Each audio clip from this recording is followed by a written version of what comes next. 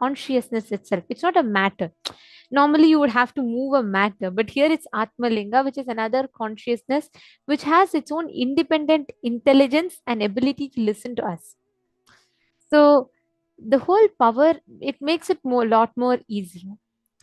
Now, in the next session, all of us are going to be learning about the techniques to live and experience the Paramashanta Swarupa of Paramashiva.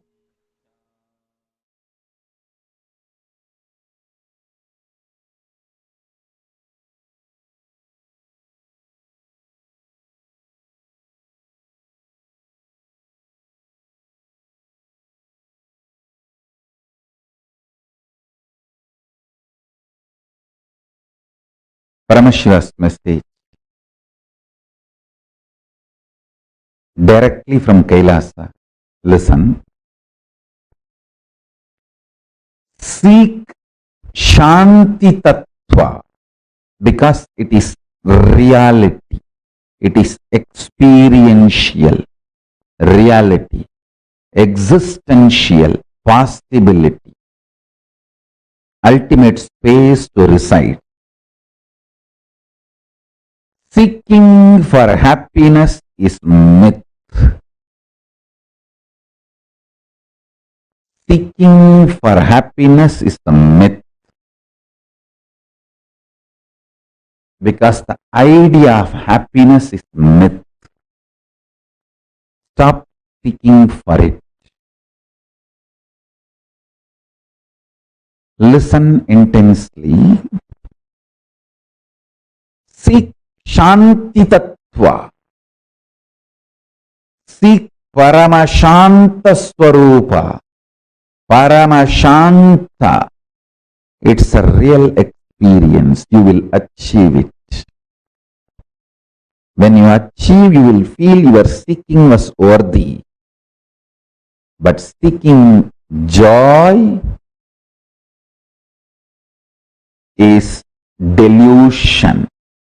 The definition of joy, the idea of seeking joy, the method or the way in which you seek joy, everything is delusion. Stop seeking joy, start seeking peace. Listen carefully.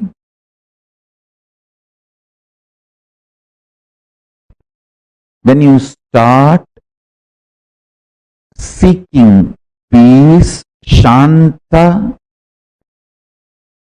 your visualization capacity mixes, merges, becomes one with your consciousness. Your consciousness becomes one with Paramashiva's super consciousness. Your Sankalpa will become Shiva Sankalpa. Your will become Shiva's will. Listen.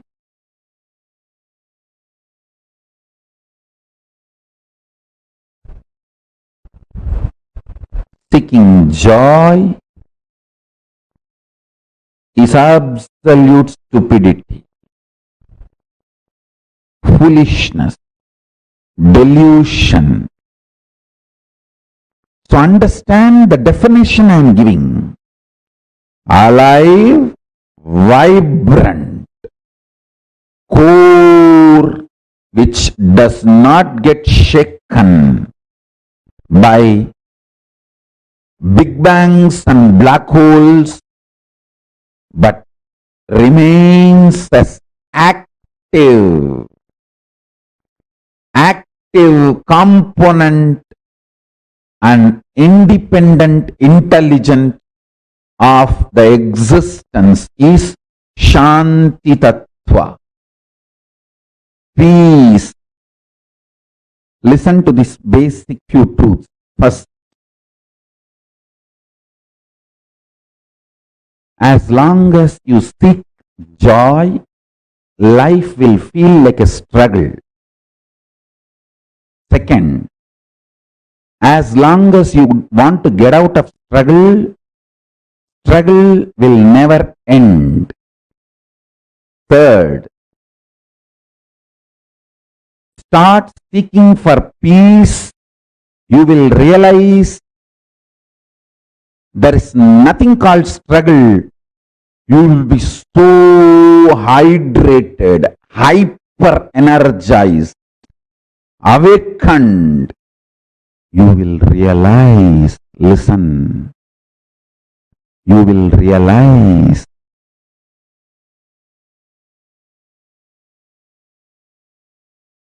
life is war, struggle. If you want to live a cheap life, keep your struggles, fights, wars cheap level. If you want to live the highest life, raise your struggles, wars with Maya, delusion.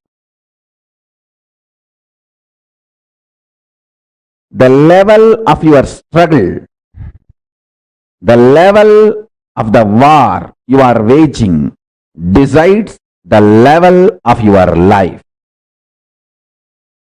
This strength comes when you drink the juice of Shanta, Paramashanta Swarupa. I tell you, I found my center, Paramashanta Swarupa. I am so confident of me. I can't be mentally broken, physically broken, consciously broken. I can take up any struggle, any challenge. This courage, this guts, this strength, trust on me is the greatest grace Paramashiva gave me.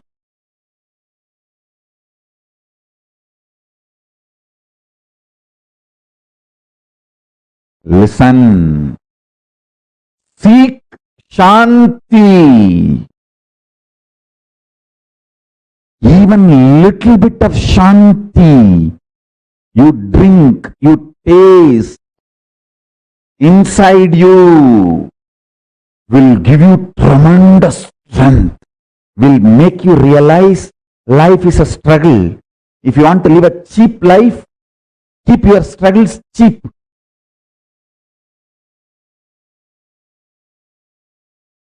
When you start talking intensely to Paramashiva, just this three, listen. Forget about everything else. Paramashiva is real. And you start talking to him. You can be complaining, you can be crying, you can be talking, you can be enjoying, you can say, thank you for what you have given me, or you can be angry, saying that what have you done to me? Older than the sun, newer than the fresh breath you are taking inside. So you can talk anything you want.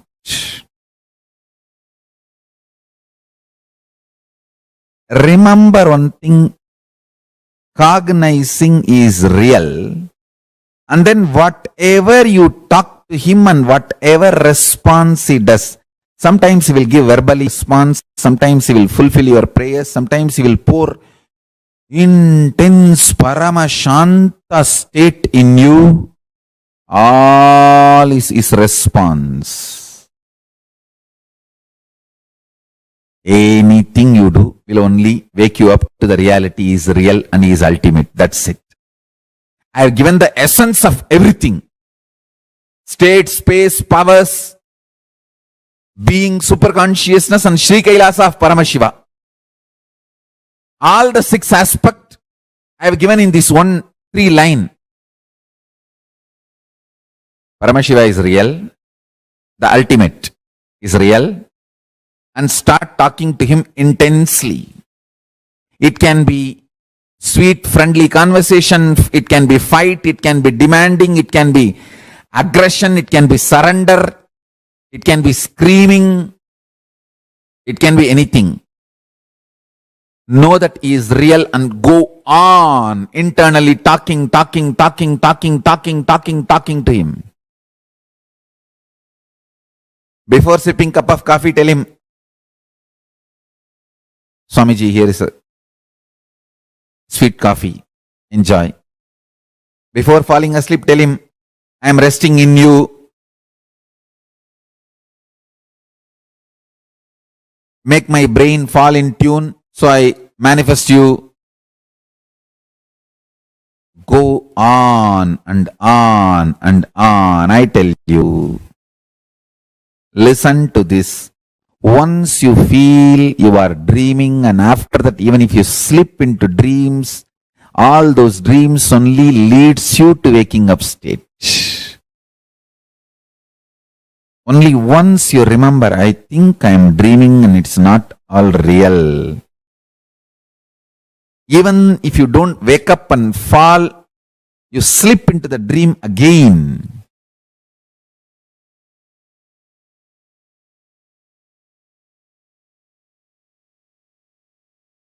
After that, every dream you go through,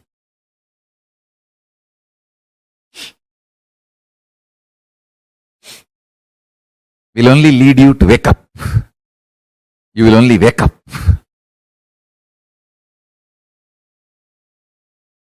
Understand?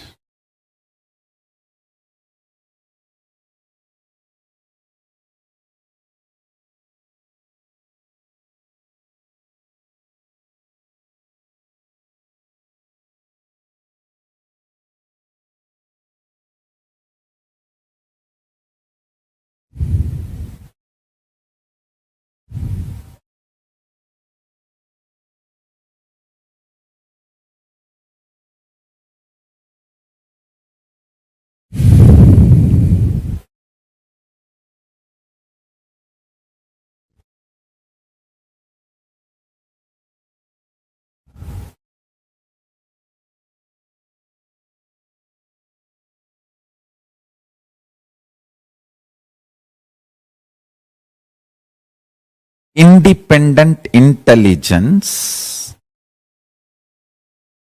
who is creating, sustaining, renovating, rejuvenating, pulling out of delusion and liberating all of us and this universe is Paramashiva, and he is real. He is available in the form of Nithyananda Paramashivam to all of us. Cognize these fundamental principles and go on talking to him. Go on talking to him. Every word you utter, you talk to him, will bring tremendous completion.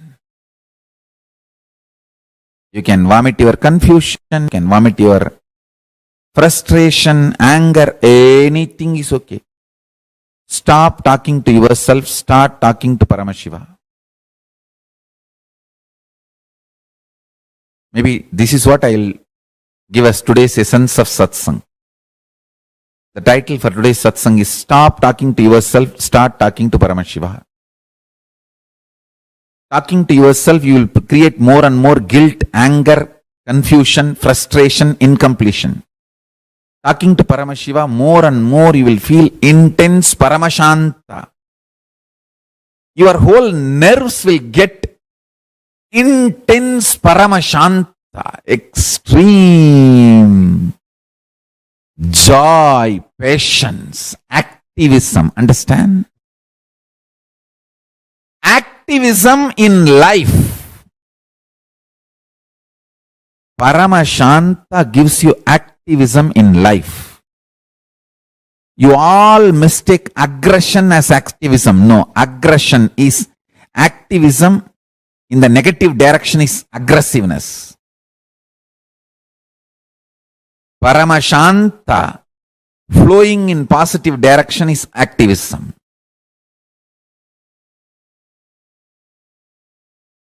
I have seen in my own life activism and aggression from people. I have seen active people, I have seen aggressive people.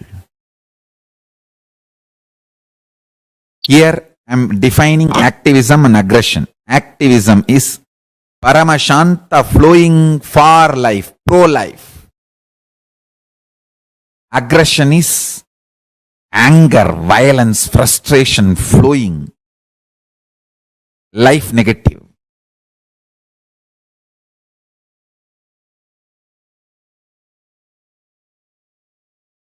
Shanti based Shakti. Mukti centered Bhakti. Bhakti centered Mukti. Listen carefully.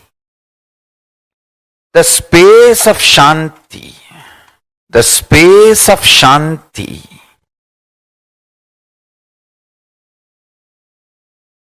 is where Kailasa grows. Listen carefully. It is in the deep powerfulness of peace, or peace-centered powerfulness is the ground, breeding ground for Paramashivatva to manifest. Please understand. Like how pure mirror reflects everything, pure Shanti-based Shakti, peace-based powerfulness reflects Paramashiva. Paramashiva manifests in peace-based powerfulness. Please understand. Neither violence nor powerlessness. Powerlessness is weakness. Violence is abusive. Peace-centered powerfulness. Powerfulness-centered peace. All the Upanishads starts with peace, completes with peace. Shanti mantra. Starts with Shanti mantra, gets completed with Shanti mantra. Starts growing in you with more and more peace-based powerfulness developing in you. Nothing can be compared to unclutching. Spend more and more time, energy in unclutching. It will never be wasted. Time spent on unclutching is the most productive time for you in your life, because unclutching completely makes you altogether a different material. Understand? It makes your very biomemory, muscle memory, core structure, molecular structure, genetic structure, DNA structure, everything, all the 8 energy flow circuits, 7 energy flows, 1 the pure conscious explosion. So totally 8 energy flow circuits exist in you. All the 8 explodes when you unclutch. Understand? Unclutching is the space of Sri Kailasa. With all my integrity to Paramashiva, I promise, Paramashiva is real, Sri Kailasa is real, Kalabhairava is real, Nandi is real, Ganapati is real, Subramanya is real, Parashakti is real, Vishnu is real.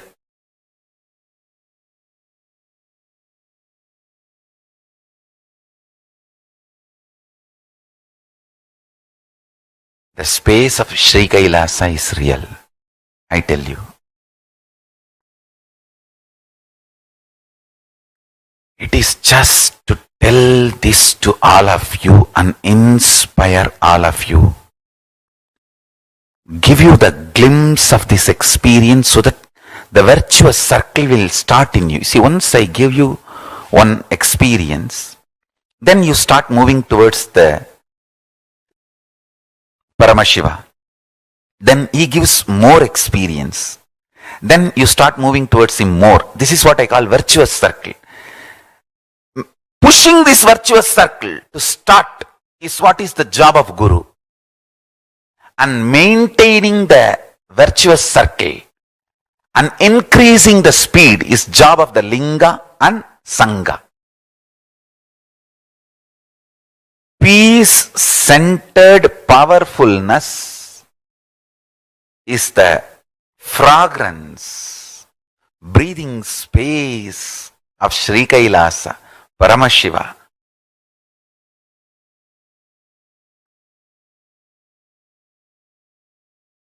Bring extreme peace, peace-centered power manifestation, peace-centered powerfulness.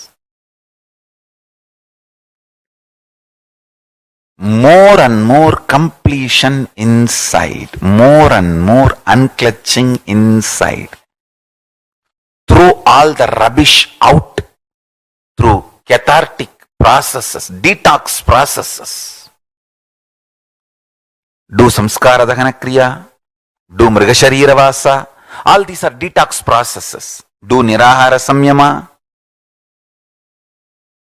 Unclutch, unclutch, unclutch.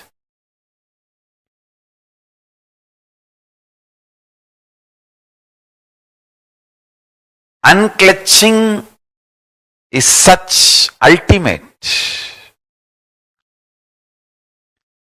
As I said, it makes you altogether a different metal. The Paramashanta which grows in you is maturity in Vedic tradition.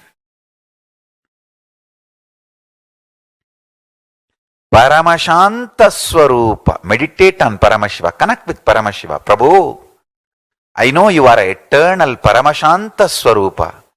Please manifest in that space, in that state in me. That is what I call Mukti-based Bhakti. Devotion centered on liberation. Liberation centered on devotion.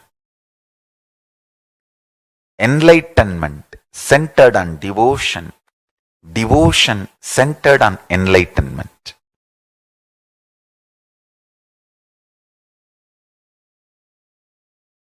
Listen.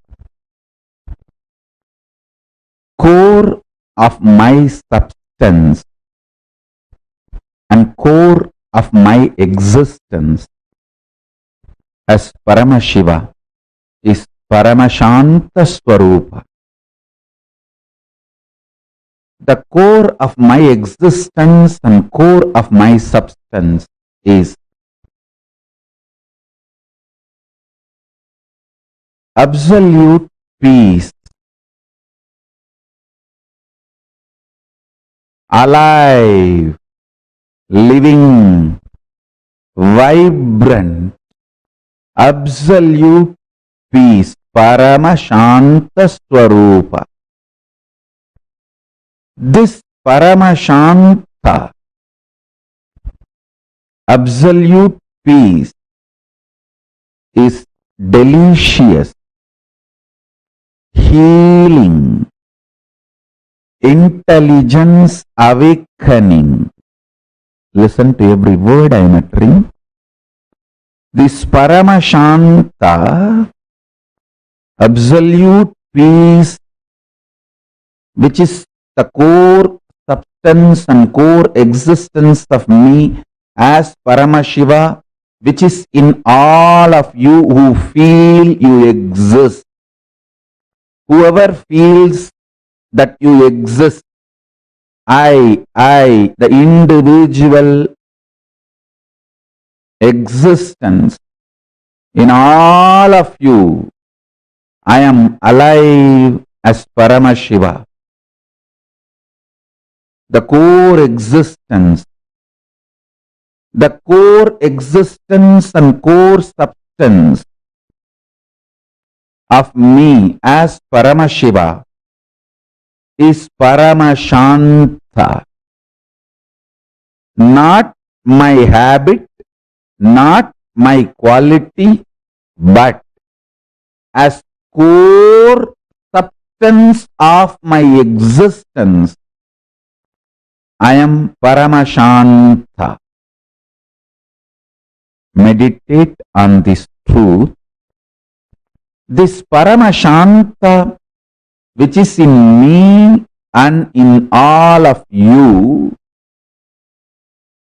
is delicious, tastable, palatable, enjoyable, experienceable. It's most delicious.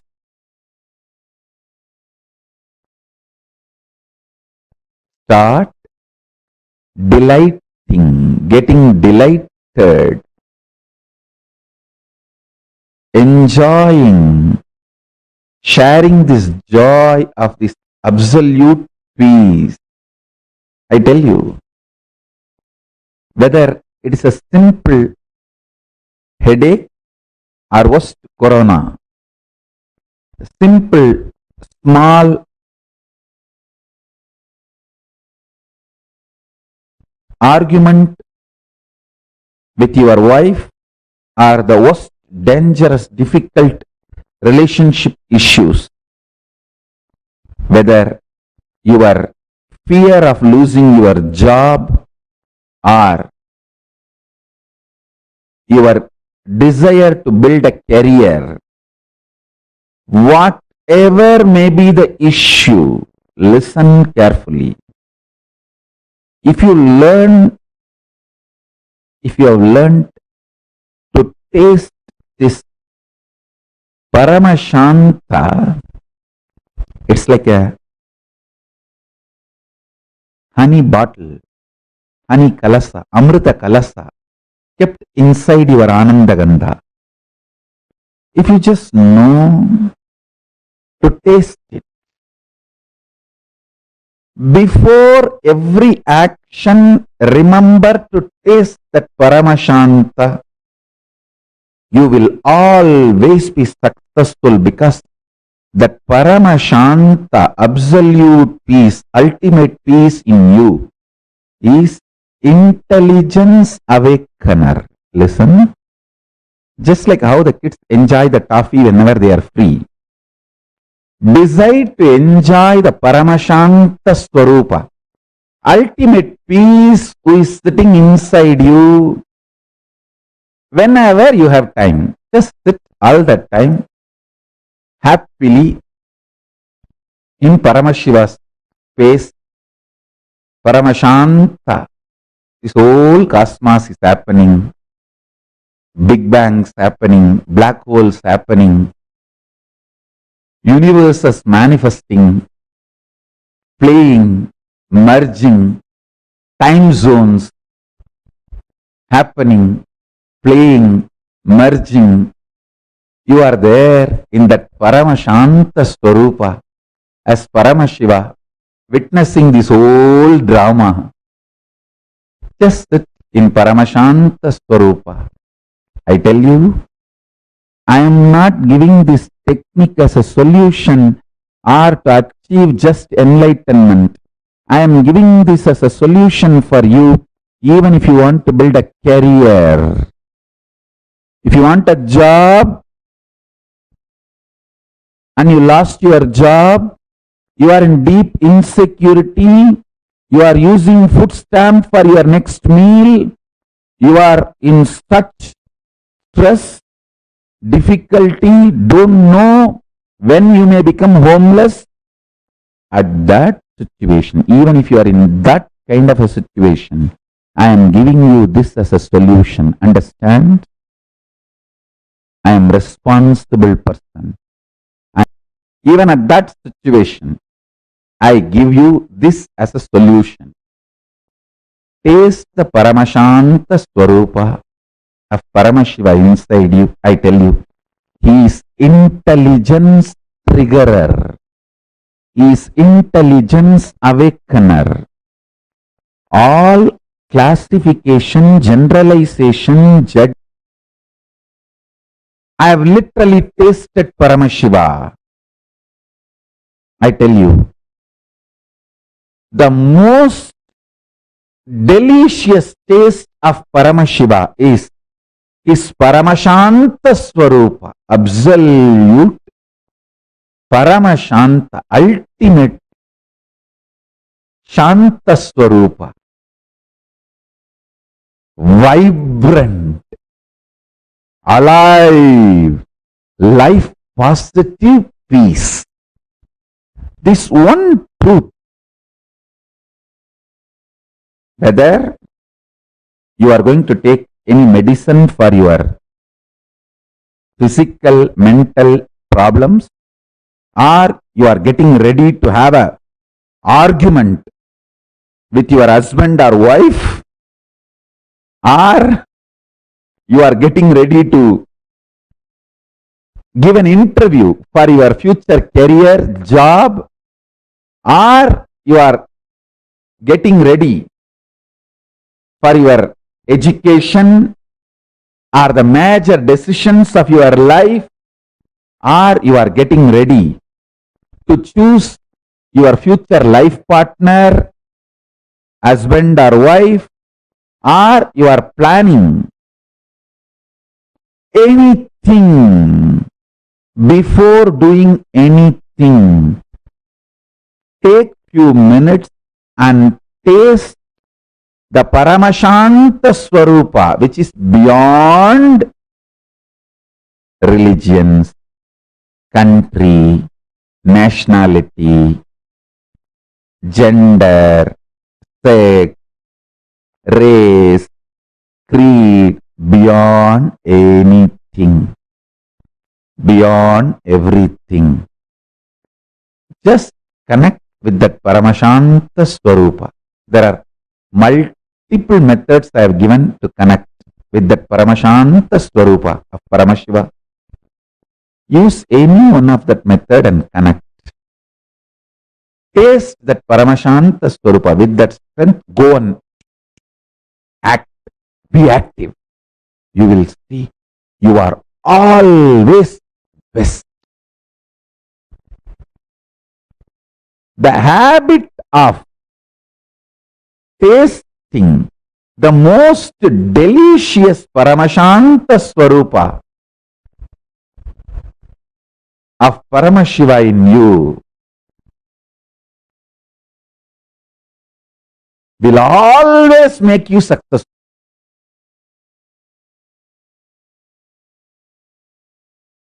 Paramashanta Swarupa, adding more and more peace in you, will make you realize your every plan is connected to cosmic plane. And listen. Listen carefully. When you feel your plans are cosmic plane and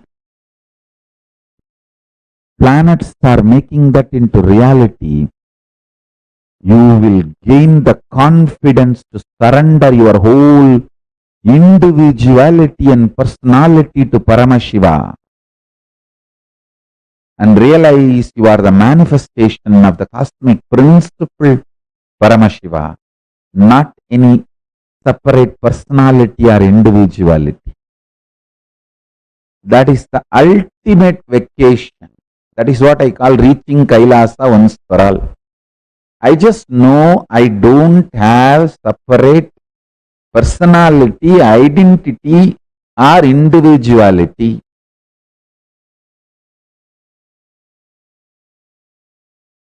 I am just a manifestation of the cosmic principle, Paramashiva.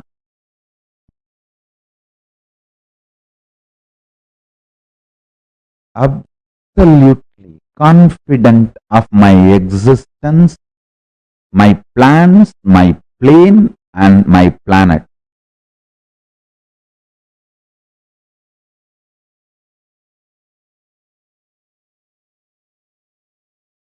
This is what I call reaching Kailasa once for all. Relaxing in Kailasa.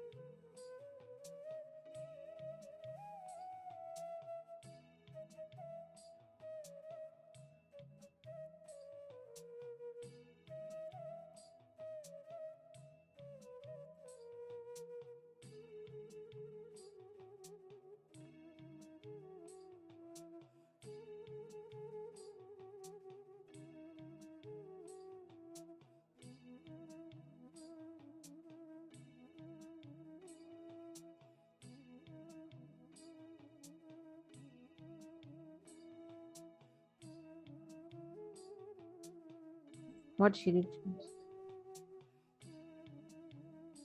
Very beautifully, Swamiji explained to all of us about how talking to yourself will create more and more guilt, anger, confusion, frustration, incompletion. Talking to Paramashiva more and more, you will feel intense Paramashanta Swarupa of Paramashiva.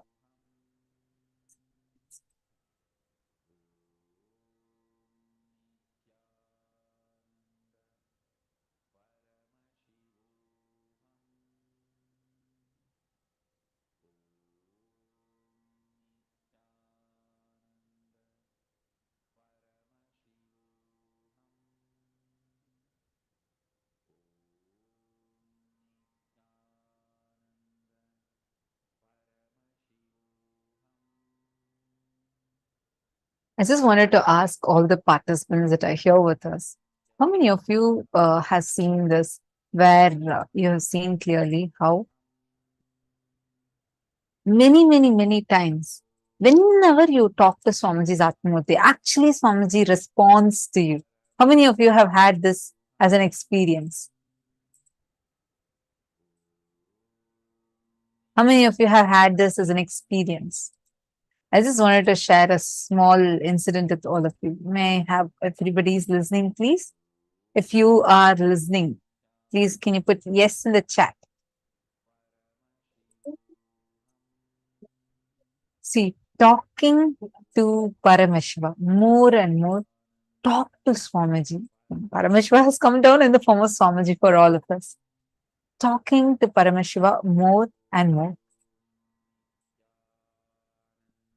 I have shared this earlier. If you attended the previous programs, definitely you've heard me share this. But this incident has been like really powerful for me. In Adinal, we like, especially in Gurukul, right? Like I grew up in Gurukul. Literally, I grew up in Gurukul. My golden childhood has been in Gurukul. I was grown up in Swamiji's Gurukul. And the way the ambience that Swamiji gives, it's like extremely beautiful. Like it empowers us from within so much. So I remember this one incident. I was in the class. So I had like, we all used to do this. We all have our Atma Murtis. And we talked to Swamiji through the Atma Murti. So I was studying math, and like me and my friend, like we both were sitting and studying, and the book was open. The book had a picture of certain chocolates, and these chocolates were not those that were available in India. It was like from abroad. So some foreign chocolates were all put on that. And in Gurukul, we never eat chocolates. We don't eat any kind of junk food. And like I was telling something, and that Balasant asked me, okay, you're telling so much. I'm challenging you. Can you manifest chocolate? Can you manifest this chocolate? I was like, at that point, like, because he was challenging me, I said, yes, I can. Then he said, okay, come on, go and tell Swamiji now and show me how you can manifest it. So I went to Swamiji's Atma Murti, and I just went to Swamiji's Atma Murti and like literally whispered into Atma Murti's ears. I was telling Swamiji, you heard that this kid is challenging me, and can you manifest these chocolates today? Somehow these chocolates should manifest. See, in Gurukul, we don't eat eat chocolates at all, and these are not even available in India. So like, for me, even in the remotest corner of my mind, I had zero logical way of how it can happen. And then I just went and told Swamiji's Atmamurti, and then I came back. And like 5 minutes passed. Suddenly another kid like ran and came to our class and said, hey, Swamiji is calling all of us to come to courtyard. We all were so excited. For me, I was literally like, my heart was racing. Like I was thinking like, just now I prayed to Swamiji, and exactly in just a few minutes, they're coming and calling. So we ran and went. Swamiji was explaining about, Swamiji actually gives sessions, training sessions for all the Balasans in various fields. So that particular day, Swamiji is explaining about how the palki of the deity needs to be lifted. And a beautiful palki Swamiji had made for Gurukul, for all of us to carry our deities in it. So I'm just showing that.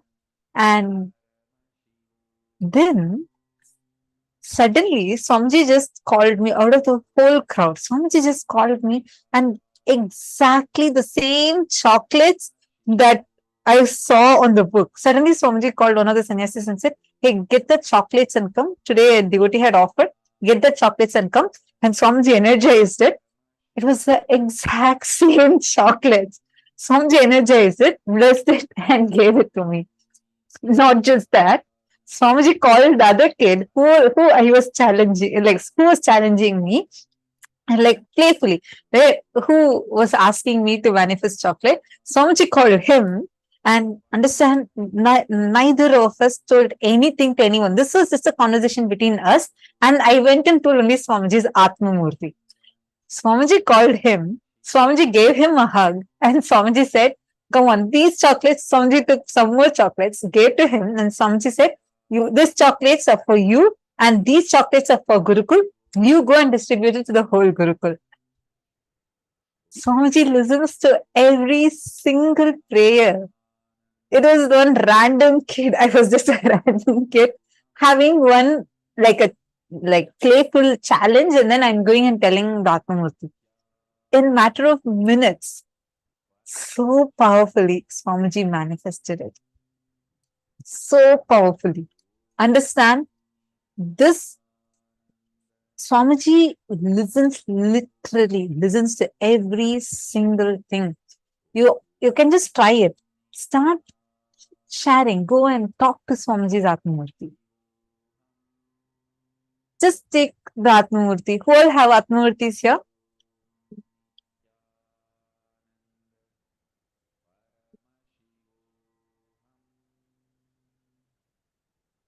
All of you should now start talking. Even if you don't have one, do get one. Do not miss out on this experience.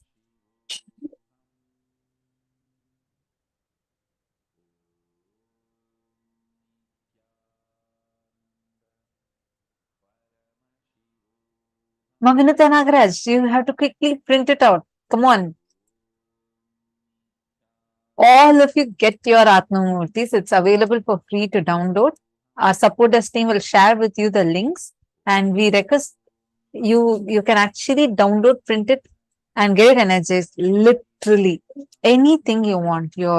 What you feel as painful, you feel something is making you upset, something is giving fear inside you. See, most of the times we keep talking all these to ourselves without even our own listening to us. We don't even listen to ourselves. We go on talking so much inside us to ourselves. Just see right now how much inner chatter is going on inside you. Am I right? This inner chatter that you are experiencing inside of you, you now need to break from that, and you need to start talking to Swamiji, talking to Paramashiva. It can completely heal you. I remember one other incident that had happened was once I first time I'm going to write. I was writing a completion letter, and I wanted to give my completion letter to Swamiji. And this is like first time since Swamiji was in darshan, right? Like, and Gurukul kids at that time, it was like we used to sit and do completion every night. We'll sit and talk to Swamiji's Atmamurti. We'll sit and write completion every single day. We used to do that particular day. I remember that that was my very first time in darshan. I'm going to go like write a completion for something, and I'm giving it to Swamiji. So I wrote my completion letter, and I'm taking it to Swamiji. Swamiji said, "Oh, you're now coming with the letter itself. Every single day you come and complete with me, right? For the same thing, you come and complete with me, right?" I was shocked because I had never told Swamiji like physically that I'm actually talking to Swamiji's Atmamurti, saying everything. I used to sit and do every single day. I was doing that completion, and literally Swamiji himself told this. I understood how much Swamiji actually is listening to us. Understand, he is manifesting powerfully. Paramashiva himself is manifesting so powerfully for all of us. And I want to just to add to that, see, when you talk to yourself, it's confusion. When you talk to Samji, it's solution. Because whenever we talk to ourselves, what do? We brood over our incompletions and we say, this is happening, that is happening. When we talk to Swamiji, that that moment it is solution. Talking to yourself will create more and more guilt, anger, confusion, frustration, and incompletion. Talking to Paramashiva, talking to Swamiji will create more and more completion, joy, and bliss inside of you.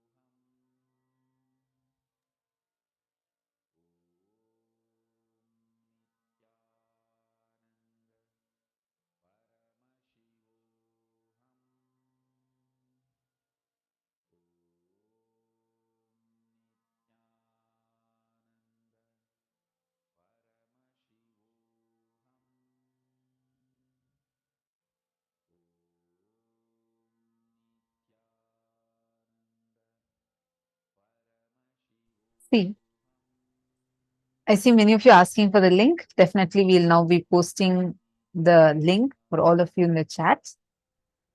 See, understand just this one thing, how each one of us are talking constantly inside us. All your fears, your actually, it's who puts you down? It's not someone else from outside. Even if someone else actually tells you a statement that is such that it is putting you down, You repeat that 100 times inside of you and put yourself down. It is not the other person has that power. You do it to yourself. How many of you are cognizing this?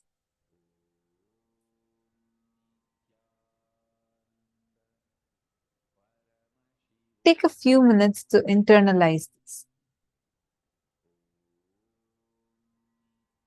Everardo Alfaro, there is a link. I'll be sharing that link with you for Atmamurti. Okay. Yogesh Goyalaya, Piotr Wajda, Amritapanandaya, Dr. Murali, Robert Ramaya. May I request all of you to share? What did you click with? So far, what did you click with?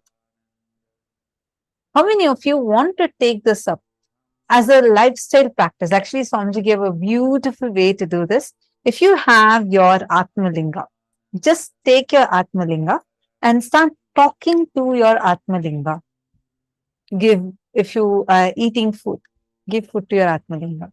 If you want to, if you're going even for a shower, take some water and pour it on your Atmalinga. Swamiji said, even when you brush, you can actually brush on the Atmalinga. You can do everything that you do to yourself to your Atmalinga. Talk to Swamiji through your Atmalinga. You'll actually hear Swamiji responding to you. Whoever wants to experience this, take a few minutes and actually try it once. You should not just do some telepathy. See, many of you sometimes, like many times I've seen participants say, yes. I talk to Swamiji every single day. How do you talk? I do telepathy to Swamiji. See, the whole point is not about, okay, you should, talk to Swamiji. It is more than that. It is about how much when you talk, how much are you listening to yourself?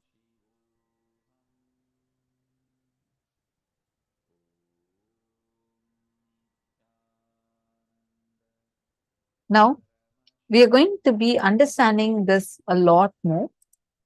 This understanding we are having is too important as this can directly help you to manifest the space of Paramashanta Swarupa.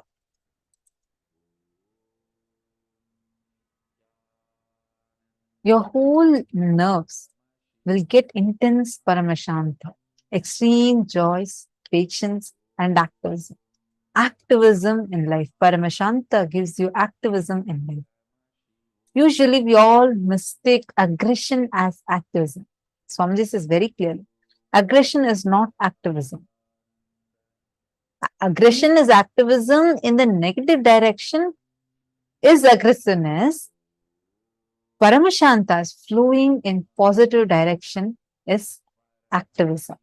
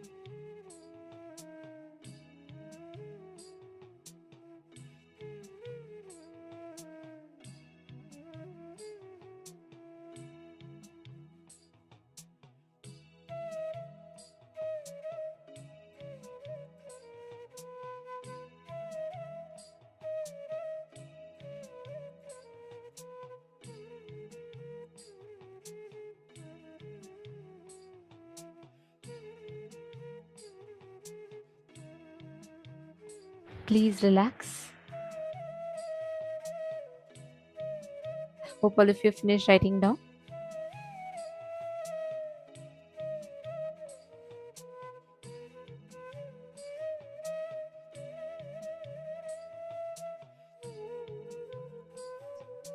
Understand, the more and more you complete, you will start discovering this Paramashanta in you. The space of absolute peace, absolute oneness, and Paramashanta. Now, for each of us that are sitting here, with this declaration, see, there are multiple techniques, and one of the most powerful techniques that Swamiji revealed is how you can use the principle or the science of unclutching to apply that and manifest them as powers. Power manifestation is an amazing science to literally rediscover the Paramashanta Swarupa in you, where you manifest the space of oneness, where you manifest the experience of oneness within you. To all the participants, every one of you that are sitting here, listen very carefully. Every single time you manifest powers, every single time you experience that completion, you will see the way how so beautifully the shift inside you will happen. How beautifully you will start rediscovering your inner space, the Paramashanta inside of you, the space where there are no reactions, the space where there's no actions, the space where there's no inaction, all of it together. So, shall we all enter into the power manifestation? Okay. Please sit straight. I request every one of you, all the participants, to please bring a device, a tab, or anything, and you're going to put the deity or Atmalinga on top of it. Piotr Vajda, Amritappa Ayya, can I request every one of you? Everardo Alfaro Ayya. Robert Romaya, you're having audio. I'm seeing your messages of there's no audio. Is there audio you have? Oh, that's okay. Got it. I think it's sometime back. Robert Romaya, can I request you to share how was it yesterday? How many people did you reach out to? And how was your experience of enriching?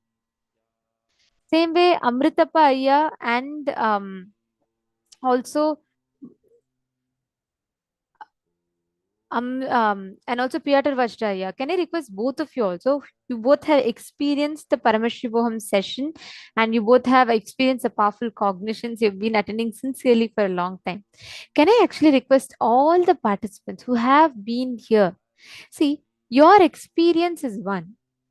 In addition to your experience, whenever you reach out to more people and make more people experience it, the whole space in which it happens in you, the whole space in which you experience a power manifestation will have a shift. So all of you, Ma Maluhya Mauna, Ma Parvati Sukmaniyam, Ma Kim Lee, Ma Maria Clelina, Vinuta Ma, and Ma Patricia, Ma Margarita Vasconcelos, Ma Karin Shivanatarajan, Ma Jnana Pradayini. Okay. I request every one of you to bring a silicon device. It could be anything. Bring a silicon device and please place it in front of you. You're now going to be manifesting the power of being able to move a deity or any particular object on a silicon surface. And it's very easy to manifest. It's a very clear science. You just need to understand or learn how that science works and you will be able to start experiencing it. So, joining with us in this session is Manitya Virajananda.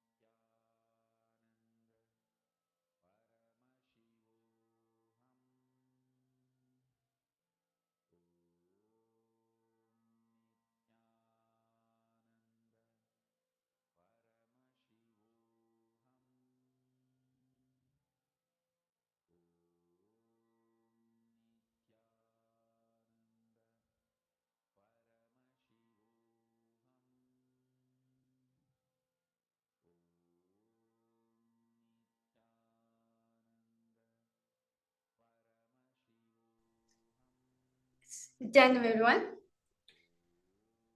So I hope all of you did a wonderful intronization exercise. So let us now move to the power manifestation session. See, when you are manifesting the power, or when you are in oneness with Paramashiva, when you know for a fact you are Paramashiva, naturally your inner space becomes Paramashiva's inner space. You start radiating Paramashanta Swarupa. So naturally, when you connect with Paramashiva, the more and more you connect with Paramashiva, the more and more you're in oneness with him, the more and more you experience the Paramashanta Swarupa within yourself.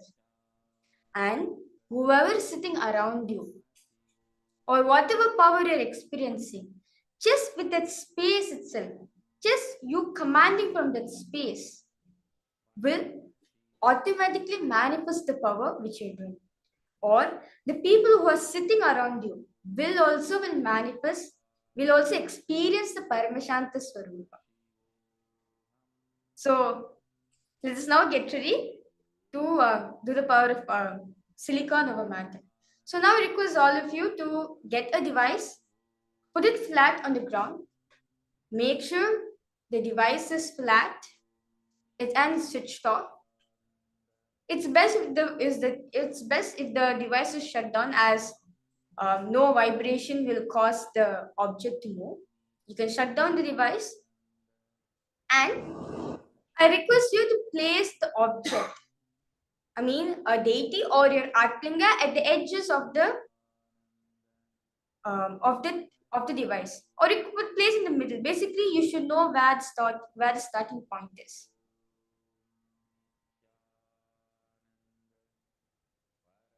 Yes. Now, I request all of you to sit with your head, neck, and spine in a straight line. Remember Swamiji at your third eye. Visualize Swamiji sitting at your third eye center. Declare yourself as Paramashiva. Experience the Paramashanta Swarupa within yourself. Let's now start chanting the Mahavakya. Om Nithyananda Paramashivoham. Om Nithyananda Paramashivoham. Om Nithyananda Paramashivoham.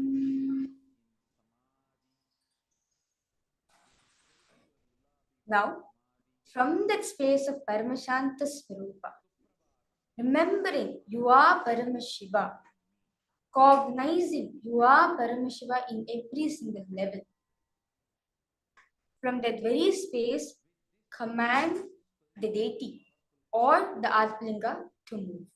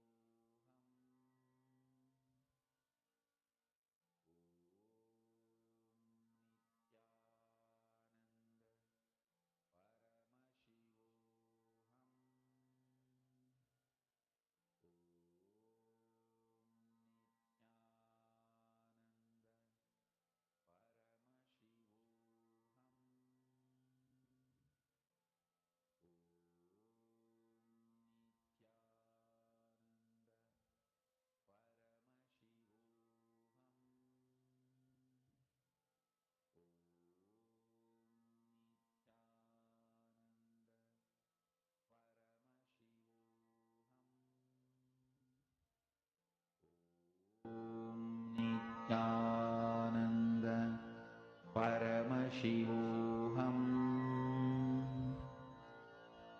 Om Nithyananda Paramashivoham.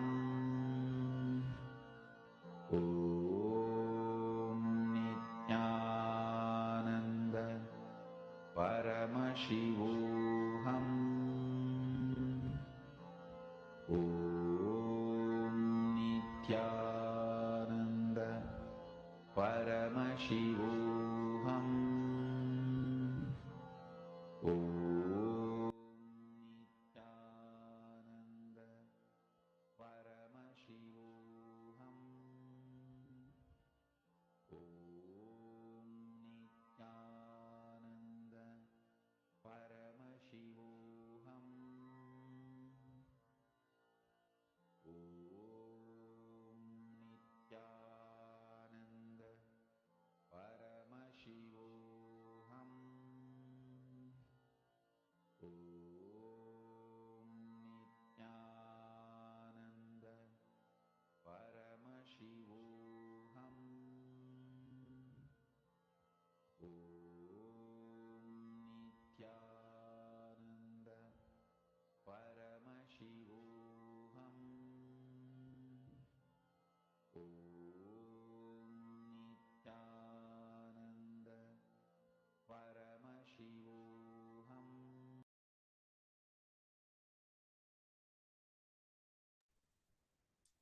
Yes. So now I request all the participants to relax and post in the chat whether you have manifested, whether you enjoy this phase of Paramashanta Swarupa within yourself. See, power manifestation is all about you enjoying the space of Paramashiva. You're enjoying the space of you being in oneness with Paramashiva. That's it. It's not about whether you manifest it or not. It's about whether you enjoy being the state of you are Paramashiva. That is Paramashanta Swarupa. You enjoying, you being that state of Paramashanta Swarupa. You being the state that you are Paramashiva. You are all knowing, you are all creator. You are the source for everything. So I request all the participants to go ahead and post whatever you felt during the manifestation, whether you enjoyed the space, whether you manifested or you could feel some vibration, whatever you felt during the manifestation, I request you to post them in the chat. And the next session is a very interesting session for all of us to know. Here Swamiji says very clearly, you'll be learning about how you can deny pain and suffering, how to avoid pain and suffering in your life. So let us directly listen directly from Swamiji.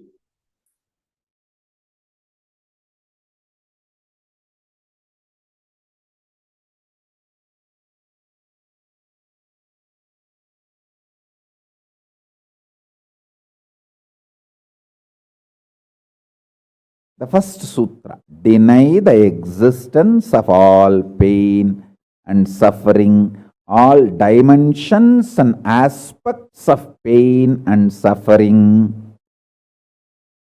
Even if you are getting drowned in the ocean, just tell yourself, Swamiji said there is no pain or suffering. Come what may, let's see. But there is no pain or suffering. Be very clear. You won't have death. Death is not end.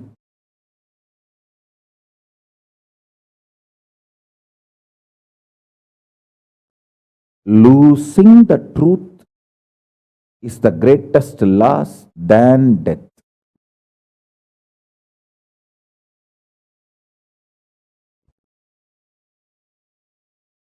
Society has brainwashed you too much. Society has brainwashed you too much. By giving the multiple layered lies. Listen. This multiple layered lies catch your attention.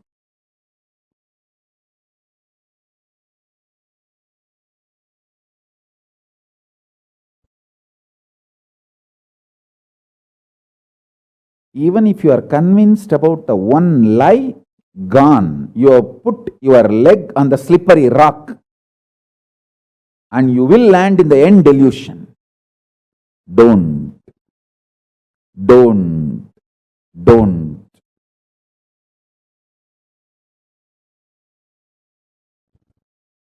Deny the fundamental, foundational brainwashing technique used by society, deluded society on you about the existence of pain and suffering.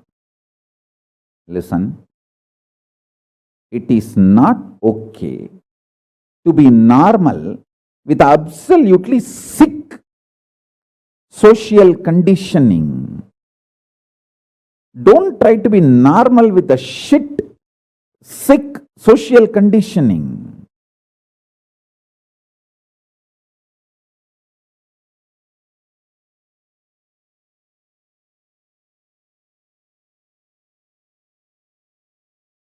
Meditate, contemplate,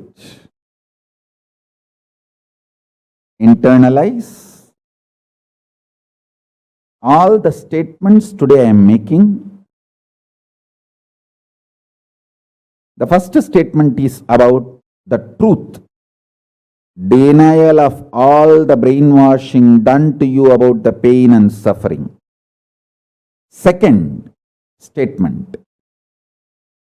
This decision to be in truth will expand your brain's ability to reflect, radiate, manifest superconsciousness with the powerful cosmic space and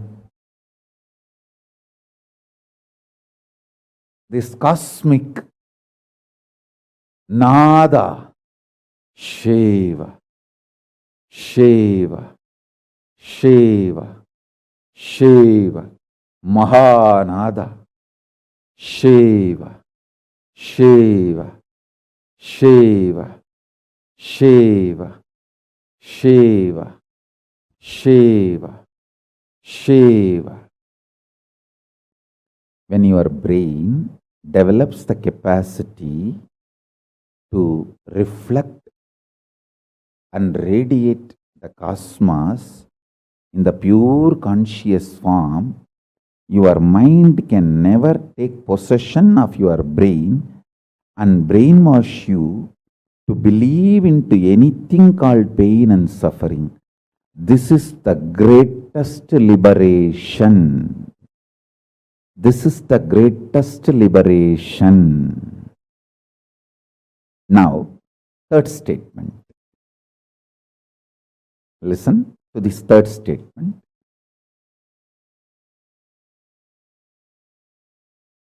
I am having 25 heads, one consciousness. In you, you have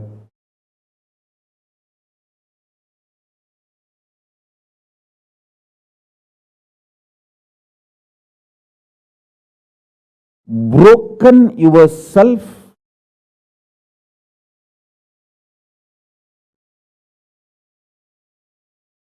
into 25 consciousness, even though you have only one head. One head, but working in 25 different, getting pulled and pushed in 25 directions. In my case, I have 25 head, but all integrated to one consciousness. That's why I can think 25 various things and manifest all the 25 various things at a time in a cool, stress-free way. Your decision to deny the existence of any form of pain, suffering, delusion, its aspects, dimensions, etc. mentioned and above not mentioned. Mentioned above and not mentioned, everything. Your decision to deny it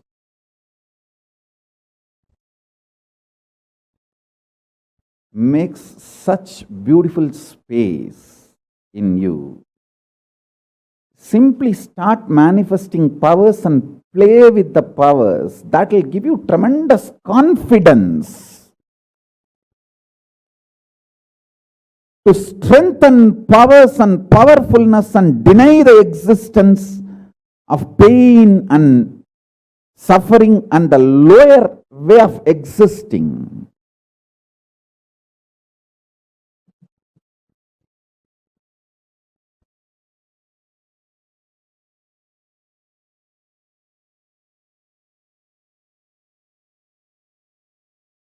This fourth statement, you should intensely listen repetitively and meditate, internalize. See, you become Bhairava.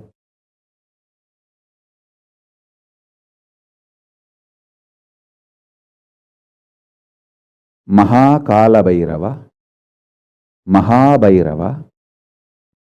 Mahabhairava does not have karma. Anyone tries to attack him, they get the karma and they suffer. He himself does not have any karma. He is in a pure space. You establish yourself in that very space. You yourself will see clearly. When somebody does good to you, they get good. When somebody tries to do bad to you, they get bad. But you don't have any karma. You are not the initiator of karmas. Hey, I am telling you the truth. You are Mahakala Bhairava. I am not brainwashing you. Actually, if I want to exploit you, I should tell you you are something lower than God. I should be brainwashing you into some lower identity so that I can continue to exploit you. But I am not interested in exploiting you. I am interested in expressing through you. You are my soulmate. You are my conscious life partner. I celebrate when you are liberated. Anyone who is now catching what I am saying and saying, yes, Swamiji told, I have no suffering, no pain forever. And I am deciding I have no suffering, no pain. You are my beloved now. I just want to hug you. You are my own.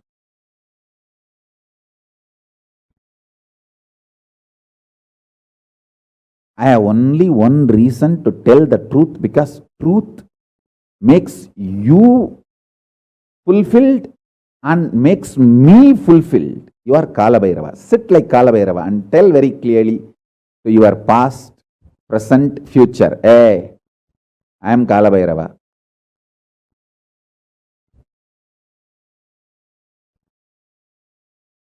Anyone tries to do good to me, they will be given good. Anyone tries to do bad, they will be given bad. But I am not initiator of any karma. I am the neutral, sacred space, Nirvikalpa Samadhi.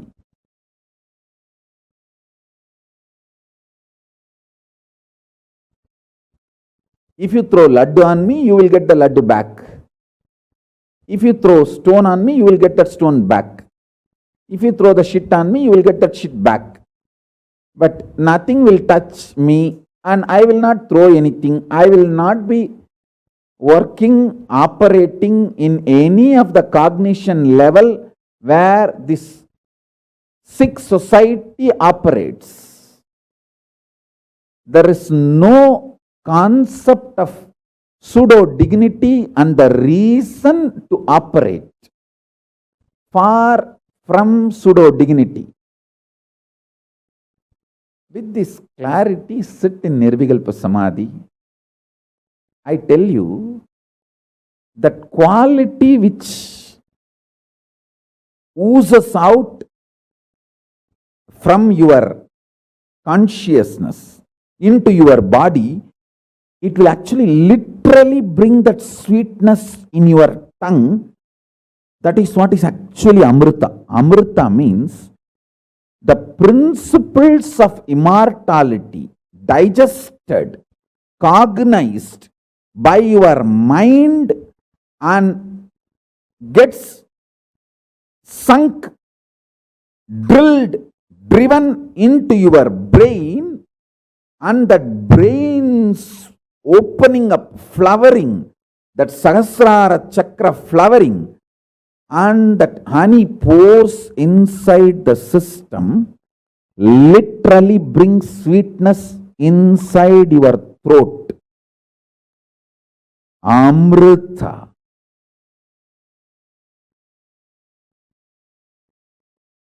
Principles of immortality. Truths of immortality. When they are chewed by your mind and gets into your brain, the chemistry, alchemistry happens in you, in your biology, is nectar.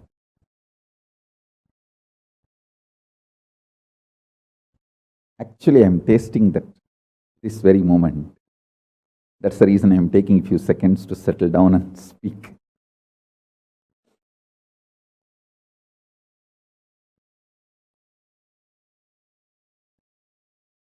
Now the fifth statement. Listen to this fifth statement.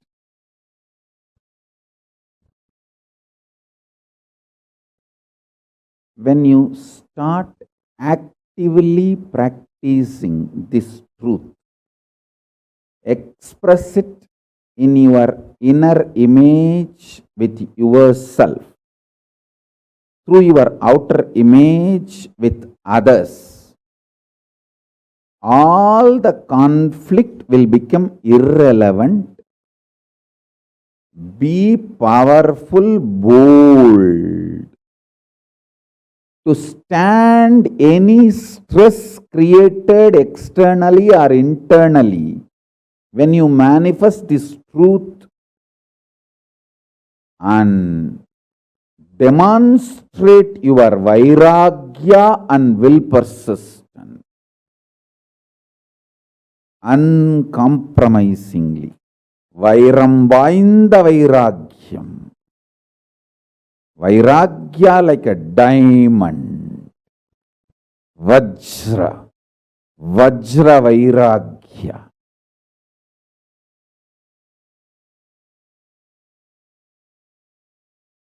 Listen, all my Gurukul kids, I am not making you human being, I am making you divine being.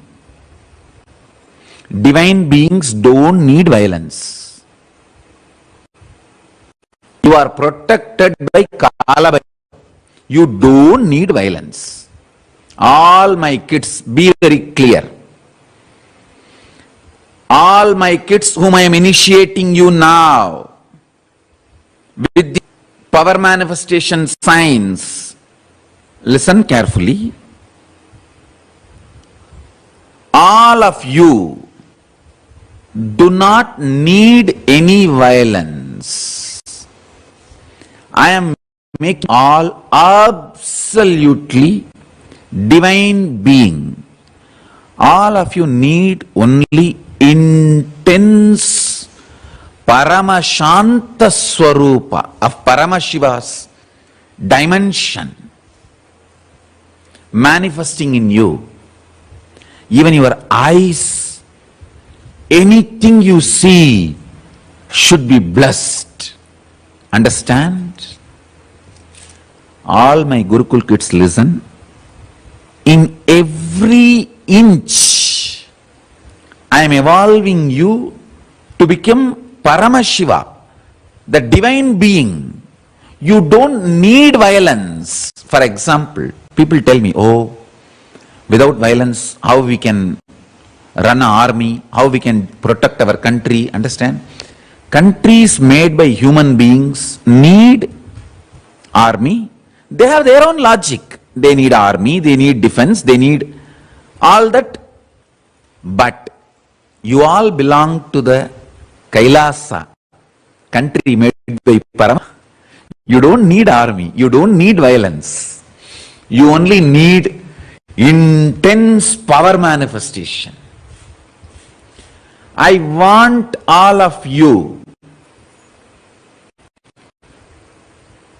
carry the intense bliss, non-violence even in your eyes. Extreme non-violence, absolute Shanta, Paramashanta Swarupa. That is a fundamental requirement for power manifestation. Please be very clear. I am not against some country having army. It is each country need to protect themselves. That is their logic. That is different. Here I am preparing all of you to become gods, goddesses. KAILASA does not need any army. You are part of the great cosmic nation. Paramashiva's cosmic. You don't need violence. You are getting prepared for enlightenment. You are getting prepared for power manifestation. Now, I am initiating. I give you the assurance. Kala Bhairava is protecting you. You do not need any violence, any anger, any self-defense mechanism.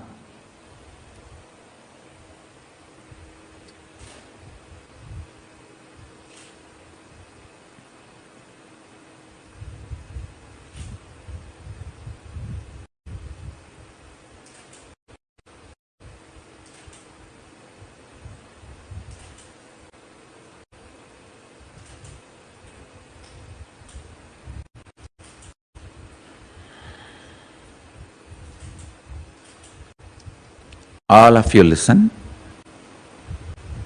Kala Bhairava is protecting you.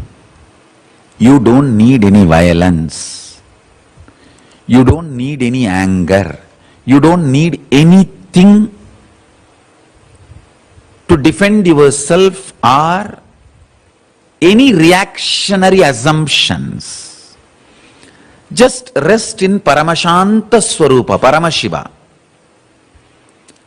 All the kids whom I am initiating now, listen carefully. This is the boon, powerful cognition I am giving it to you.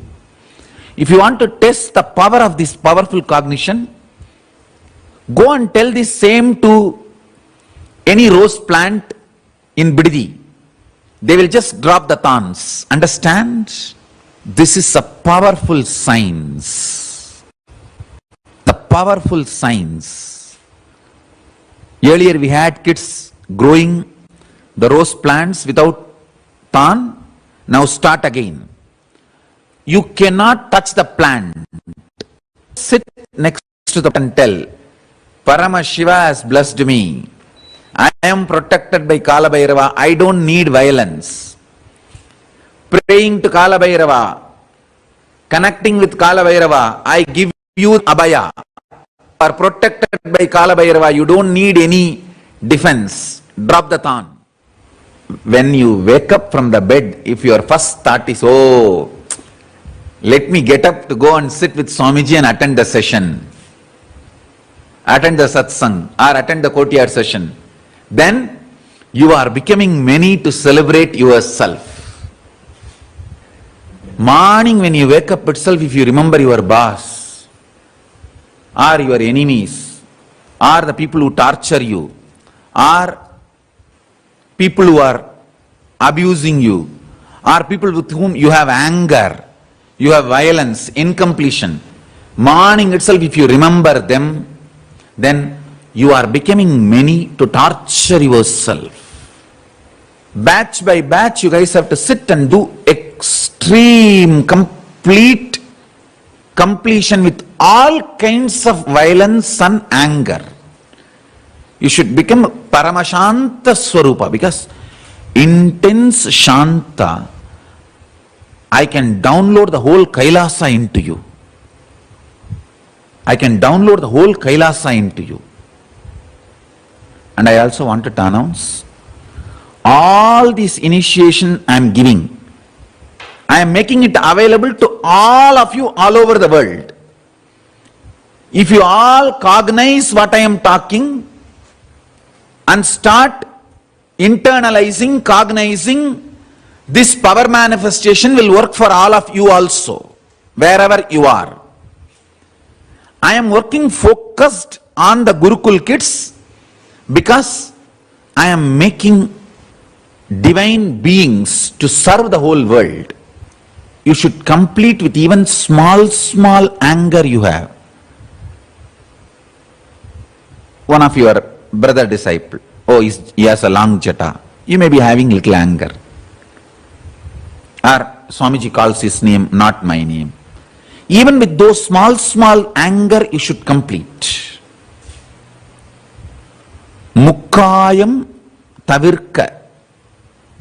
Tirumular says, Mukkayam means Vengayam, Perungayam, and Ulkayam. That's a pundu. Asafoetida, onion, garlic. These three should not be eaten, because these three invokes delusion in you, which puts you in anger, violence, and which makes you justify your anger. Now, once you manifest this rasa siddham, means this power manifestation, you will be given onion, garlic, asafoetida food for 1 week.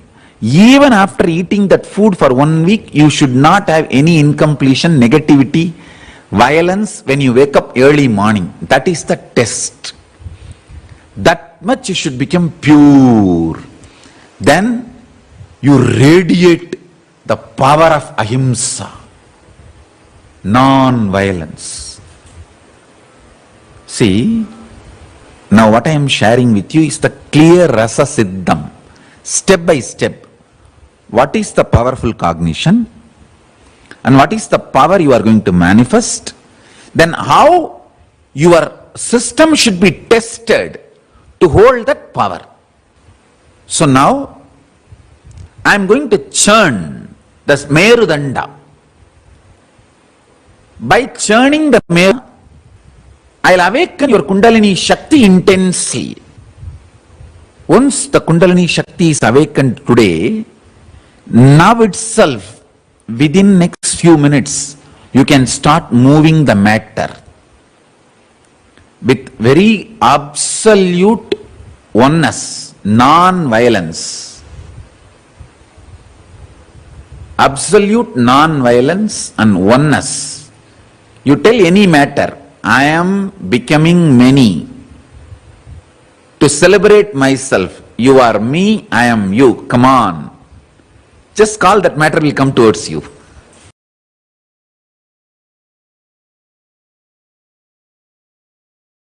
Now I will explain the space in which Paramashiva is sitting.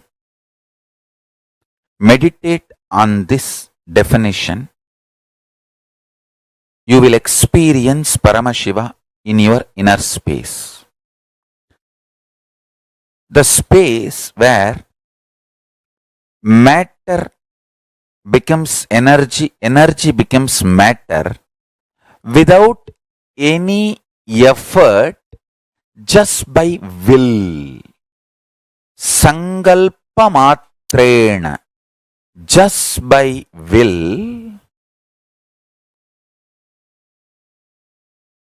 the matter becoming energy, energy becoming matter, matter and antimatter getting created or getting nullified or cancelling each other and dissolving into energy again, where all this happens just by sankalpa. Listen carefully. I'll describe that space. That is exactly called Nityatva. Means the space of eternity, where Paramashiva is seated. That is the space, one of the most important dimension of the universe. That space is KAILASA. It is intensely hot, like billions of suns, and intensely cold, like billions of moons. Chandra is portrayed as embodiment of cool space in Hindu tradition. Surya is described as a symbolic representation of extreme hot, the heat phenomena. So listen.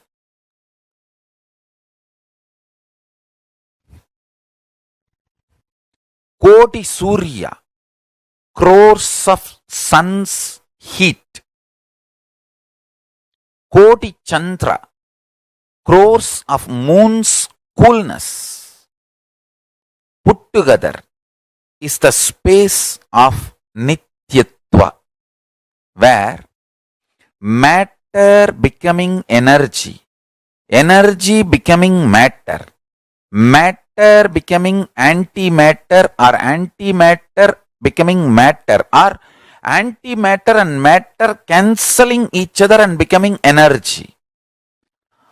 All this and something more, which I am not able to verbalize, all this happens just by will, sangalpa, without any effort. That is the space of Nityatva. Understand?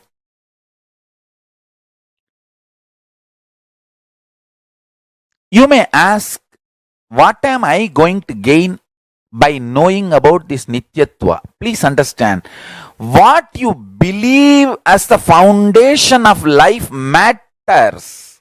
If you believe currency is the only foundation of the life, that will only be the inspiration for you to run. If you understand even once this Nityatva space, actually, if you understand this Nityatva space even in your cognition, you will have such inspiration about life. You will get the real prasada of Kalabhairava. See, real prasada of Kalabhairava is not just he protecting you, Mahakali protecting you. That is one level. The real ultimate prasada of Mahakalabhairava and Mahakali is they make you realize there is no injustice, there is no wrong can be done to you. You are absolutely protected.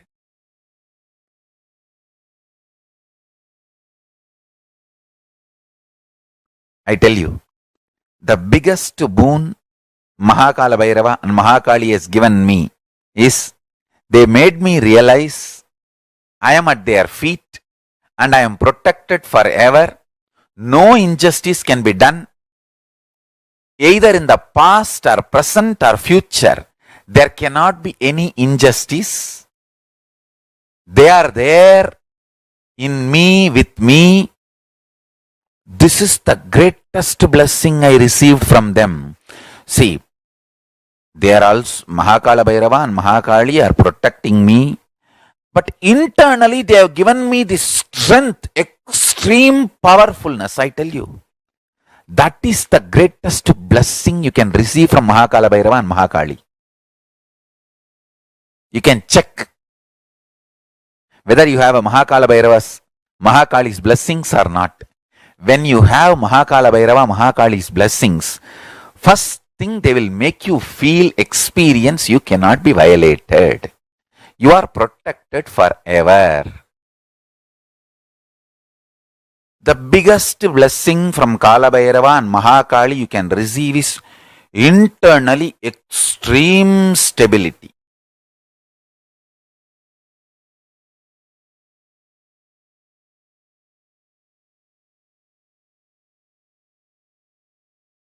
When I remember Kalabhairava, when I remember Mahakali, the joy, the security I feel. Not only I don't question, I don't doubt Kalabhairava's plans, I just know, Kalabhairava is extreme just. And whatever he does is good. Let's enjoy it. That extreme strength is the greatest blessing of Kalabhairava. The greatest blessing is the stability he gives inside.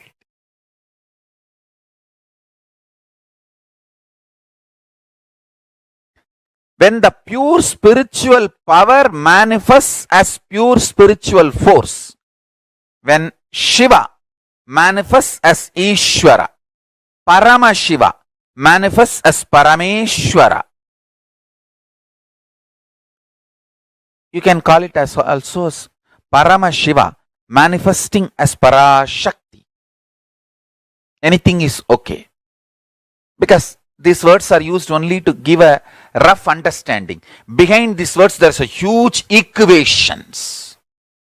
Sankhya, the multi-dimensional logical equation.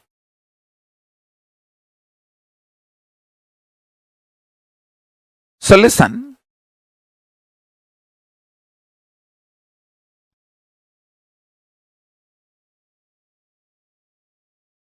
Let me explain this truth clearly.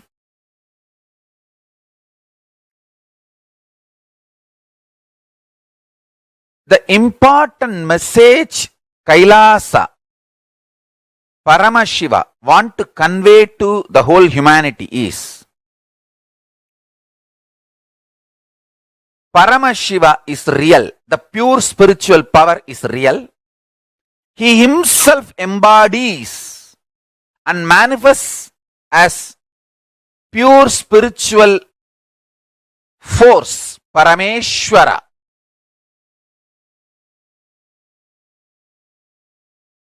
And when he embodies and manifests pure spiritual force, Parameshwara,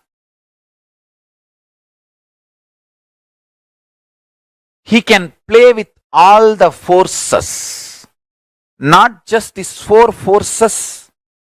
Science is able to understand the gravity force, gravitational force, and electromagnetic force, and weak nuclear force, and strong nuclear force. There are other four more. But on all eight, Parameshwara as supreme authority, and he plays with all eight. The good news is every human being can manifest this pure spiritual power through them as pure spiritual force. And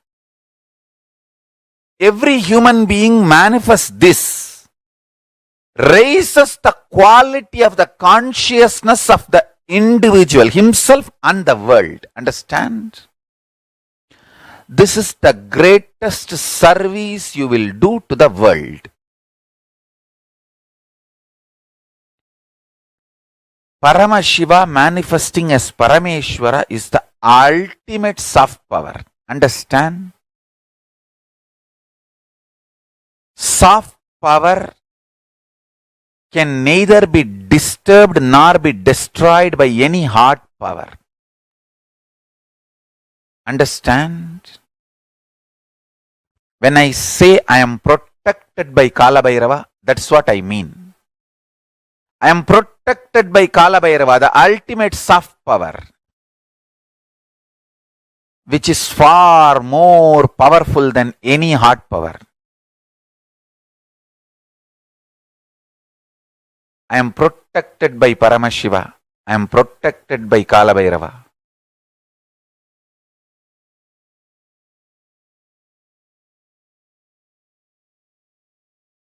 Paramashiva, Kalabhairava protects me, Nithyananda and Nithyananda Sangha.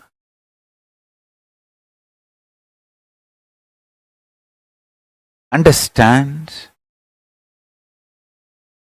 I am protected just to reveal all the sciences to all of you. I want at least few million people to realize initiated consciousness, excited consciousness, awakened consciousness is more powerful than these four forces understood by science: gravitational force, electromagnetic force, weak nuclear force, and strong nuclear force. Understand? I wanted to repeat, Hindu God does not get angry if you say you are one with God. Of course, he actually celebrates when you say you are one with him. And not only he celebrates, he initiates you, he encourages you, he supports you, he makes you manifest this soft power, pure soft power. Understand?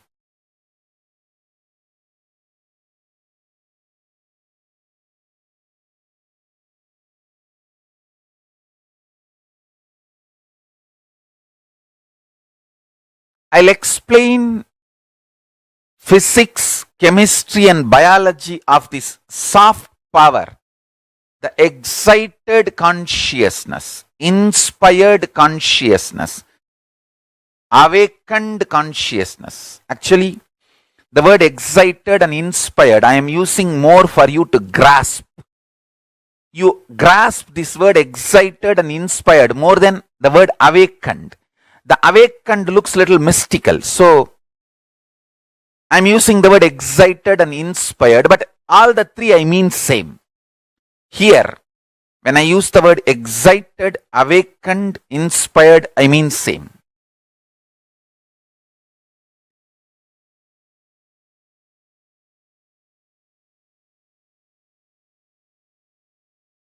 When you manifest soft power, you become blessing for the humanity. You become so non-violent, life-loving.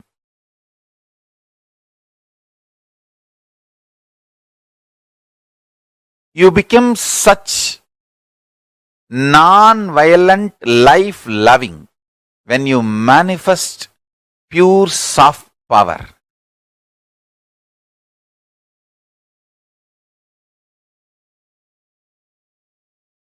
You become beautiful blessing for the planet Earth. All I am trying to do in this world is making more and more people manifest the soft power, the excited consciousness, initiated consciousness, awakened consciousness. That's all. I have nothing else to gain from this world.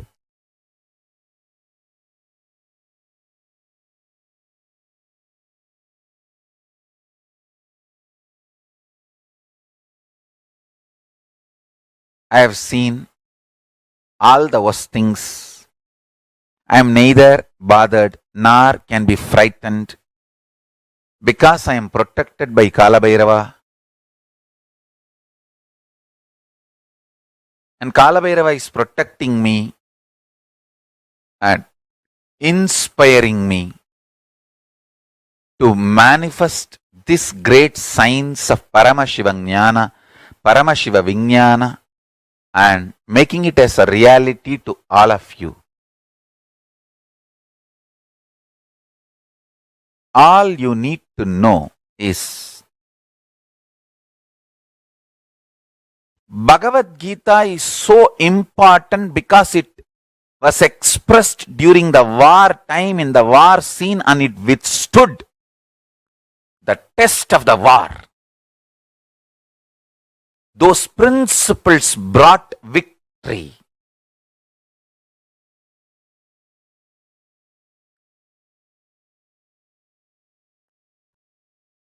Understand?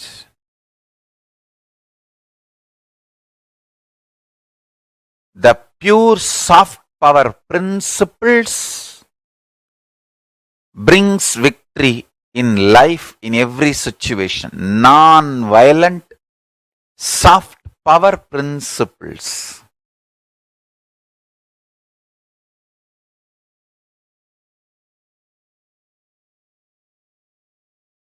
Now what I am teaching is non-violent soft power principles.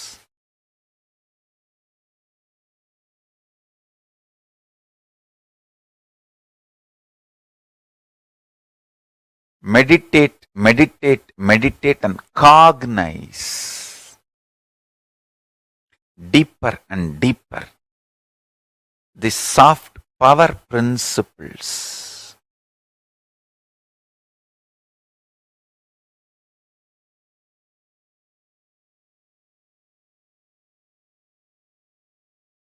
The awakened consciousness through powerful cognitions. For example, you are deathless, birthless. This is one of the powerful cognition. You can neither be destroyed nor be created. You are eternal. This is one of the powerful cognitions.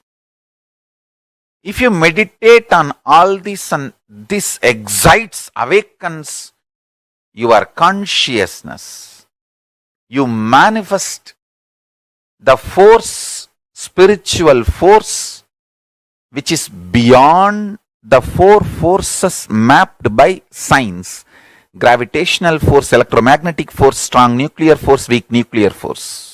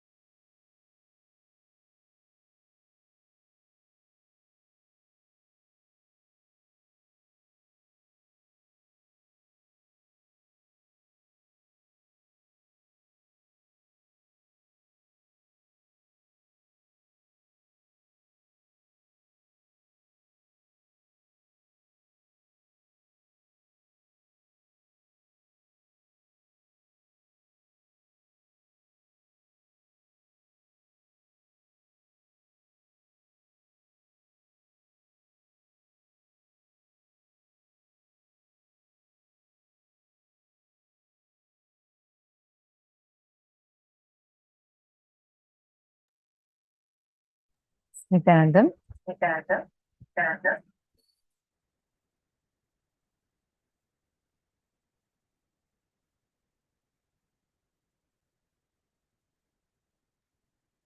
This session, what we just had now, is like an extremely powerful initiation for all of us. Whoever just takes this one cognition Swamiji has initiated. From this moment on, just deny the very existence of pain, existence of suffering. Whoever takes that bold step right now, you will see how all that, like extremely powerful way, you will just that pain, suffering in you will just disappear, dissolve and disappear. How many of you want to make this as a strong declaration inside of you? Ma Istak has posted, no garlic, no onion, no asafoetida to avoid delusion and anger. Absolutely. That's what Swamiji explained as Mukayam, with the 3 things that you need to avoid for this. That's right.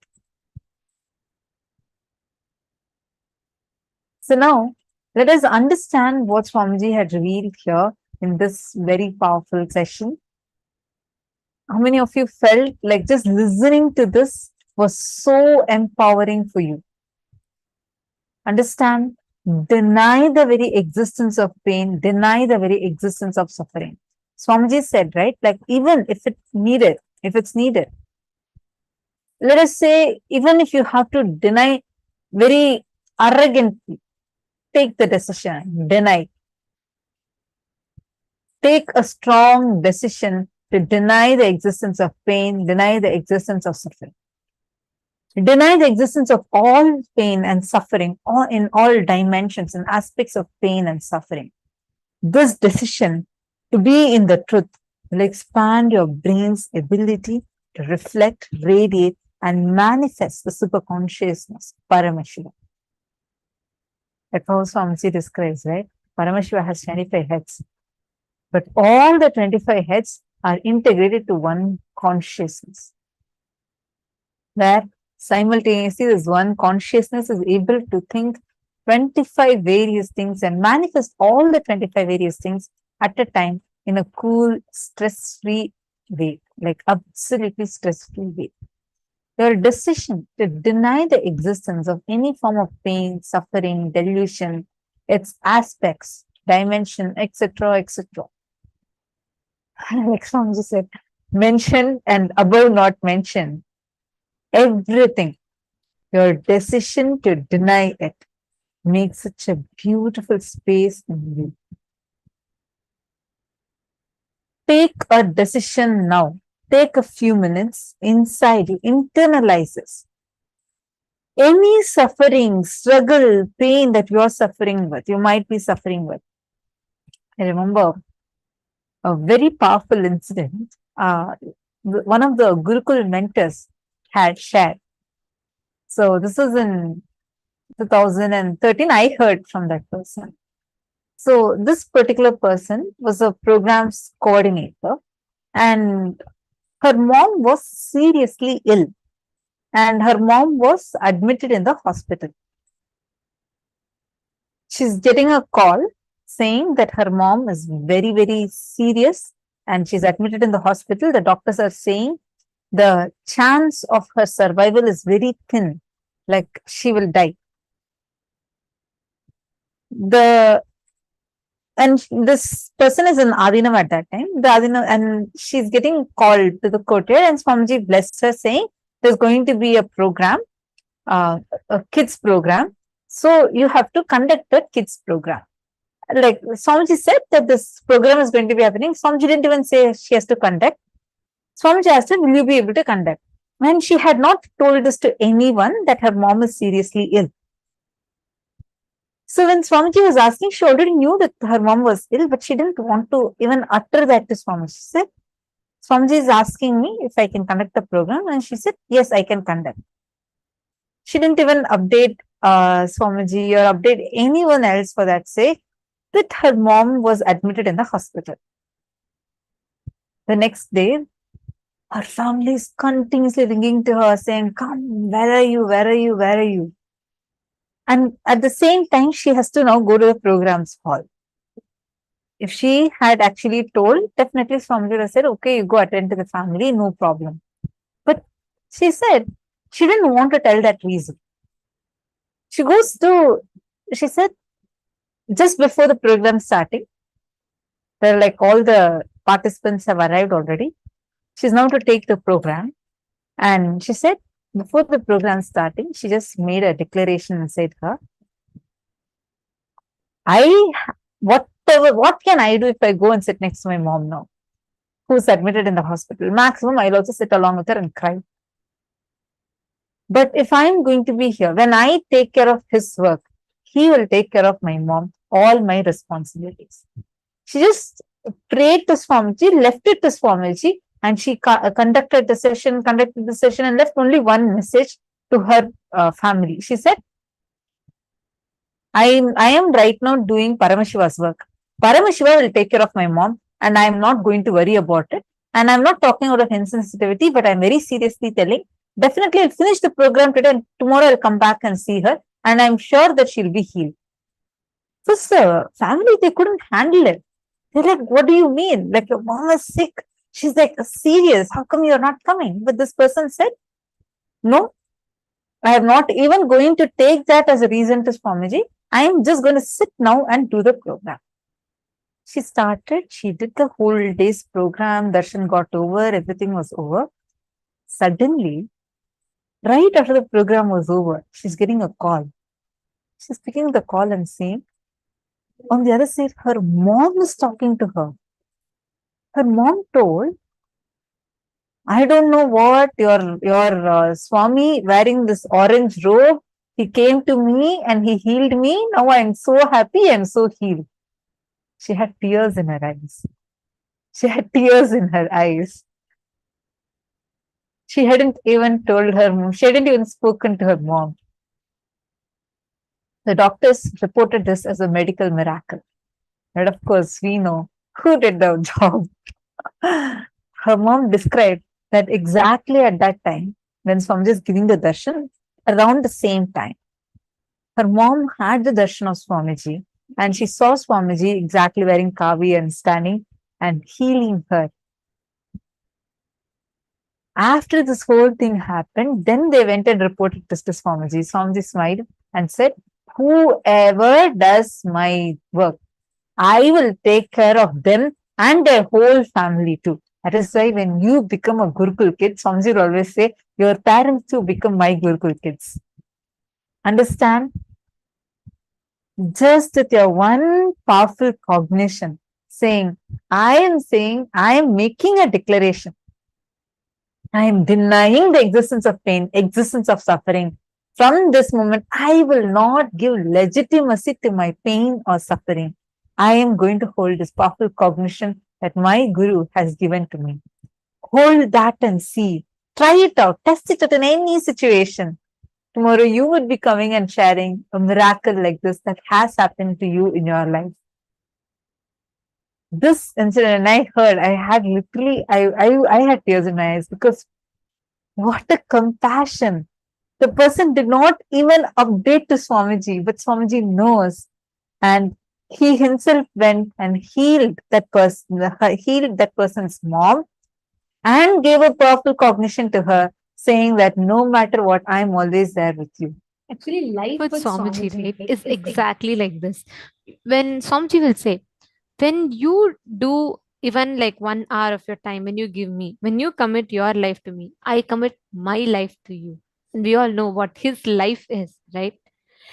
The moment we decide to do his work, he decides to do and he takes complete care of our work. For every one of us that are sitting here, for all of us that are enjoying here, just sitting in the presence of Swamiji, when everyone, if you are a sannyasi, this is one thing that every Adinavasi or sannyasi will tell.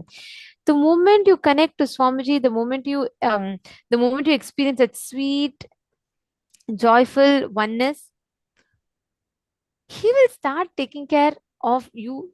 And when he takes care of you, then it is like having cosmic insurance, right? Imagine right now, as long as we have to do something, when you put your effort, just what you put, there are going to be your struggles and you may not know the results. But when he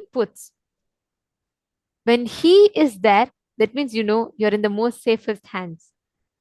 Actually, I remember so well. That person is when I was hearing this incident, right? I was asking her, Ma, how come? Like, didn't you have any kind of fear or anything? And then she laughed and said, when I know that the results of this whole thing is in his hands, why would I have any kind of fear? The only person who can do this job, right? Even when the doctors are saying it's failing, when everyone is going to give up, only one person can do this job, right? And it is Swamiji. So I left the results at his feet. and he will do the best, precise job. And he did it. After that incident, her whole family got so deeply connected to Swamiji. They started doing all the programs of Swamiji, and they started being such a close part of the Sangha. Understand your powerful cognition. What is clicking with you? The moment you start playing as with those cognitions as a miracle, you'll actually see you'll become such a powerful, enriching force. Without even you doing anything, people will keep getting enriched, enriched, and enriched. How many of you now want to make this as your lifestyle? If you actually want to make miracles as your lifestyle, being around Swamiji is the best thing. Anyone here, whoever wants to really, really become so powerful that you want to start manifesting these powerful cognitions as your lifestyle, really living as a sannyasi around Swamiji is the best thing you can do. It's like these cognitions, you don't need to struggle. Like if you see everybody who has lived around Swamiji, they had tons of stories like this. You can ask anyone, any Abhinavasi, they'll always have this one smile with tons of stories of how they have experienced these miracles with Swamiji. Because that becomes a powerful cognition for you, your life, and will become such a power where you know your life itself will become miraculous, but zero struggle. Because he does the tapas for all of us. Huh? So there will be absolutely no struggle, no pain, no suffering. Now let us all take some more time to internalize these powerful cognitions. To intensify your inner space.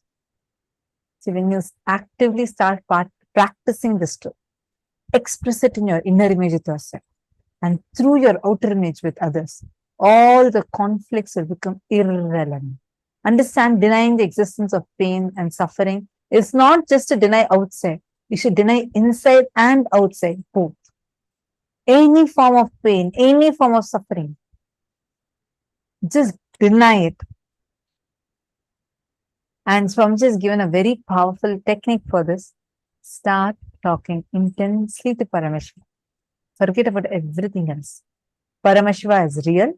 You can be complaining, you can be crying, you can be talking, you can be enjoying. You can even say, thank you so much for what you have given me. You can even be angry. What have you done with my life? Talk anything.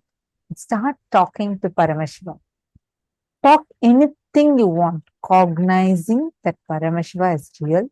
Every word you utter, you talk to him, will be giving you tremendous completion inside. Now, just create an intention. Don't postpone. Never ever you have done anything that you postpone. Happening is life. Postponing is the quality of incompletion. Postponing is death. Just take these as your powerful cognitions. And from this moment, how many of you want to make this as a declaration? Please take a few minutes and please post what exactly is the click you're having and what is the powerful cognition that you are getting. And what is it that you want to start living as a part of your lifestyle? Please take a few minutes and please post it.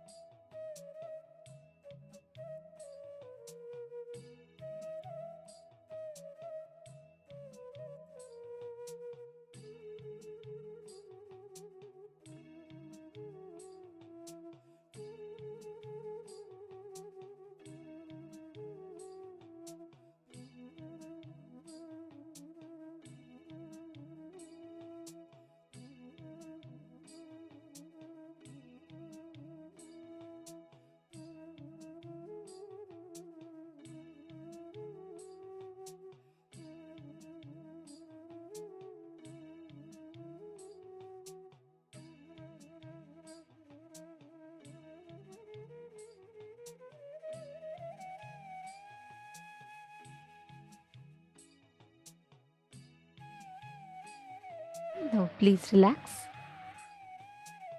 Now, we're all going to be entering into the next session where we learn about the secret to lead a suffering free life.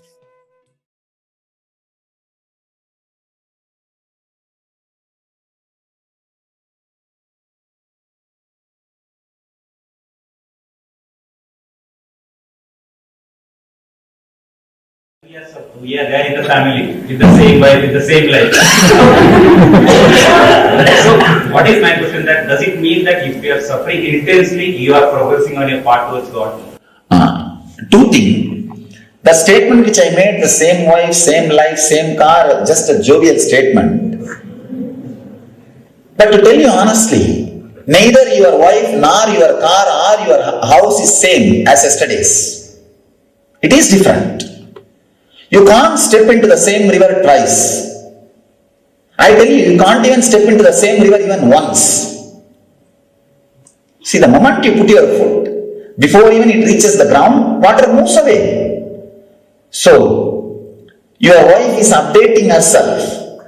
Your life is updating itself. The whole existence is constantly updating itself. So my statement, the same wife, same car, same thing, was told in a more casual sense and a jovial sense and how you feel. But that is not the case. Actual truth. That's the first thing. Second thing, if we are suffering, are we growing towards God? No. Something seriously wrong. I can say, in the initial level, you will not have suffering, you will have suffocation. Suffocation is what Ramakrishna calls the seeking or the intense yearning. Vyakulata, that is the word Bhagavan uses, Ramakrishna is using. Vyakulata, the intense yearning. There will be suffocation, not suffering. Suffocation means feeling that you are not enough. You have not expanded what you can. You are not doing what you can. It's just like missing some part of you. It won't be a suffering. Suffering is different, suffocation is different.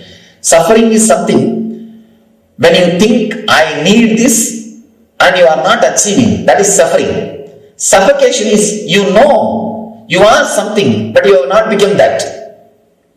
Suffocation is from within, suffering from outside. Suffocation is from prarabdha, suffering is from agamya.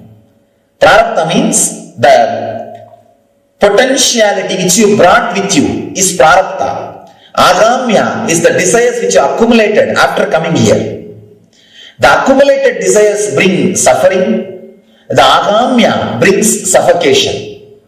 Suffocation inspires and helps you to expand, open up, break.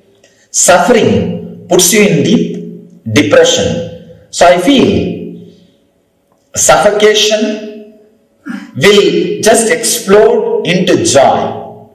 There won't be suffering between you and the enlightenment or the Atmajnana. So I can't accept the word if you are suffering more, you are going towards divine, towards God. According to my experience, not only goal, even the path is Anandamaya. Path and goal, both are Anandamaya. In the initial level, the suffocation will be there. Please understand the difference between the suffocation and suffering. Suffering is from the accumulated desires. Suffocation is from your inborn prarabdha, tendency, the potential energy. So when a seed has not become tree, when the seed is about to break, it has that suffocation, vyakulata. But suffering is after you become tree. Suddenly you want maybe 2-3 houses built on you or 2-3 cars so that you can get into that. Tree can't move. Which you try to accumulate something which is not directly yours, your very quality. That is what I call suffering. Suffering is from akamya. Suffocation is from prarabdha. Prarabdha, suffocation may be there in the initial level in your spiritual path.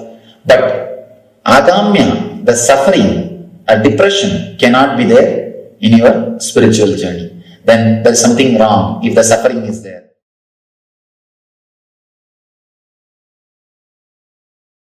Understand, universe is not parallel. I'm making this statement. Universe is not parallel. The modern day science tries to claim universe is parallel. No. It is multi-level. So, listen to this.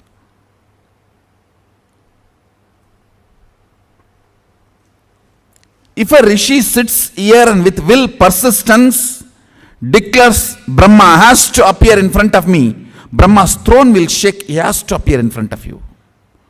Because it is multi-level, not parallel. Listen.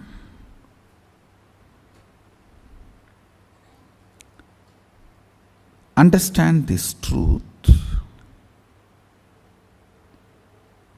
Even if you decide to do a small act like moving your right hand, the ripple effect of this directly affects the sun. You are not negligible part of the existence. When you consider you are a negligible part of the existence, or you are an accident, or you are cursed, these are the multiple identities you try to associate due to the frustration and low self-identity. You give life to that identity. Because you give life to it, that becomes reality.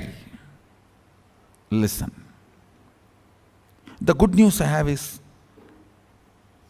unconsciously if you cherish even 10,000 years, you are a cursed being. Consciously if you declare even once, you are a blessed being. The conscious declaration overpowers 10,000 unconscious cherished thought current, because even if 10,000 years a room is in darkness, one matchstick is enough to light it in 1 second.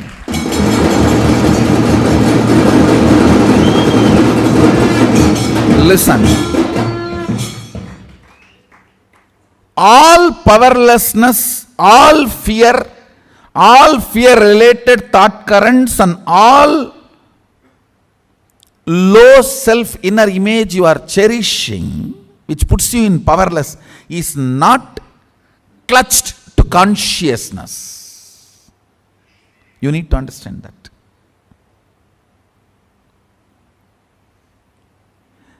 They are all there indirectly receiving or sucking the energy from consciousness, but they are not supported by consciousness. That is why the asuras, how much ever powers they may get, finally they do not exist. Only with consciously what you clutch, you empower, exists. So what I am trying to convey with these few statements,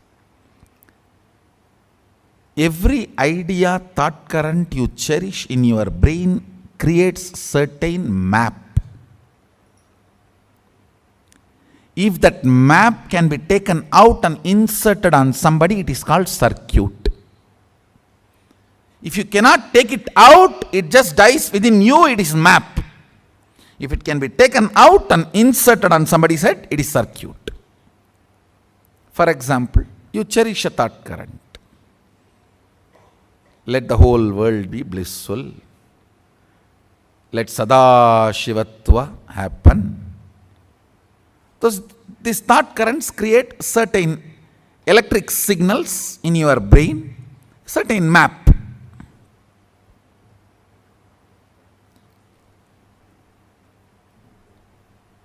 If you are able to hold that stably till the other brain vibrates to the same frequency, it is called circuit. Understand? My Sadashivatva, I hold on to that till all of you are able to reverberate to that frequency. That is what is initiation.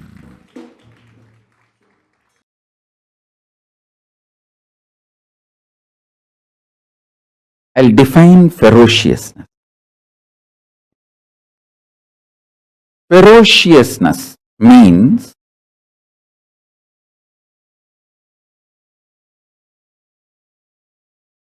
powerfully standing with the truth, even if the whole world outside and your whole world inside tries to delude you and denies the reality. The reality is you are Paramashiva.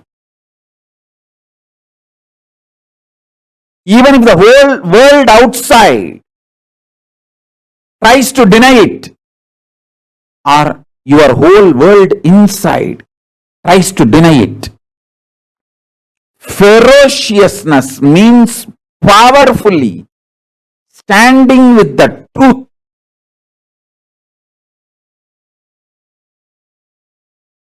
uncompromising, absolutely not letting the outer world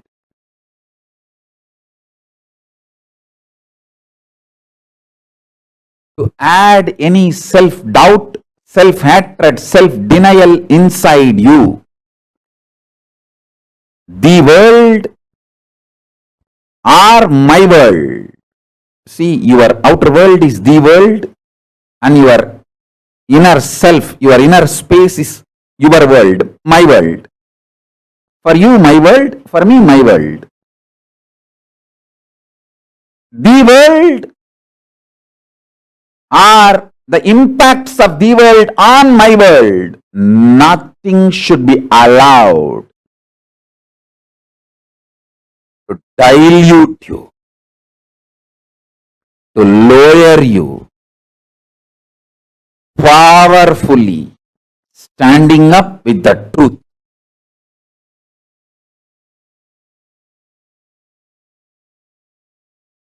Listen.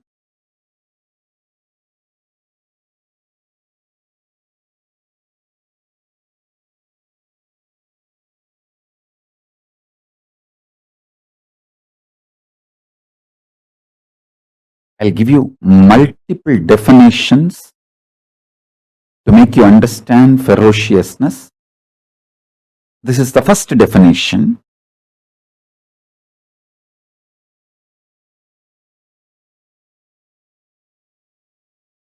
The outer world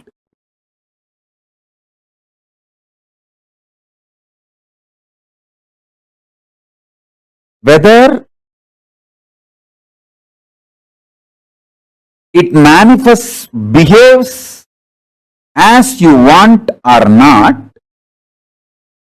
or the impact of the outer world on your inner world, whether that goes as per your whims and fancies or not, the truth, absolute truth, the ultimate truth should be cognized, powerfully concluded, uncompromisingly. I will repeat now. You are Paramashiva is the truth, ultimate truth.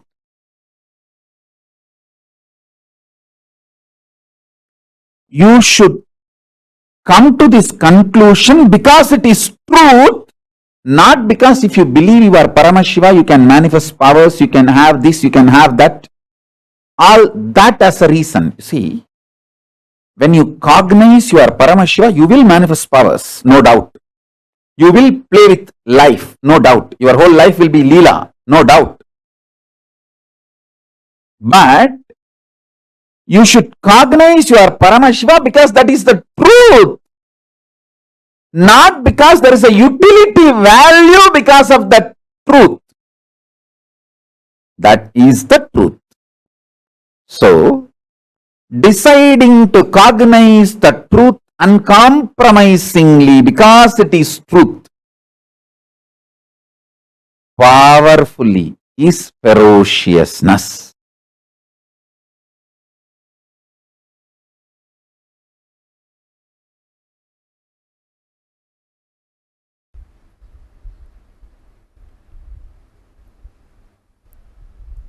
When I was in the Ramakrishna Mat, once I missed morning Manglarati. Manglarati is supposed to be 5 o'clock. I missed Manglarati. I did not try to find out what is the reason, what must be the pattern, I should complete with it. No QTPI analysis. No.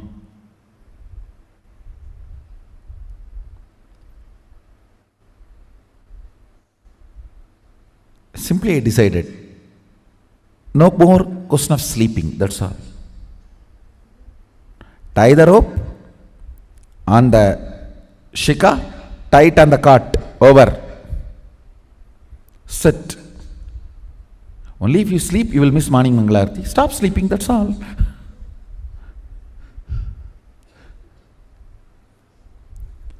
The ferociousness was such. My body and my mind, both of them know, if I decide, I decide. They just obey me if they want to live with me.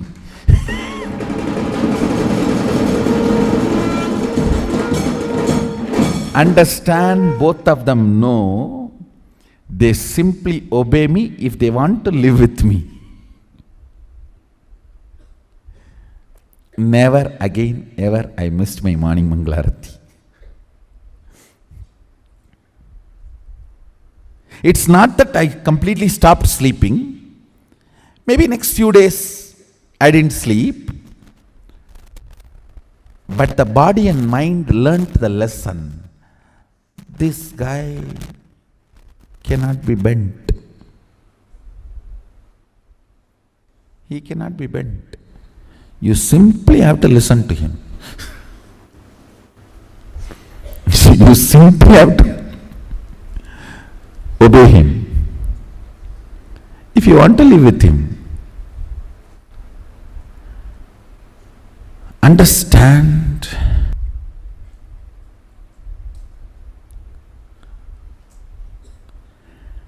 When there is a problem in others, you deal ferociously. When there is a problem with you, you do it very QTP. It should be the other way. When there is a problem with others, specifically do the surgery only where it is required. When there is a problem with you, your whole being should be made to shiver by your ferociousness.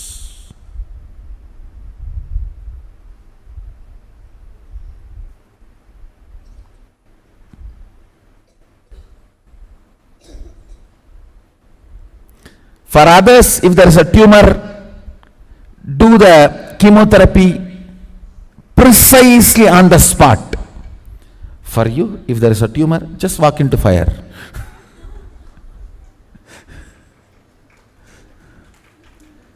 The ferociousness. I am not saying commit suicide. No. It's not that I stopped sleeping forever. No. But that ferociousness, never ever again I missed my life's rhythm due to slumber or sleep or anything. My life's rhythm could not be disturbed. Even now, this body does everything humanly impossible to cope up with me. Everything humanly impossible to cope up with me.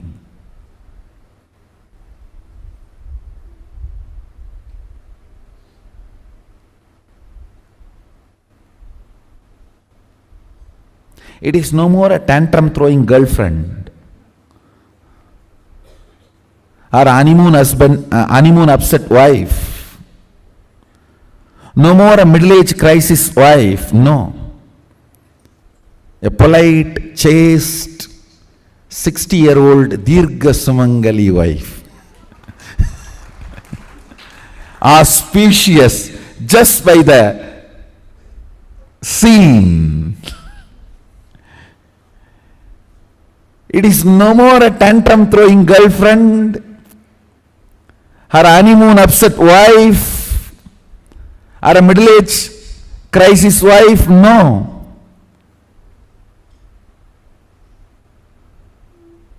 Polite, subdued, dedicated, chaste,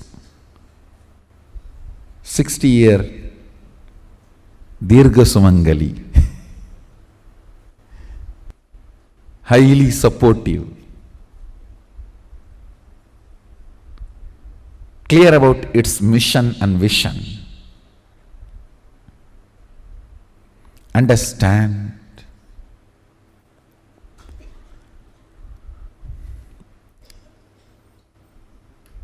Anything stands as an imagination in the length level, visualization in the breadth level, declaration in the depth level. If you open your time with ferociousness, it just sinks into space level.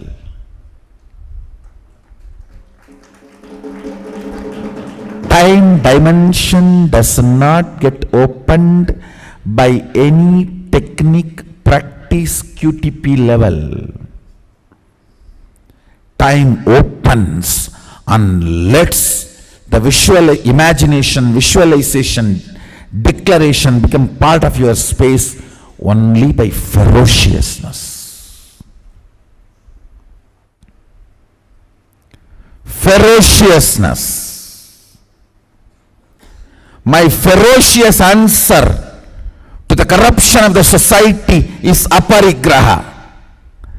My ferocious answer to the polluted concepts of sexuality of the society is by my brahmacharya. My ferocious response to this whole economy system is asteya. My ferocious response to this whole hypocrisy of the society is my satya.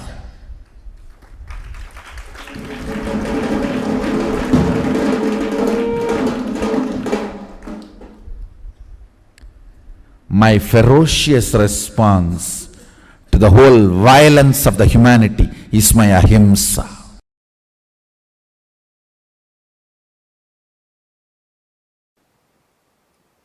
It is like you are suppressed inside you, and the suppressed you is trying his best to break free from that suppression and express itself to you.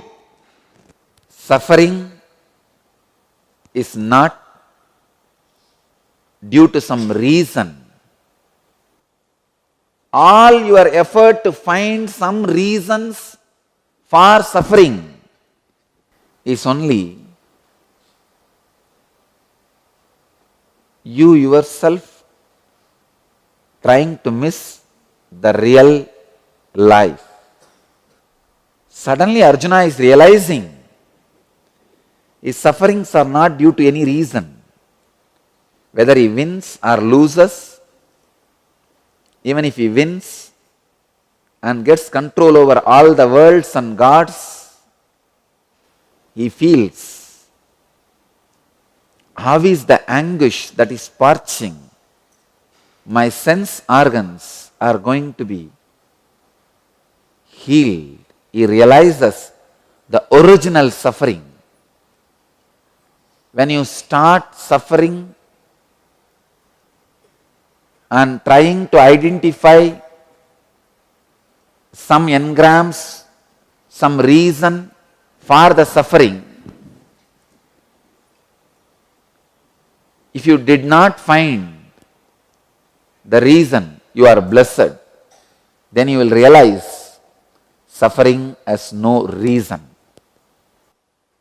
It has no reason. It has no reason.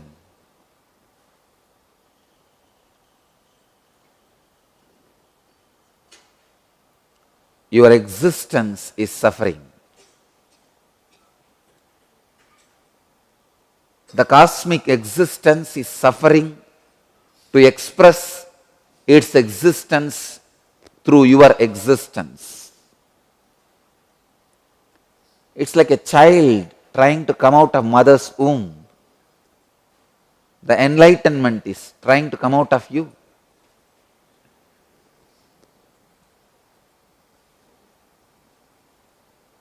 If you find your boss as a reason for your suffering, again and again you will take birth to take revenge on him. If you find your relationships as a reason for your suffering, you will again and again take birth to take revenge on them. If you find human society as a reason for your suffering, you will again and again take birth and become a terrorist to take revenge on them. Please understand, even blaming yourself is wrong cognizance. The whole Gita, Krishna does only one job, telling Arjuna not to take wrong cognizance and letting Arjuna's suffering remain as original suffering and evolve itself to its Anandagandha so that just action happens. It becomes reality without Arjuna taking wrong cognizance. When you stop taking cognizance of any particular reason for your suffering, the maturity of the soul starts. The dark night of the soul starts. The dark night of the soul should not be understood in a wrong way. Please understand, it's a tremendous depression filling your whole being, but should not be taken in the wrong sense. It is like a delivery pain. Delivery pain should not be taken as inauspicious. It's an auspicious experience to bring one more life to planet Earth. Same way, the dark night of the soul is the auspicious expression to bring one more enlightened being to the planet Earth.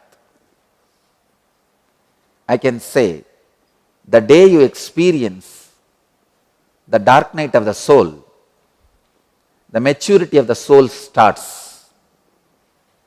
The counter starts. Yes, one day your soul is matured, 2 days your soul is matured. Then you only receive lessons. And I wanted to leave you all with this one truth today. Stop taking wrong cognizance for your sufferings. Your existence is suffering till enlightenment. Because the cosmic existence is struggling through your existence to express its existence. So don't take wrong cognizance. Your family is not responsible for your suffering. Your friends are not responsible for your suffering. Your enemies are not responsible for your suffering. Not even human society is responsible for your suffering. You are suffering because you are suffering. Cosmos is trying to express its existence through your existence. You are going through a delivery pain. Don't curse the nurse. Don't curse your husband who made you pregnant. Don't curse the bed. Don't curse the hospital who is taking care of you. And don't take wrong cognizance.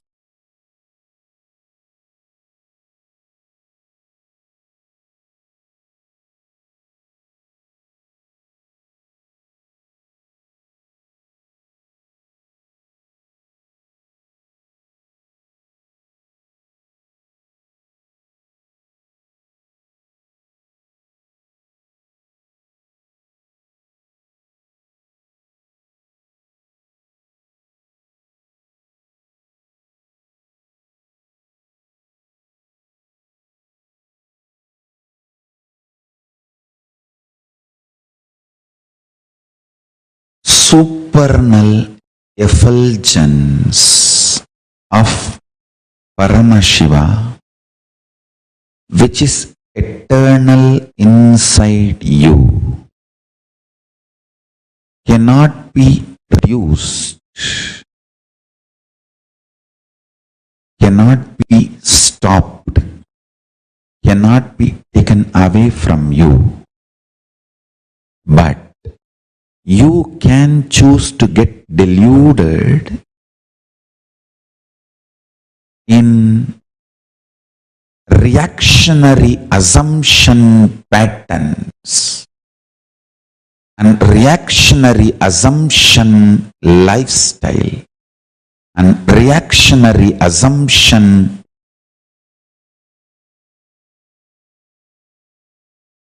patterns and lifestyle caused mess. Understand? The reactionary assumptions patterns, reactionary assumptions lifestyle, and the mess caused by reactionary assumptions and that lifestyle.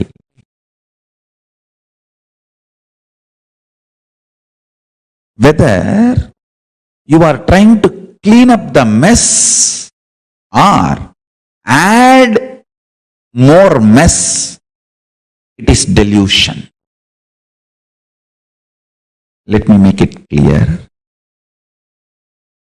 The reactionary assumption patterns means assuming and reacting. Those patterns, I should call them as mala, toxins. Not only unnecessary, sitting inside you, dangerous, sitting inside you. There are some things unnecessary, but not dangerous. But there are some unnecessary and dangerous. Mala, toxins are not just unnecessary, but dangerous also. The reactionary assumption patterns, toxic and dangerous, not just unnecessary. Next. The reactionary assumption lifestyle. So, behaving this way and making decisions, becoming lifestyle. That is second. Third, the mess you made in your life due to this reactionary assumption patterns and reactionary assumption lifestyle. Understand? The fourth is the important statement I am making. Sometimes you go on adding to the mess in your life by continuing to operate based on reactionary assumption patterns, mala, and reactionary assumption lifestyle, pasa.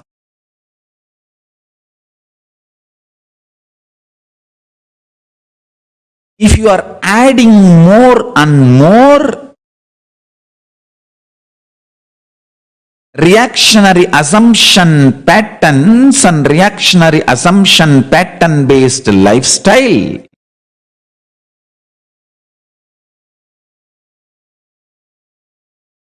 you are adding more and more alahala, poison in your life, and you are nicely getting by yourself. I did not utter, but you heard that word. Listen carefully. This is the most important punch. Even if you are trying to clean up the mess created by the reactionary assumption patterns and reactionary assumption lifestyle, even that will be delusion. The one and only solution is unclutching, withdrawing into supernal effulgence of Paramashiva. Unclutching, nirvikalpa samadhi. Applying the Ishana principles, liberating cognitions, liberation principles. Yesterday's satsang, I gave a very simple method. If you just internally tell yourself, okay, I am not going to struggle anymore with this business which is torturing me, with this job which is torturing me, with the relationship which is suffocating me. I am declaring liberation, I am withdrawing. Even if you take a conscious decision, don't do, I'm not saying divorce, I'm not saying resign the job, I'm not saying sell the company, no. I'm saying decide to create an inner space for yourself where you are not constantly functioning out of reactionary assumptions. This is what I call liberating cognitions, liberation principles. Withdraw. For 2 days till, I'm not going to get involved. Let me have my space. Let me sit with supernal effulgence of Paramashiva. Let me sit with Swamiji and talk to him. The supernal effulgence of Paramashiva. Whenever you are continuously functioning the reactionary assumption mode, and you are tired, demons and negative elements can enter into you, influence you, and turn you against the fundamental truths. That is why first thing you need to withdraw. Up to the liberation principles, liberating cognitions.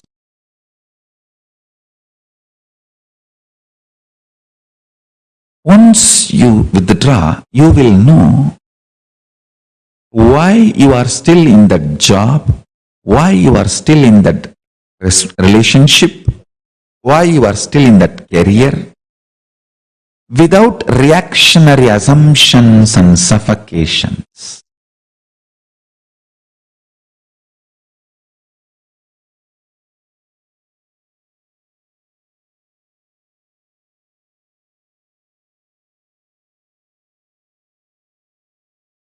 Reactionary assumptions.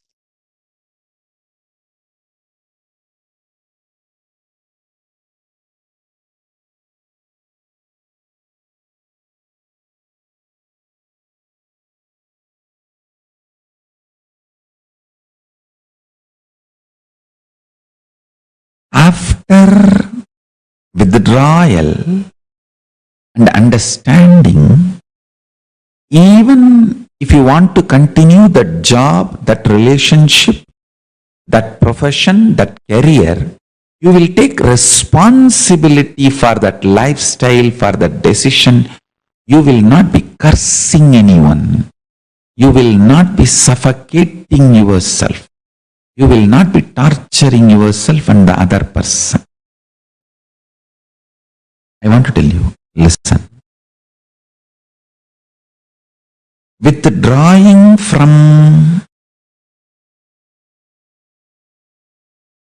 reactionary assumptions also will make you realize how much you act as enemy to yourself because of the poison fed by the society continuously. If society continuously calls you cheat, thief, abuser, something, slowly, even one part of you starts getting so angry, agitated, inability to defend yourself, you start drinking that poison. Listen carefully. That is why I am saying anger is like opening your door to send your army to attack, but many times when you open your doors of the fort, your fort's door to push your army out to wage the war, the opposite side army sneaks into your fort a little bit at least. That is why I am saying, do not open the door called anger of your fort. Reactionary assumptions are like a fort's door. You may be thinking, no, I will get angry and send my soldiers, attack the enemy. No. When you open, sometimes the enemy soldiers sneak into the fort through the same door, and self-hatred is enemy soldiers sneaked into your fort and sitting inside your heart, grounding yourself deeply in unclutching nirvikalpa samadhi will give you the feeling you are legitimate. That's the most beautiful feeling Hinduism can give to the world. You are legitimate. You are not sinner. You are not slave. Amritasya putraha. You are the sons of immortality. Manifestations of immortality. Putra means extension, manifestation, living inheritor. Not just son or daughter. Living representation, living inheritor, extension. You are Amritasya putraha. You are living inheritor of immortality, living extension of immortality.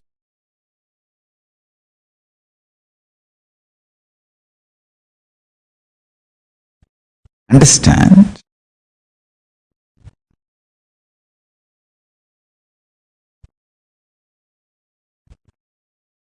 I'll give you this insight.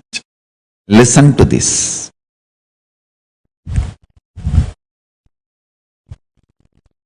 Remember, cognize, nothing which agitates you is reality outside. When I say nothing, really.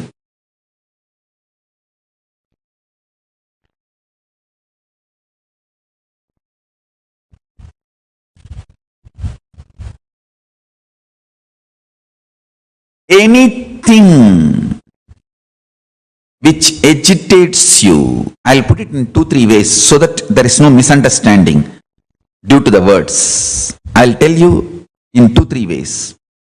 Anything which creates agitations in you, reactionary assumptions, acting and reacting, all of it is delusion and illusion.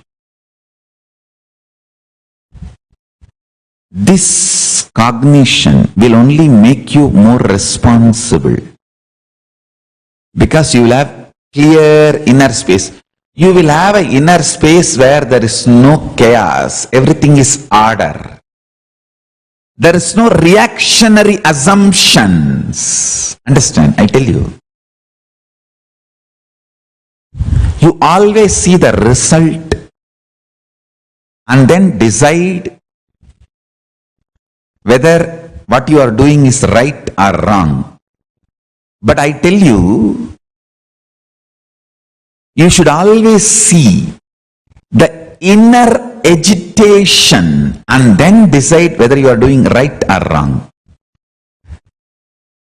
Reality is subjective, and from there it starts. End does not justify means, because what you consider as end is delusion and illusion.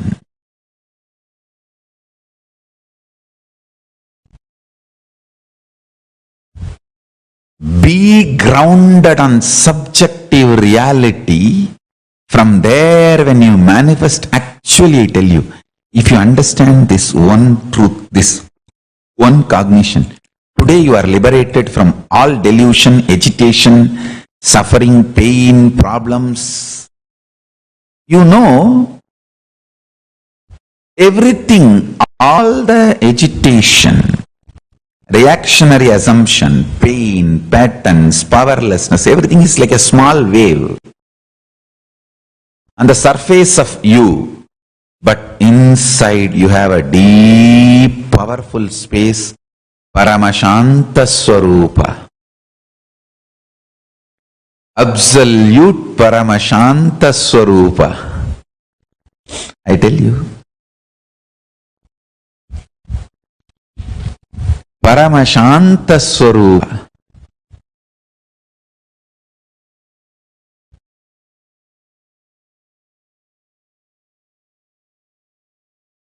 Discovering, cognizing your internal Paramashanta Swarupa is Nirvikalpa Samadhi.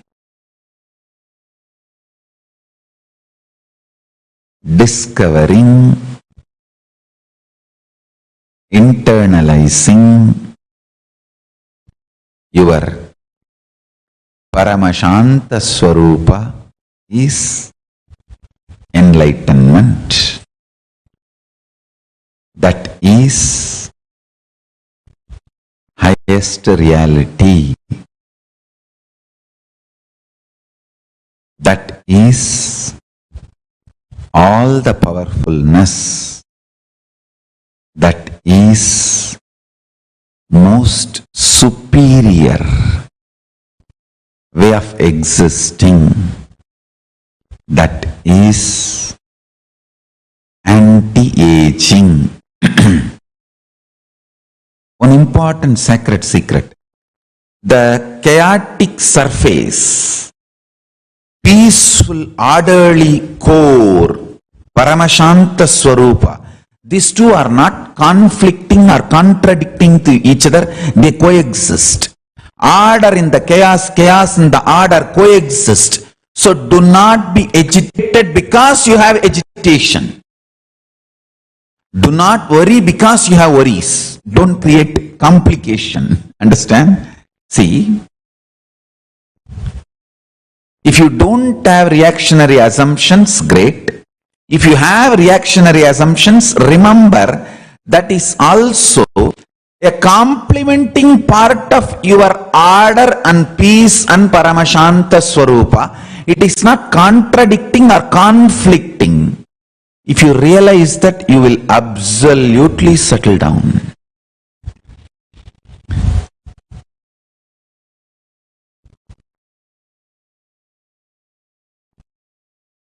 That settling space will help you to do what is right from subjective reality.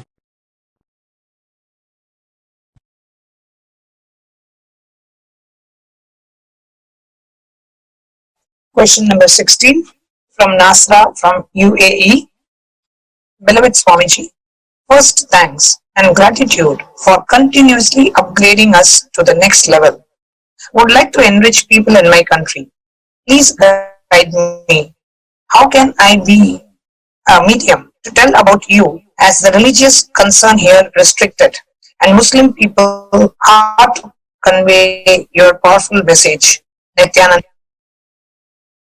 Nasra understand all the jnana and vijnana, pure science and applied science I reveal to the world is preserved in Vedas and Agamas in Hinduism. But I am beyond religions. I am available for all human beings. Your question is more with your reactionary assumptions. Just decide to do tyaga of all your reactionary assumptions and reach out to people with a tremendous compassion. Decide to initiate work sincerely with tyaga. All your reactionary assumptions will be cleared. It will be too easy to reach out, especially in the country you are living and the people who are living in that country. Just understand that jnana and vijnana I revealed is preserved in Vedas and Agamas inside Hinduism. I am rooted in Hinduism, but I am available for the whole universe, all human beings and all beings ultimately. I am available for all. If you decide to do tyaga of your reactionary assumptions and maintain your will, persistence and work, you will be easily be able to reach out. If you decide to empower your reactionary assumptions, you can go on feeling as victim. If you decide to empower your will, persistence, you can enjoy victory. Empower will, persistence, enjoy victory. Don't empower reactionary assumptions, suffer victim mode.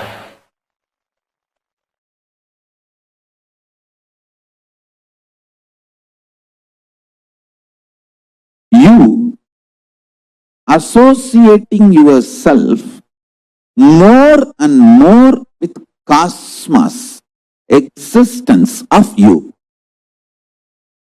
As I told, you have 25 faces. One face is your body.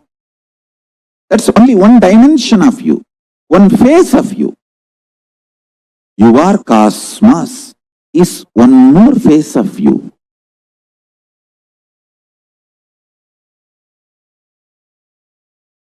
Till December 14th, start enjoying more and more this face you are cosmos.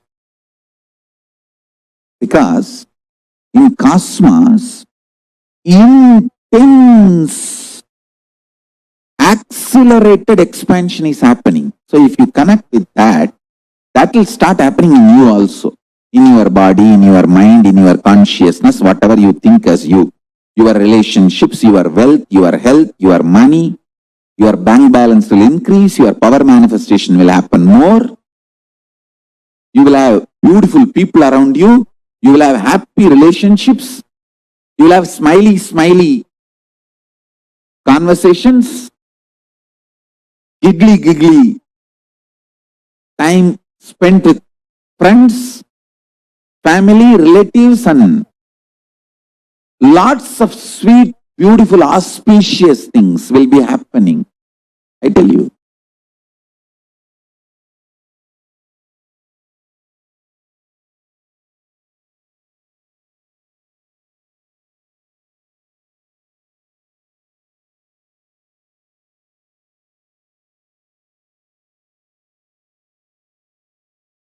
When a man feels insecure, his first reaction is sexual activity.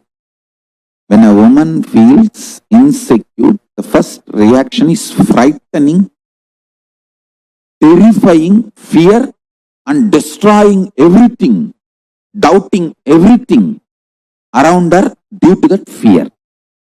Understand?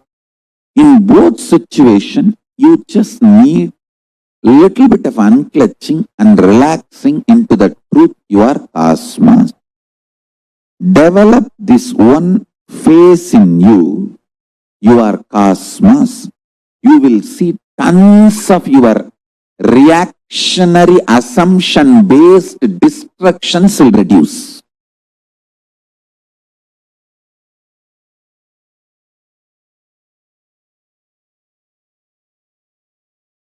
All women, if you teach your man he is cosmos and help him to unclutch, you will not be harassed, demanded, you won't feel exploited, you won't feel used. He will be such beautiful part of your existence. All men, listen, if you teach your women, they are cosmos and little unclutching. You don't have to shiver in your own home for the 3 days.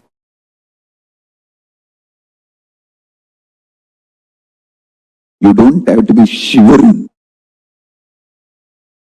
terrorized, terrified.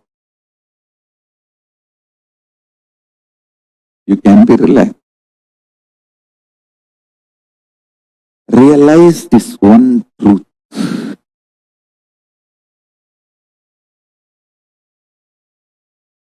At least till December 14,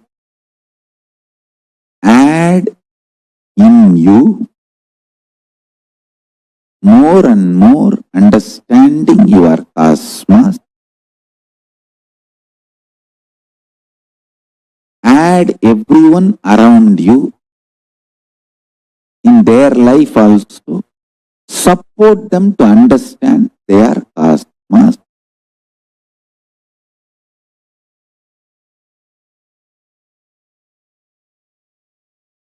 Always cherish pure love. Always cherish pure love.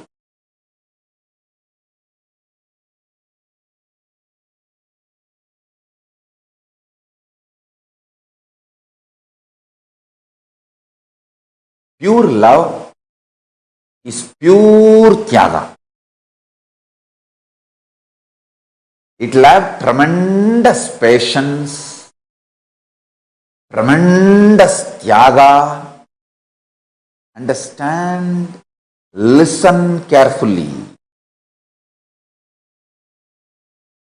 It will never be reactionary assumption.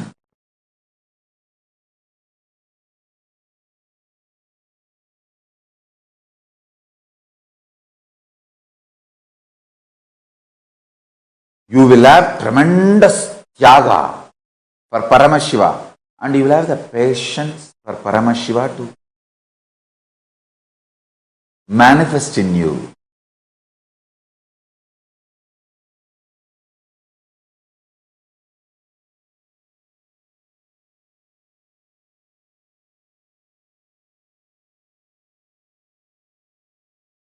I tell you,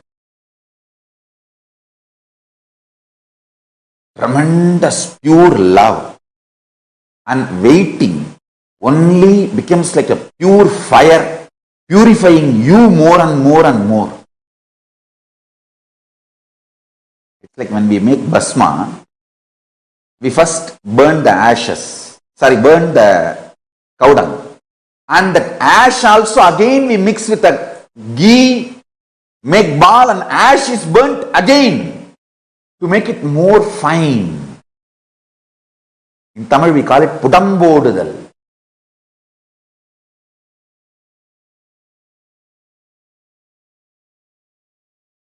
To make the bhasma or to make the herbal medicines or Siddha medicines in Siddha Ayurveda traditions, the Hindu medicine, all Hindu medicinal methods use this methodology called pudambodudal. Ashes will be burnt again and again, multiple way.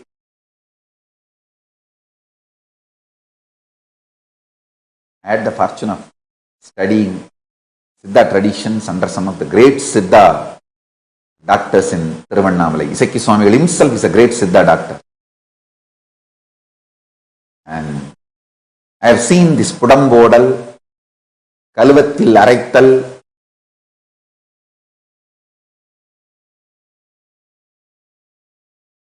all this process I have seen.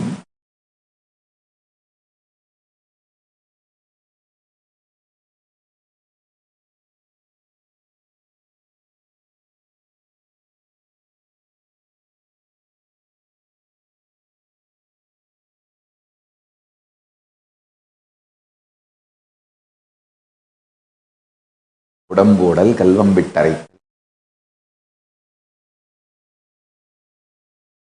When you have love awakened in you and you need to wait with patience, that is like a pure love, invoking the Tyaga and fire, burning the fire and purifying itself more and more and more.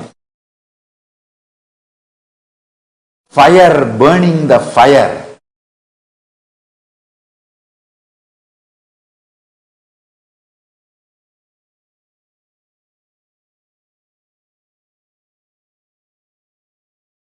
Fire burning the fire.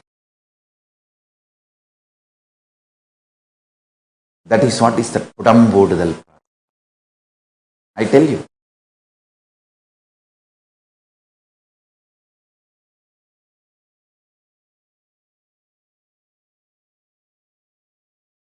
I have seen in practical life more Vaishnavites raised to higher consciousness than any other tradition. The reason is the whole methodology and ambience is triggering pure love.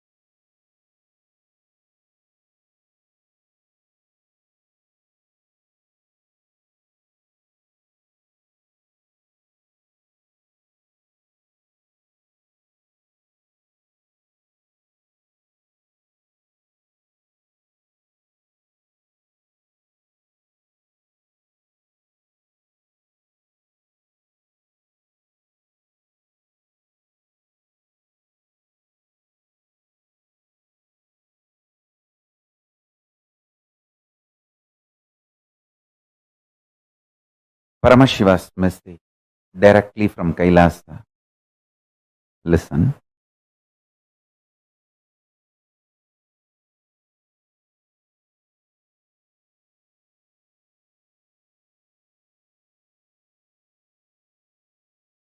Time and space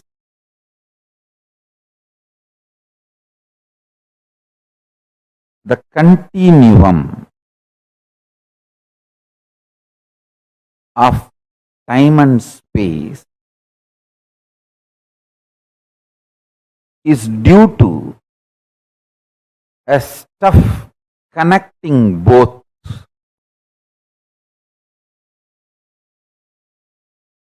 That stuff is called Maya Tattva in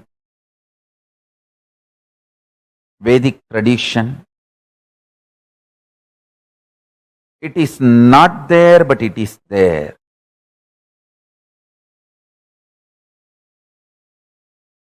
Because the time and space, both the dimensions, do not have a clear border, kind of a watertight compartment border. No. Understand this very intensely. For example, if time and space put together is 100 meter,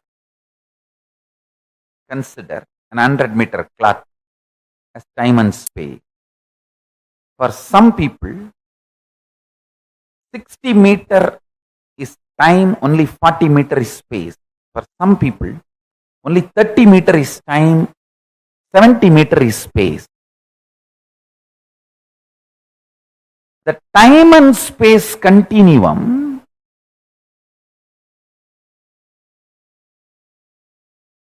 and the way it exists as reality for you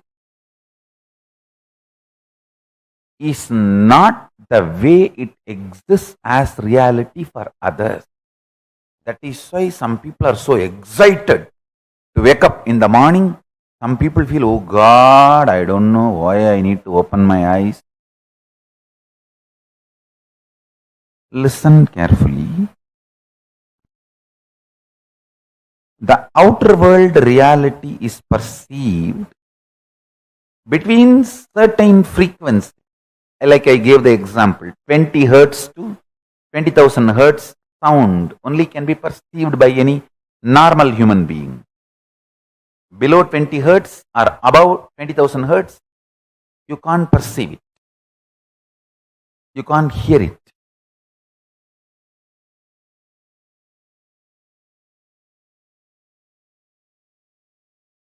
Just like the sound, below the 20 hertz, above the 20,000 hertz can't be heard by normal man, but it can be heard by extraordinary capability. Same way, this reality which all of us are commonly sharing with the word called world. This is also between certain frequencies. For example, we will give the same like sound, 20 unit Maya to 20,000 unit Maya. It's only an example I am giving you. Between the 20 unit Maya, 20,000 unit Maya, the hertz for sound, Maya for the reality, I am using Maya word as a unit for reality. Between 20 unit Maya to 20,000 unit Maya, all of us common human beings can experience it as world, as reality. If it goes below 20 unit or above 20,000 unit, you start manifesting powers. Listen. If you unclutch intensely, it will go below 20 unit Maya. You become pure intense. If you go about 20,000 unit Maya, you become pure devotion, feeling connection.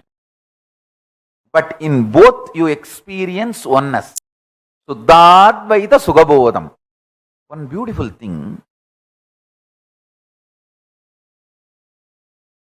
this clarity, whether you unclutch and reach below 20 unit Maya or practice devotion, feel connected and reach above 20,000 unit Maya, you experience the same oneness. Sutta Advaita Sugabodham.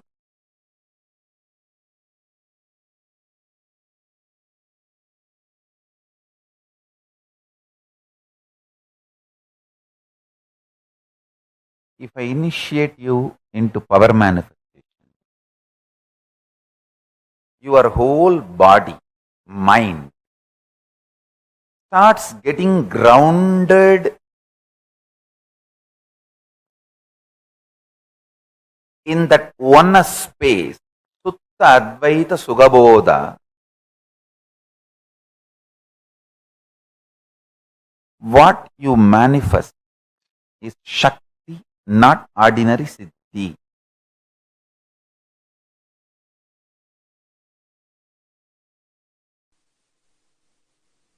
Listen.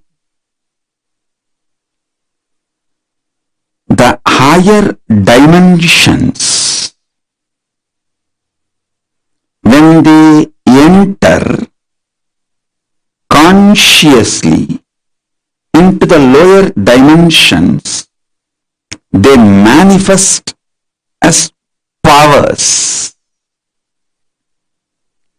Unexpected positive turn of the events and the reality you experience. You can name it as miracle, you can name it as power, you can name it as a God's grace, you can use any name you want, but the greater science, the cosmic science is the higher dimensions entering into the lower dimensions. For example, length, breadth, depth, time, space. If the space dimension enters into time, time literally manifests everything space wants. If the time dimension enters into depth, depth manifests everything time wants. Understand? This length, breadth, depth, time, space, all these dimensions are independently intelligent, alive, able to make their own conclusions and respond within their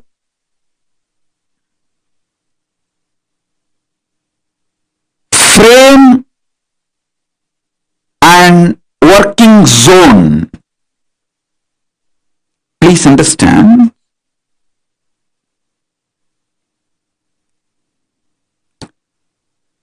The length dimension is responsible for your logic, rationality.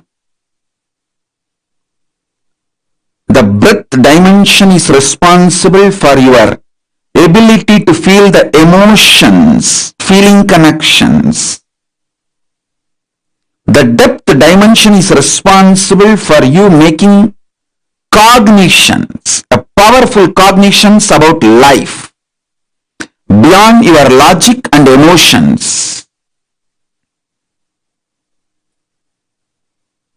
I am mapping the cosmic dimensions into your practical practical, every day-to-day experience. Listen.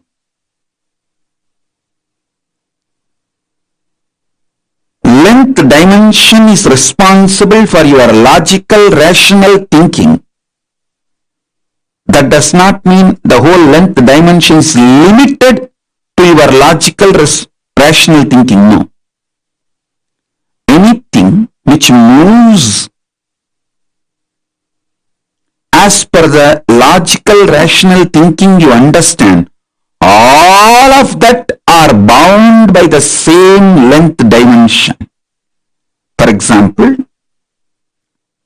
if you know this is the way water will flow, water moves from above to low. Water is also bound by the same length dimensions thinking. That is why your understanding about the water based on your length dimension thinking proves true forever. So, the cosmic length dimensions flow. When you understand the length dimension in you through logical, rational thinking, opens the life and its benefits of length dimension to you. A person who knows maths enjoys all the benefits mathematics brings to human life. A person who knows chemistry enjoys all the benefits the chemistry brings to human life. The person who knows biology enjoys all the benefits the biology brings to human life. Same way, if you know the length dimension and how many things in this world function based on length dimension, you will enjoy the benefits of all that knowledge in your life. Length dimension by itself is a power, independent intelligence. Same way,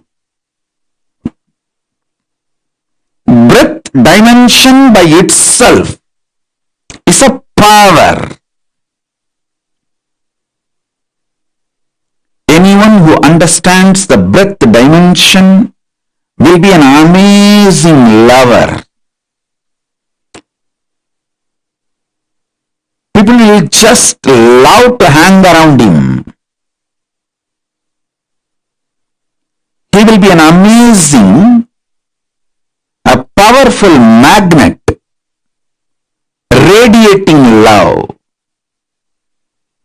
Even if people who have difference of opinion with him for some reason or who are jealous, angry, who cherish enmity, even they can't deny they are pulled towards him. How he gravitates them.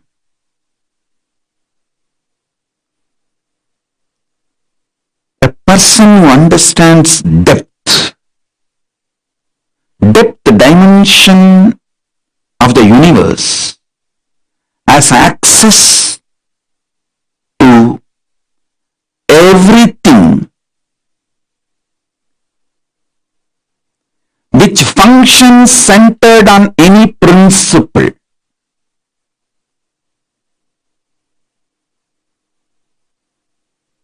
Metallurgy, economy, politics, social science, everything which functions centered on some established principles,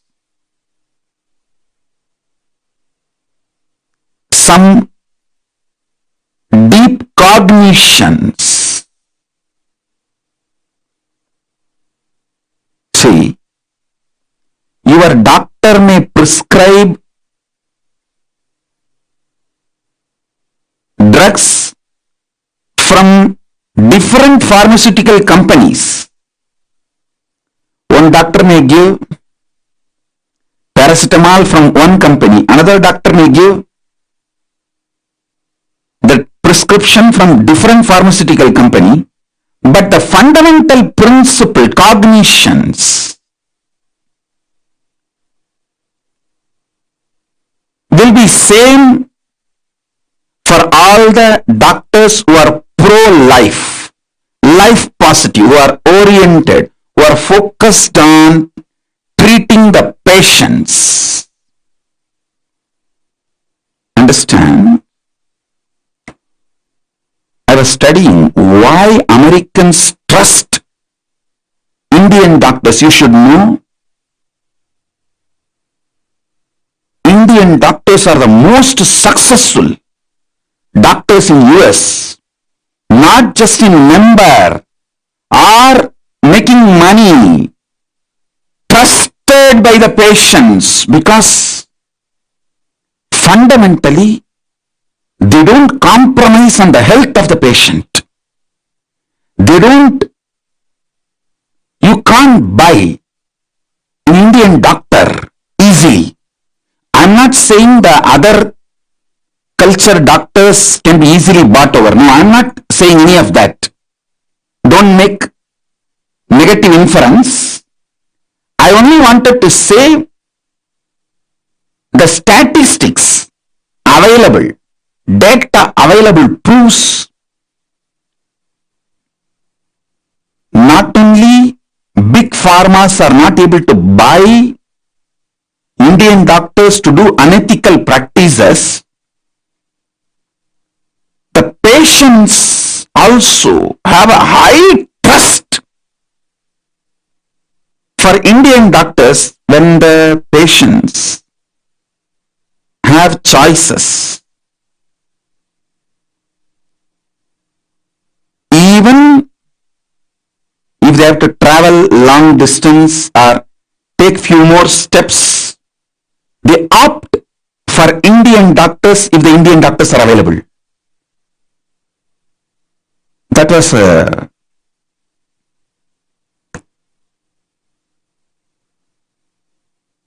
surprise. I should say pleasant surprise. Because fundamentally, Hinduism drills the cognition life is sacred. Ahimsa paramo dharmaha. Make money within the framework of non-violence. Do not violate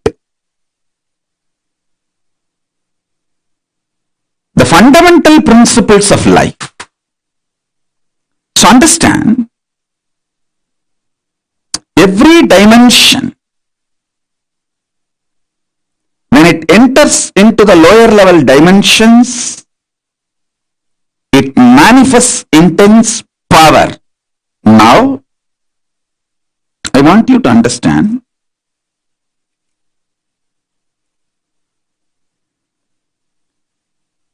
time and space is independent intelligence and power.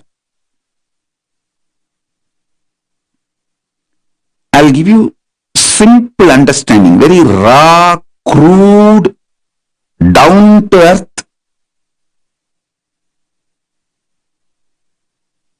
simplest understanding.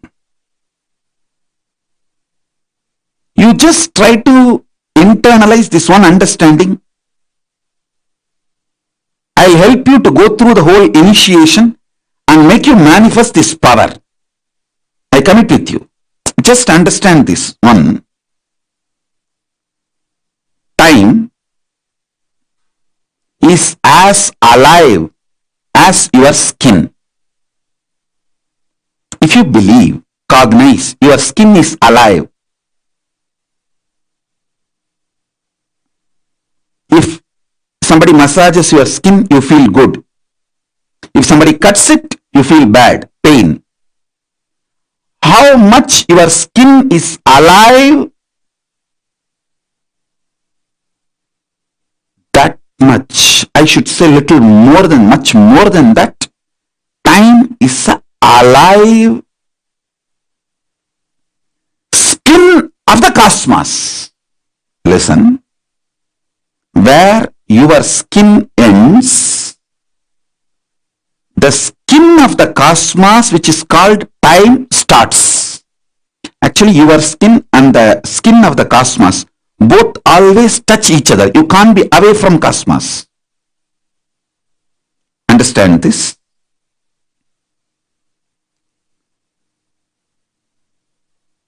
Where your skin ends, exactly that is the spot time starts.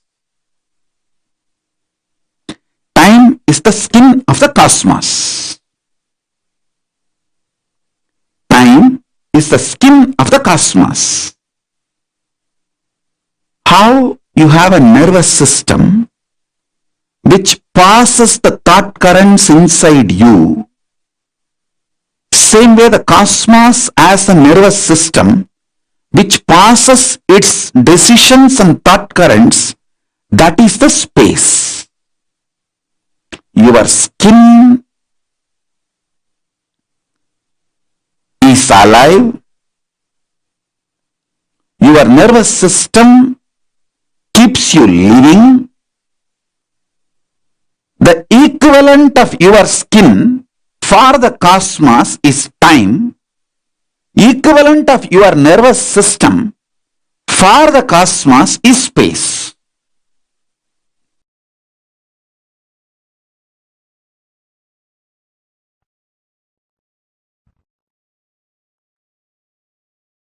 The dimension of Chidabhasa of the universe, where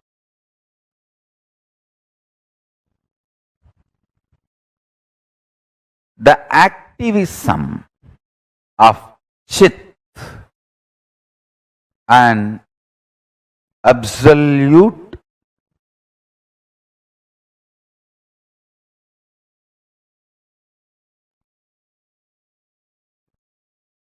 pure existential reality of Chit. Listen, the activism of Chit, we call it as Shakti.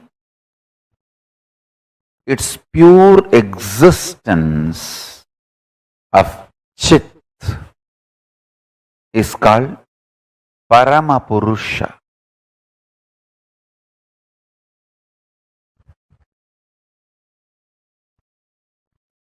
These two together, in its pure being space and intense doing space, both together, is the dimension of Chidabhasa.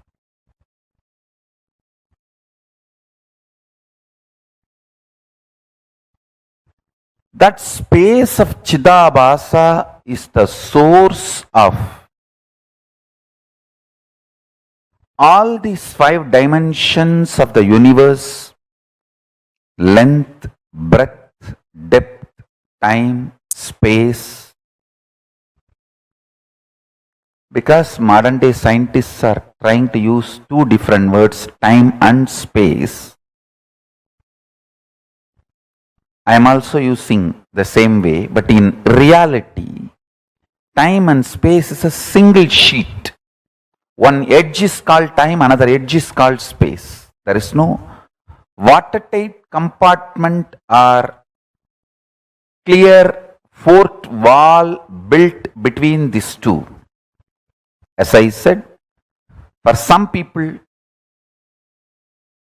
that same 100-meter cloth, 70-meter will be time, 30 will be space. For some, the 30-meter will be time and 70-meter will be space. That the time, space, both are same sheet. Imagine. I can even use the word sheath. Avarana. Sheath. Sheath is also apt word.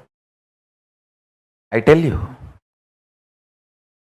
tiredness starts your destruction. The idea of tiredness, when you start associating yourself with it and you feel you should be treated very cutely when you declare your tiredness, that is when the destruction starts in the life. Tiredness is your sickness. You need to be handled ferociously when you try to declare tiredness. If not, it will become depression. Tiredness plus cute teddy bear cuddly feeling with tiredness is depression. When you are tired, don't try to hug the teddy bear, cuddle teddy bear. Don't expect people to treat you with a cuddly teddy bear behavior. When people treat you cutely like teddy bear, when you are tired, be very clear. You are going to be destroyed in depression, and those people who are treating you cutely are responsible for your depression. When you declare your tiredness, you need Kala Bhairava to deal you, ferociously wake you up.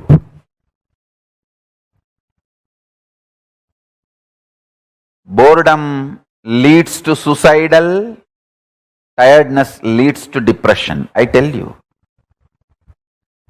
if you are feeling tired, just take a cup of coffee, do some yoga, learn to jog, maintain your body, and break your tiredness. Tiredness evolves as chronic fatigue and depression in your system. Tiredness evolves as chronic fatigue and depression in your system. That is why I insist on everyday yoga. Everyday yoga is the best way. Intense yoga. If you are going for work, at least 1 hour yoga. If you are not going for work, you are working from home, 2-hour yoga. To keep yourself alive.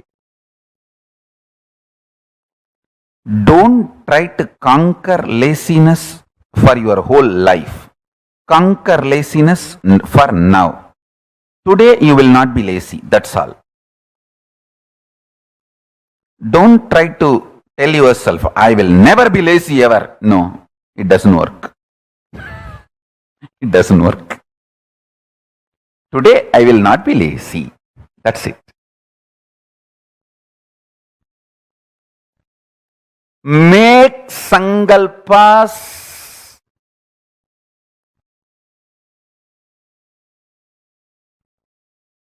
only to the time space available to you immediately.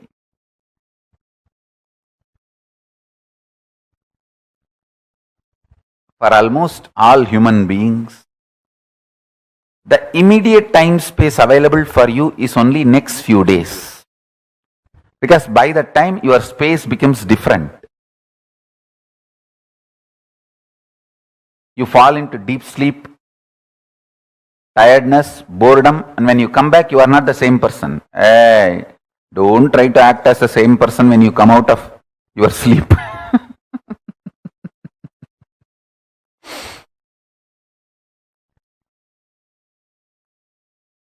Immediately, what is available to you?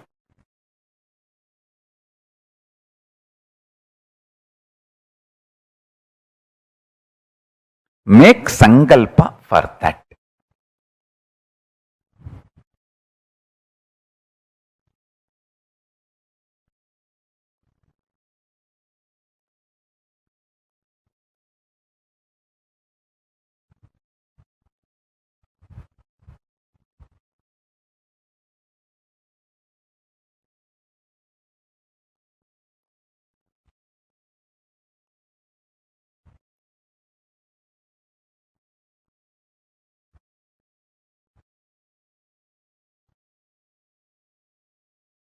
I'll give you few techniques and understandings about this time-space continuum. See, the time-space continuum word, only I am trying to explain by using the original Sanskrit word Chidabhasa. The Chidabhasa only I am trying to translate with the English word time-space continuum. Some of the understandings related to time-space continuum and techniques I will reveal. Understanding is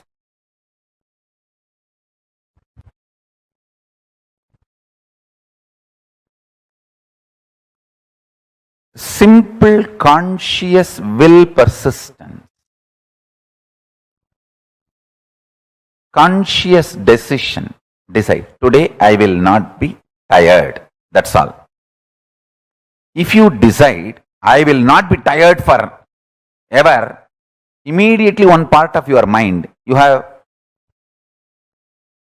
inside you, your automated artificial intelligence version of your wife sitting. Hey, Lucy, how many times you told the same thing? You did the same sankalpa.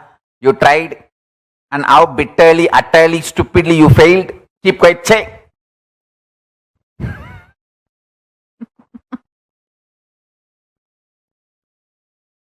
Declare supremacy over the time space available to you.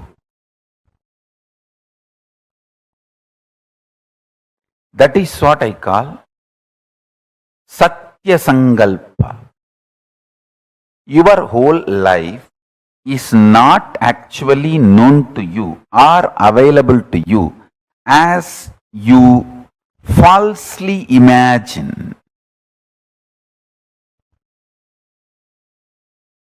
Listen, if you are in certain space, mood is the fragrance of the space. If you are in love, you will have the friendly mood. If you are in peace, you will have bliss mood. Moods are the fragrance, flavor of space. Your ability to retain your space is only the time available to you as your life. For example, if I can retain my peaceful, joyful space and radiate the mood of ecstasy, bliss for next 2 days, then only the 2 days is the time I have as my life. So, I can only plan for the next 2 days, only that will be successful and strengthening my confidence about me. And after 2 days, then plan for the next 2 days. That is the way you consciously start building you. Your Chidabhasa, source space of consciousness. The time-space continuum gets built consciously only with space-based sankalpas. Second,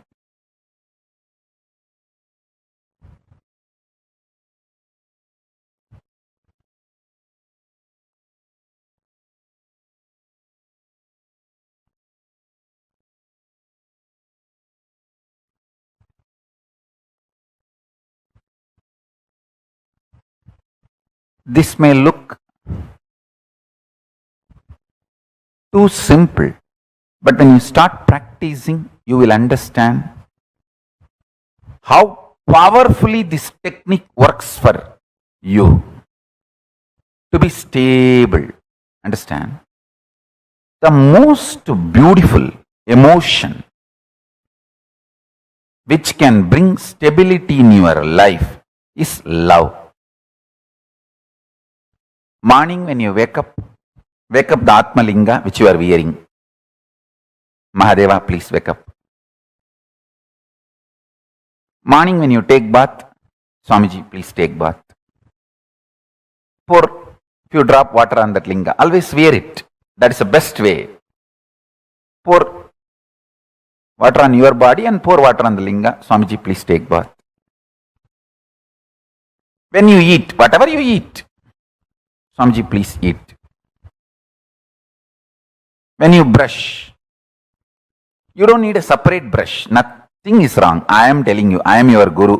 To whoever I gave the Atmalinga,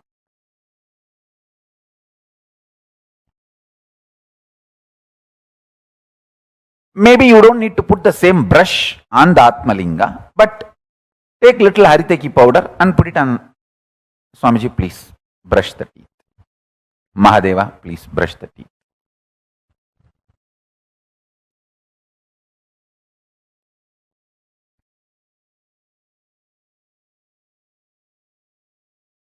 Too simple. And when you are falling asleep, tell him, Mahadeva, please sleep.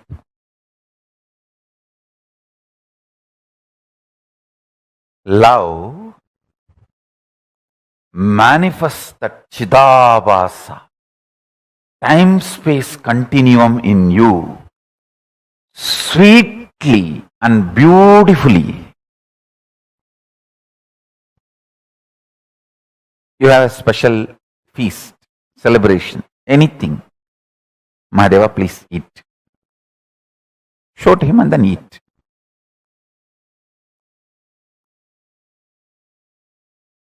Start this. It is too simple. Time-space continuum. That Chidabhasa will explode in such high energy. When you spray perfume for you, just put little on him.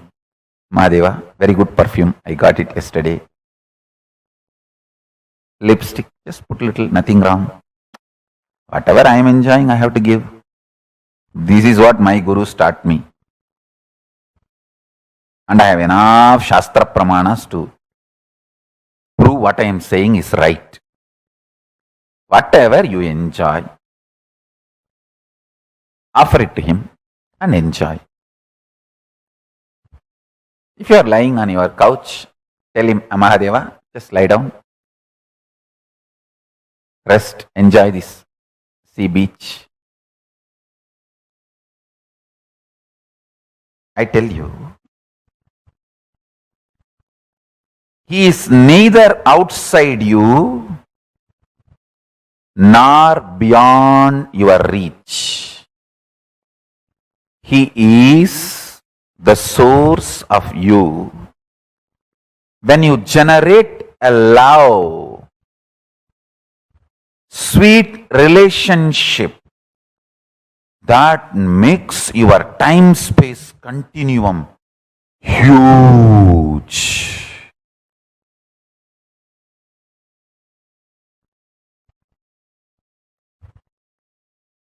Huge.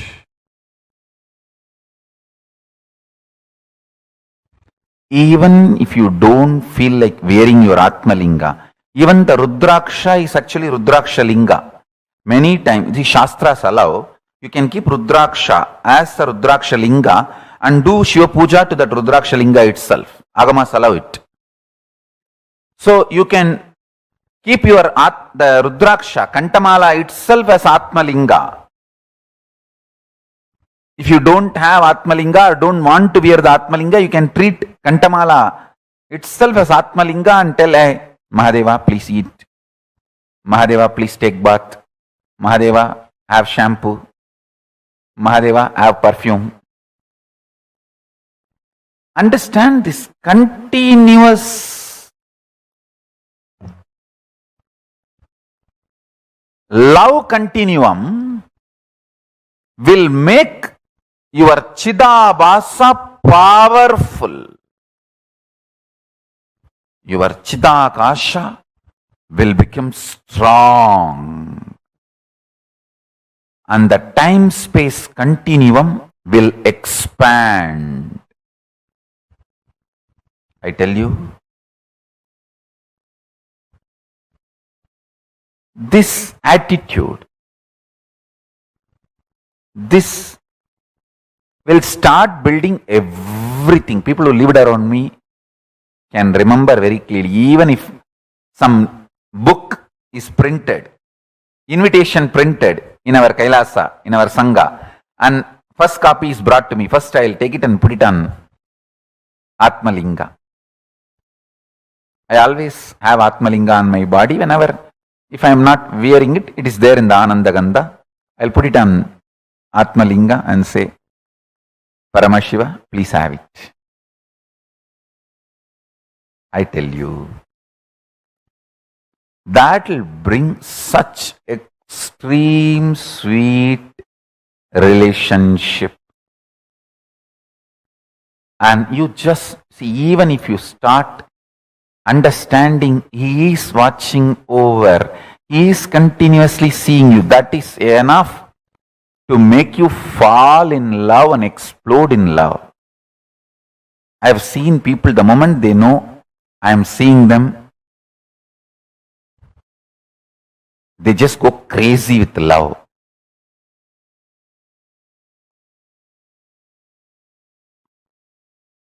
The moment you start understanding Mahadeva is watching you, you just explode in love. The Chidabhasa explodes.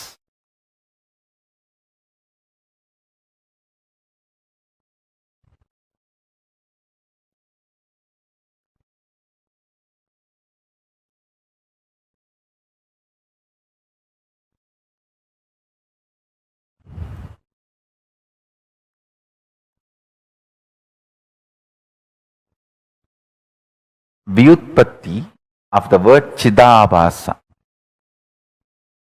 means the explanation of the word Chidabhasa, Chita Abhasaha Pradivimbaha, reflection, and the source of Chit, consciousness. Buddhavatma Pradivimbe Jivaha Jive.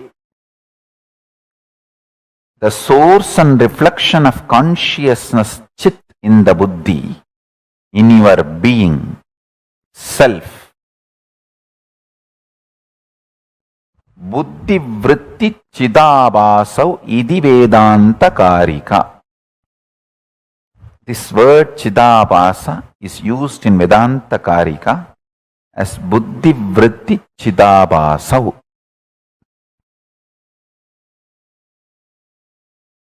Listen. The source where the being of Chit and doing of consciousness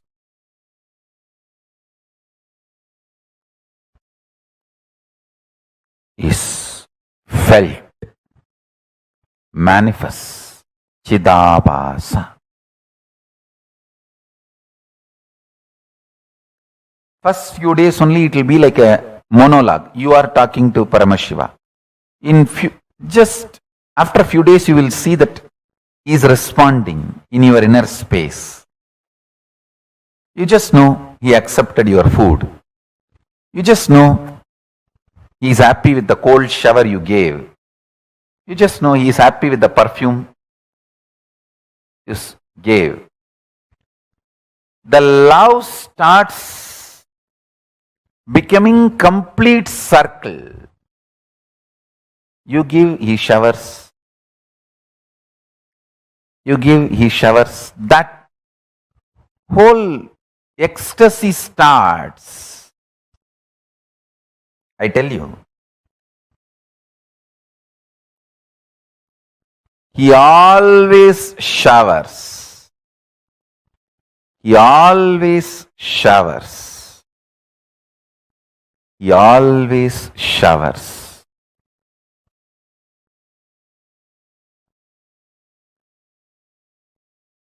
See, ability to inspire yourself without the external inspiration means you found the source of your love inside, internally. Chidabhasa of you has opened up. The Chidabhasa in you is Paramashiva.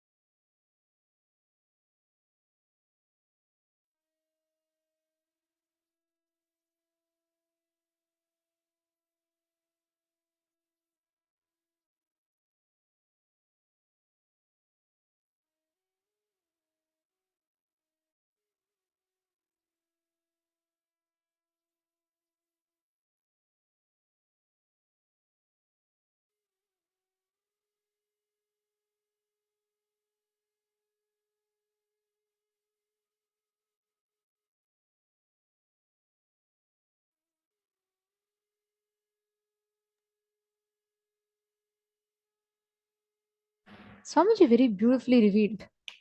One of the most important aspects, attributes for all of us to understand about how the inner infrastructure in us works. Unclutching from the reactionary assumptions. To all the participants that have joined with us here, I'd like to request each of you to post what exactly you understood about what a reactionary assumption is.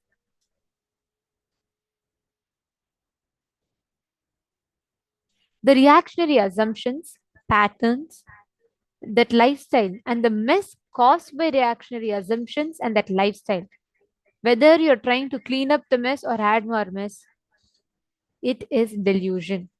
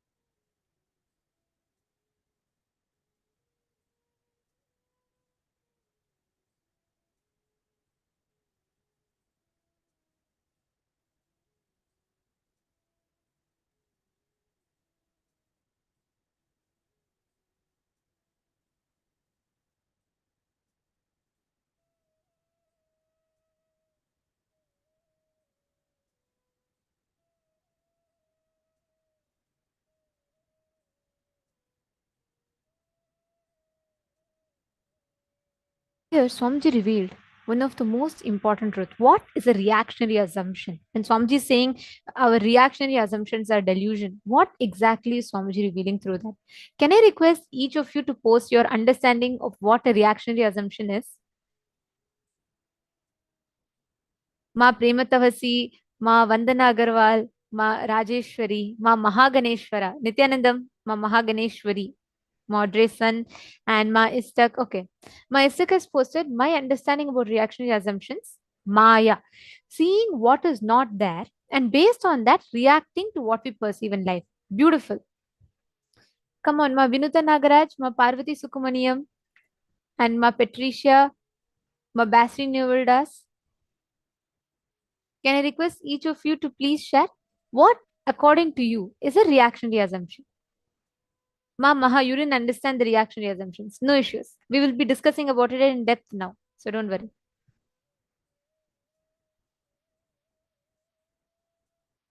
Ma Sonia Rao, Dr. Shantini, Ma Komati Kalachelvan, Ma Ananda Sabha, and Ma Maria Kalinina. Can I request all of you to post? What did you understand as a reactionary assumption? Because this is one of the most important attributes for us to understand. Because through this, just through this understanding and powerful cognition, today all of us are going to be receiving this as an initiation, where you're going beyond the time, the impacts of the time and time loop, experiencing the Nirvikalpa Samadhi, the space of oneness with Paramashiva. I request all of you to please go ahead and post what you understand.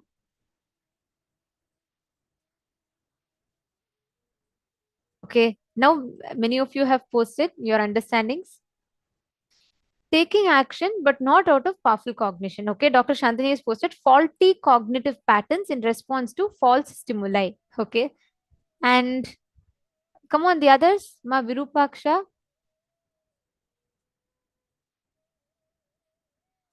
Come on, Ma Shanta Shaktini, Ma Isabel, Ma Hu Yon,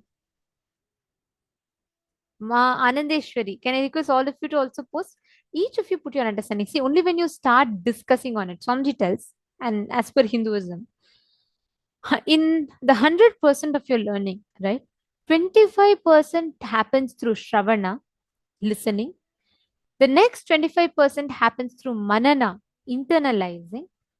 The next 25% happens through enriching, where you share the truths with others. You do the Khandana Mandana, where you are discussing the Vada Prativada. You do the Vakyartha Satas and Jivartha Satas about these principles. And the last 25% happens by you living it, Nididhyasana.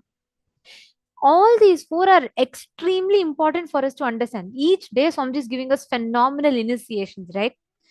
It is important that we do all the four: Shravana, Manana, Jivartha Sadas, and Nididhyasana. All the four, it is important for us to manifest these as an initiation of whatever Swamiji is revealing to us. Understanding? Ma Nitya Dahanananda. I request you also to share. What did you understand?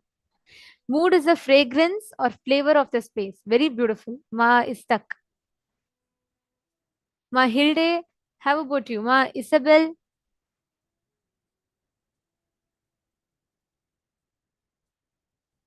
Okay, Ma Mahabhairava Jnana has posted not the right thinking pattern and not the facts. Okay. And Ma Maria Kalinina has posted mechanical programs that run our life, not the consciousness. All right. And in male bodies room, what did each of you understand? Robert Ramaya and Amrita Paya, Satya Kumaraya. Okay, Daniel and Hugo Pavlakaya has posted. Everardo Alfaroya. And come on, can I request all of you to post? What did you understand as reactionary assumption? See, for most of the part of our life, every situation that we experience, let me ask with a small example. Let's say your boss is coming walking towards you and he's just uttering, you are showing a extremely a very passionate project of yours, and you've put a lot of time into it and you've made like a 40-page presentation. You give it to your boss and you're like extremely, you're expecting that he would be very happy with it. He would really appreciate you for it, and he wants you to he will encourage you and all of that, and you go to him. Now, the moment you see you're not having the same reaction from him as you expected. He might not even deny your project. He would have just told, yeah, good. It didn't have the same reaction that you want. That moment is enough to trigger you off into an incompletion. You assume that, okay, he hates me, he doesn't want me to excel, he's not going to ever appreciate me for my work. And you go on building the delusion on upon the delusion, and you make the decision even to leave your job. Why? Just because at the root of it, if you go back and revisit why you have made the decision to leave, you'll feel like, oh, Arey, he just told me it's okay, good. But just for that, which did not suit your expectation, you built in false incompletion. How many of you are understanding this? How many of you are catching this? That is reactionary assumption. When you are assuming, when you're reacting to a situation, any assumption based on which you're reacting to a situation, even if you're trying to clean up the mess created by the reactionary assumptions and patterns, that is also delusion. See, this reactionary assumptions comes in various forms in various ways in our lives. It is like most of the times relationships break because of these reactionary assumptions. We break inside us. The implosion happens inside of us because of these reactionary assumptions. Take a few minutes, revisit your life. Do you see that at many scenarios, it was like you, even though that is not factual, you yourself came to a certain conclusion, convinced yourself that that is reality, and made that into reality for you. How many of you are understanding this? Where even though that might not even be the fact, but you perceive it in a certain manner and you cognize it in a certain manner, and you believe it so strongly that this is the truth. I request each of you to scan your life and identify any of the situations where, because of these reactionary assumptions, you got into trouble, you started destroying your life, you started destroying the way how your life is functioning, everything. Take a few minutes and revisit your life. How many of you are able to see it?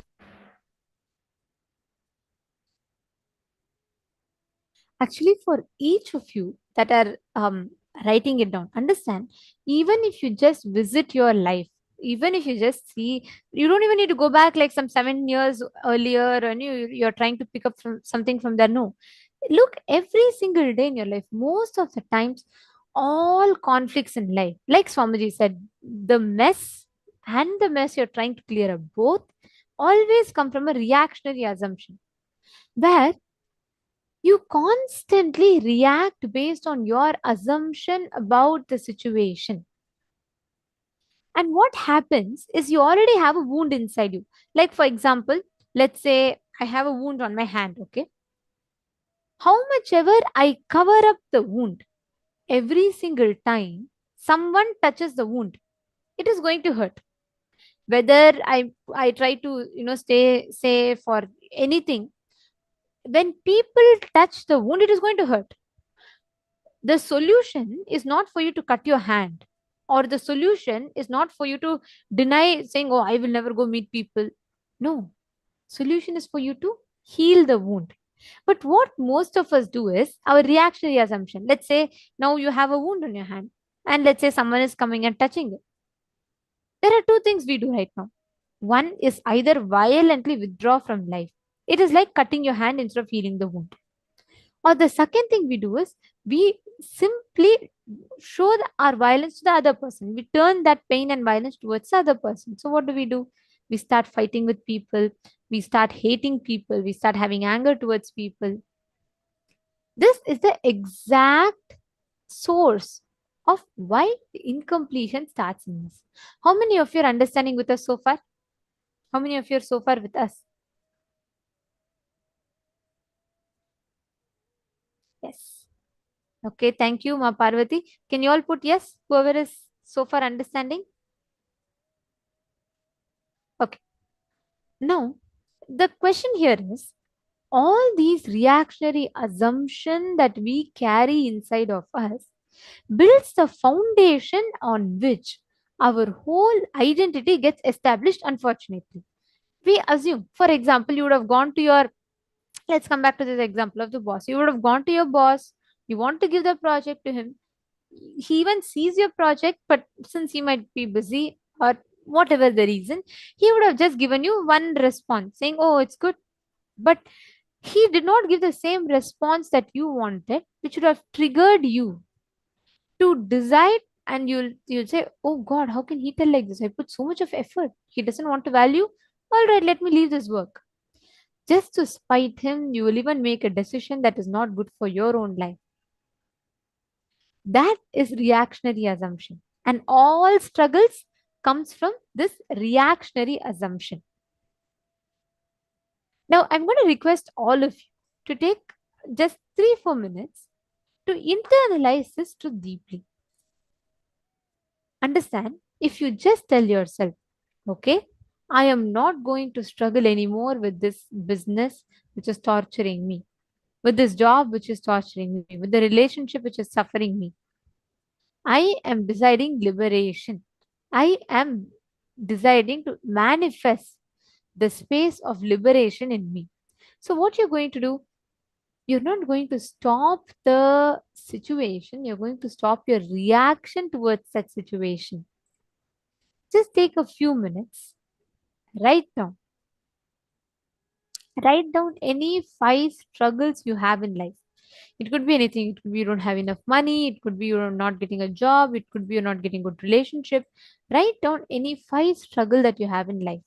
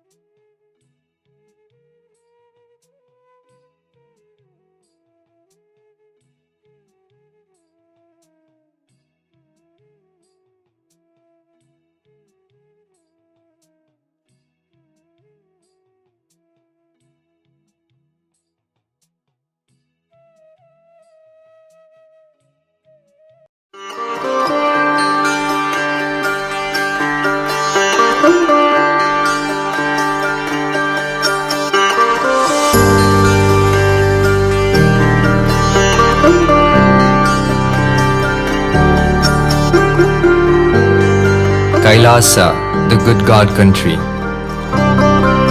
Hinduism has something great to offer. Hindu God Paramashiva is good. We love him not just because he gives us what we want, but because he is good and he has so much to offer to the world that makes the best nation. Hindu God has life positive, all-inclusive, good, spiritual, social, political, and moral principles.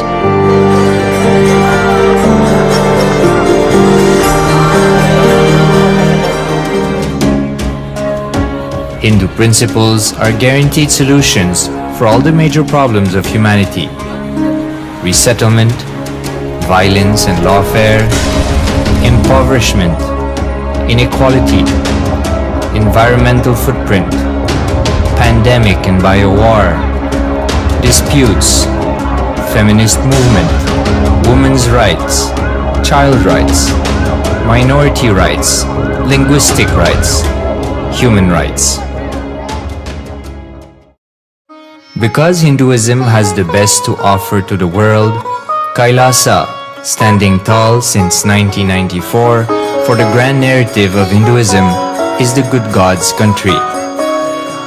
Founder of KAILASA, Paramashiva, and his 1008th incarnation, the Supreme Pontiff of Hinduism, Jagadguru Mahasannidhanam, His Divine Holiness, Bhagwan Nithyananda Paramashivam, is the reviver of KAILASA, the enlightened civilization, the greatest Hindu nation.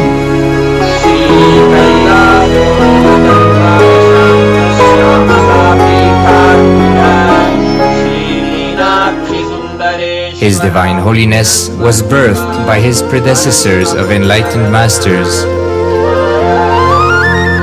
great rishis, munis, siddhas, who predicted and recognized His Divine Holiness, Bhagwan Nithyananda Paramashivam, as an incarnation of Paramashiva, as per the science of incarnation described in Hinduism. From his first Chaturmasya at the age of 3 in the year 1980 until the age of 16 in the year 1994, the Supreme Pontiff was trained for the revival of KAILASA. He began reviving KAILASA from the age of 16 after the coronation on the 25th May 1994.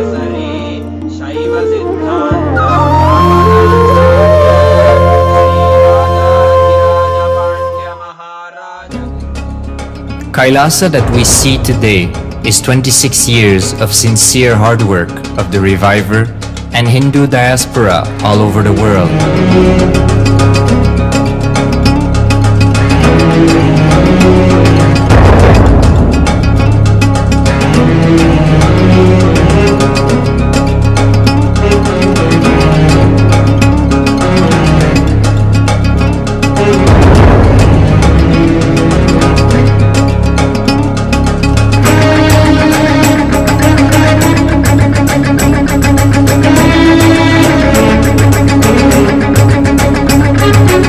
KAILASA has a potential population of 2 billion Hindus worldwide, with over 100 million applications to its citizenship already applied.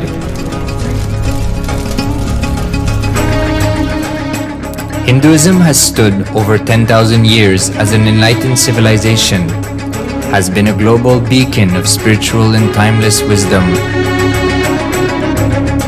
technology, and culture.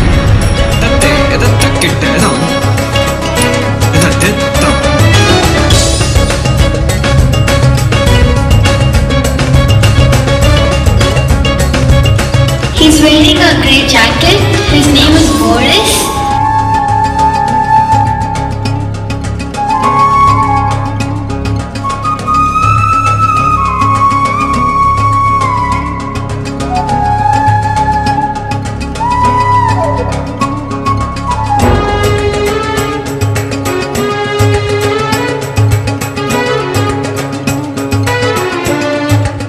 The world's ancient civilization produced more than 40% of the world's GDP.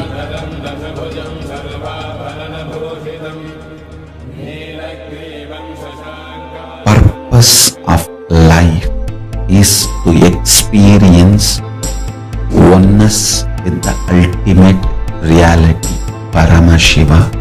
Life exists on the planet Earth for last 40 billion years, and 5 times life faced complete extinction on the planet Earth.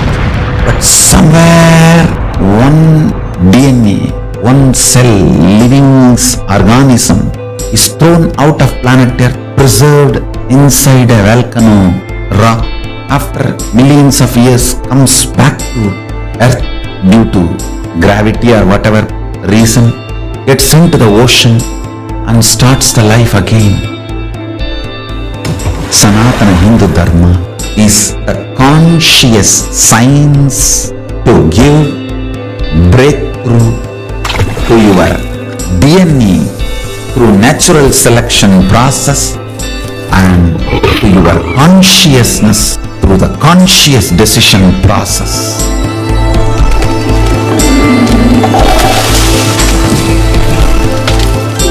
Sanatana Hindu Dharma is a sacred spiritual science. It is not bunch of do's and don'ts. No.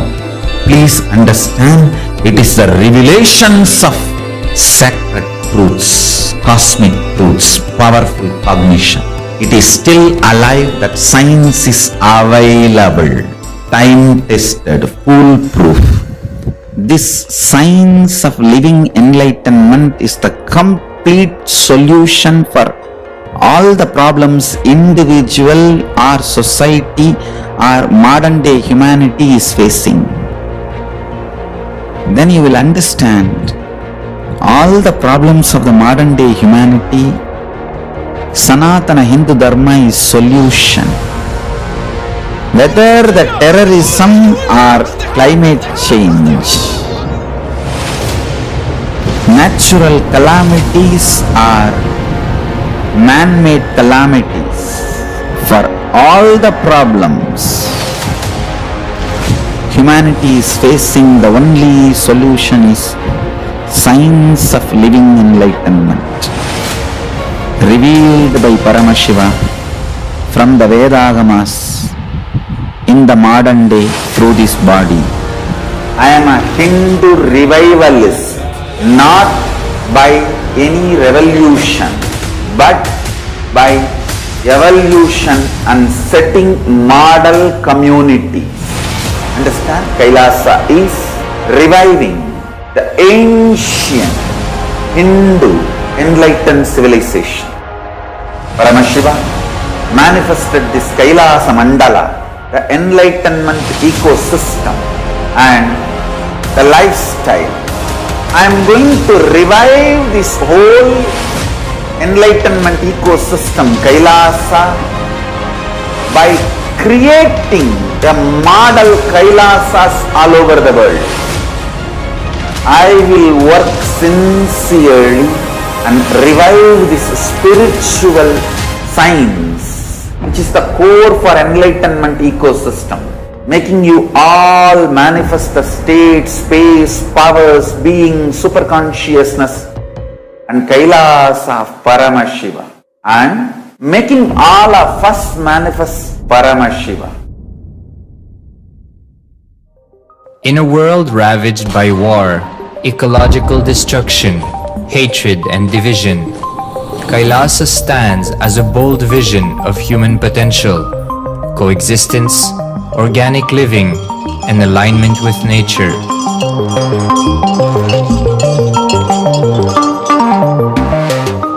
Over the past 50 years, the world has seen the creation of dozens of new countries, and so if anything, it would be odd not to see a new country formed in the 21st century. Without the protection of political legitimacy, there is an imminent danger that the great tenets, scriptures, and science of creating an enlightened civilization, which spanned 56 states, 200 kingdoms, 1700 samsthanas, and 10,000 sampradayas, will be forever lost to humanity. The Hindu diaspora are highly successful around the world. They formed the dispossessed diaspora who has been driven to other countries because they are unable to practice their religion authentically in their own country. They have flourished in countries where they have been allowed to settle with religious freedom. For example, in the United States, Hindus are the most educated and highest earning community, with 77% of them holding a bachelor's degree and 48% having an income of $100,000 or more. Although they are only 1% of the population, Hindus have launched 13.5% of the startups in the USA. They hold leadership, technical and creative positions in companies such as Microsoft, Google, Facebook, etc. This success has been repeated around the world, in the UK, Canada, Australia, etc. James Kirkup, in his 2015 Telegraph article says, British Indians are not just the most successful immigrant group in this country's recent history, but the most successful group of people, full stop.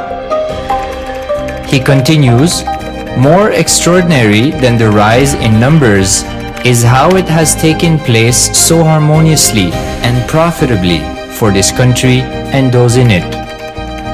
British Indians, quite simply, are among the most industrious, accomplished and credible amongst us. The best of British, if you like. The same article says that British Hindus are barely 2% of the population, but 12% of all the doctors. Australia and Canada have understood the ingredients of fast economic growth of the country and are doing everything to attract the educated, rich Hindu community. Hindus are the fastest growing migrant population in Australia. In 2017, 200% more Hindus have received invitation for Canadian Permanent Residency Program. Even now, the Hindu diaspora worldwide are the richest. No divorce, have no cases of drugs and substance abuse, lowest mental disorder, no depression. Hinduism is the only religion which neither converts nor kills. Absolutely non-violent, the elite sect of mankind.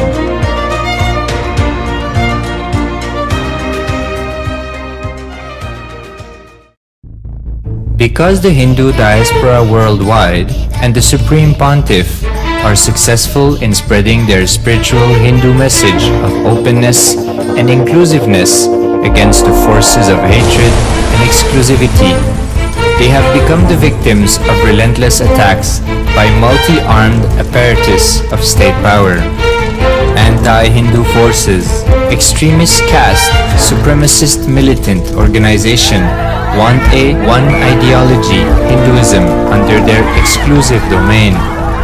What they cannot digest into themselves, they systematically delegitimize and exterminate.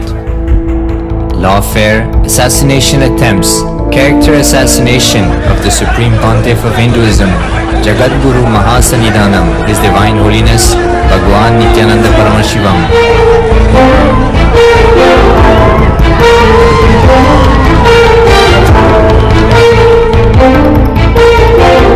Attempted assassination and assassinated KAILASANs.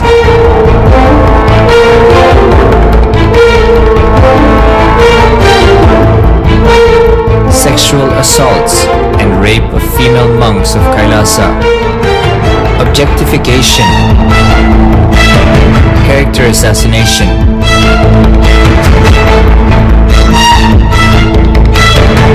State-funded child abuse and sexual abuse on the children of KAILASA. Then I don't want to see a picture. Then I don't want to see a picture. Then they showed me a picture. State-operated embezzlement of funds, properties and assets donated by the Hindu diaspora worldwide for the purpose of the revival of KAILASA.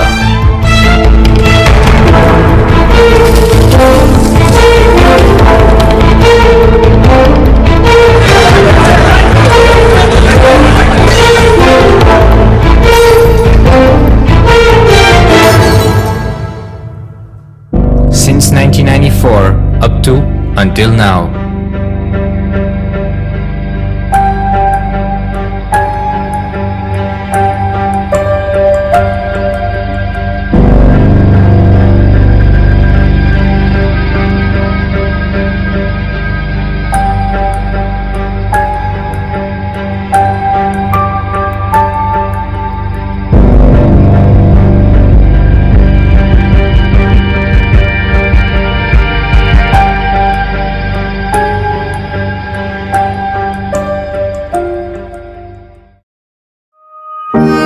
Building a nation is not a project accomplished overnight or by virtue of hope.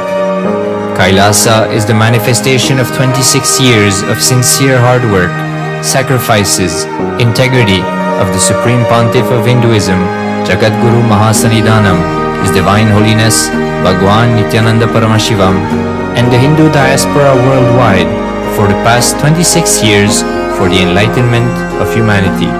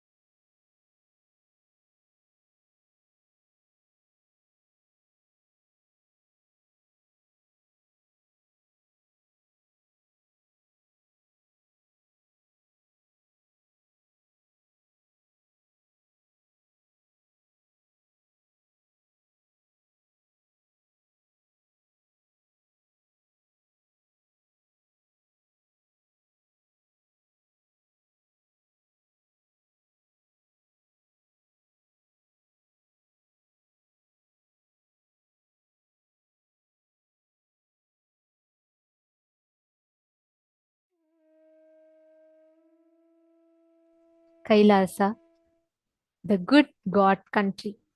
KAILASA is established by the Supreme Pontiff of Hinduism with this mission, with this vision, to be able to gift humanity the science of superconscious breakthrough. What started for as the vision, the commitment of a young 3-year-old boy, today is standing as the world's only Hindu nation, the first nation for Hindus, KAILASA. Today, Hindu diaspora around the world is thriving successfully in so many different aspects. And there are so many different facets or walks of life in which Hindus have excelled. Hindus have become adepts at, and Hindus are leading at the forefront. But for Hindus to have a place to call home, there is none. And KAILASA is established for that very purpose. How many of you have seen the news where various different countries, statesmen are all celebrating Diwali, which is at the core of it, a Hindu festival? How many of you have seen these news? It's everywhere. You see it on social media, you see it on the news. This actually shows the power that the Hindu diaspora is having. We are a rich, thriving civilization, but unfortunately, we do not have the roots of it clear. Like, even though our Sanatana Hindu Dharma is the longest living civilization, all the other ancient civilizations, out of the 49 oldest ancient civilizations, 48 have become extinct. They're only available to see in the museums.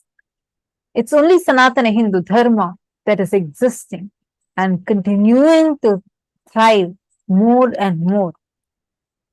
But as Swamiji was very elaborately explained to us in the satsang on Diwali, the most unfortunate situation right now is that next generation youth, the next generation of Hindus are losing their trust on Hinduism. They don't have the right knowledge. They do not have the right exposure to what Sanatana Hindu Dharma is, and they are giving up on their roots. How many of you feel that this is a very serious problem, and how many of you are able to see, even in your own family, your next generation, the next generation youth are not really ready to take up Hindu lifestyle, to live the Hindu lifestyle as their lifestyle? How many of you are able to see that?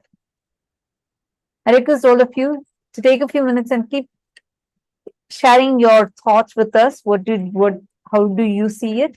Please post it here in the chat. My Sabil is posting yes. I request all of you to post, you all can post clear full sentences. Many of you are asking the documentary that was just played.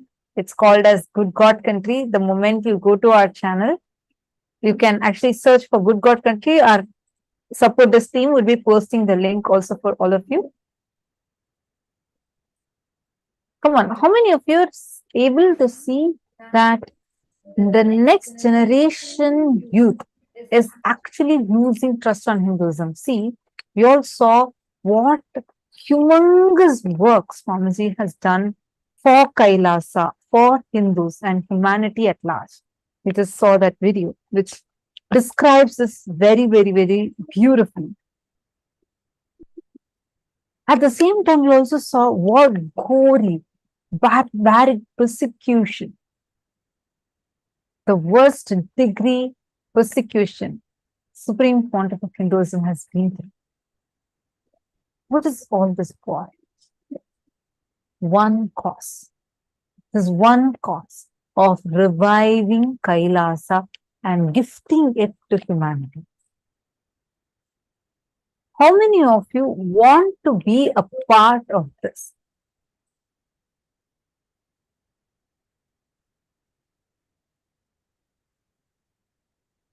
Ma Samantha has posted, in my family, my children want to live Hindu lifestyle and keep learning with me more and more how to do this and keep growing into better people. That is amazing, Ma Samantha. Where are you from? Which country are you from? Nice to know this. Which country are you from?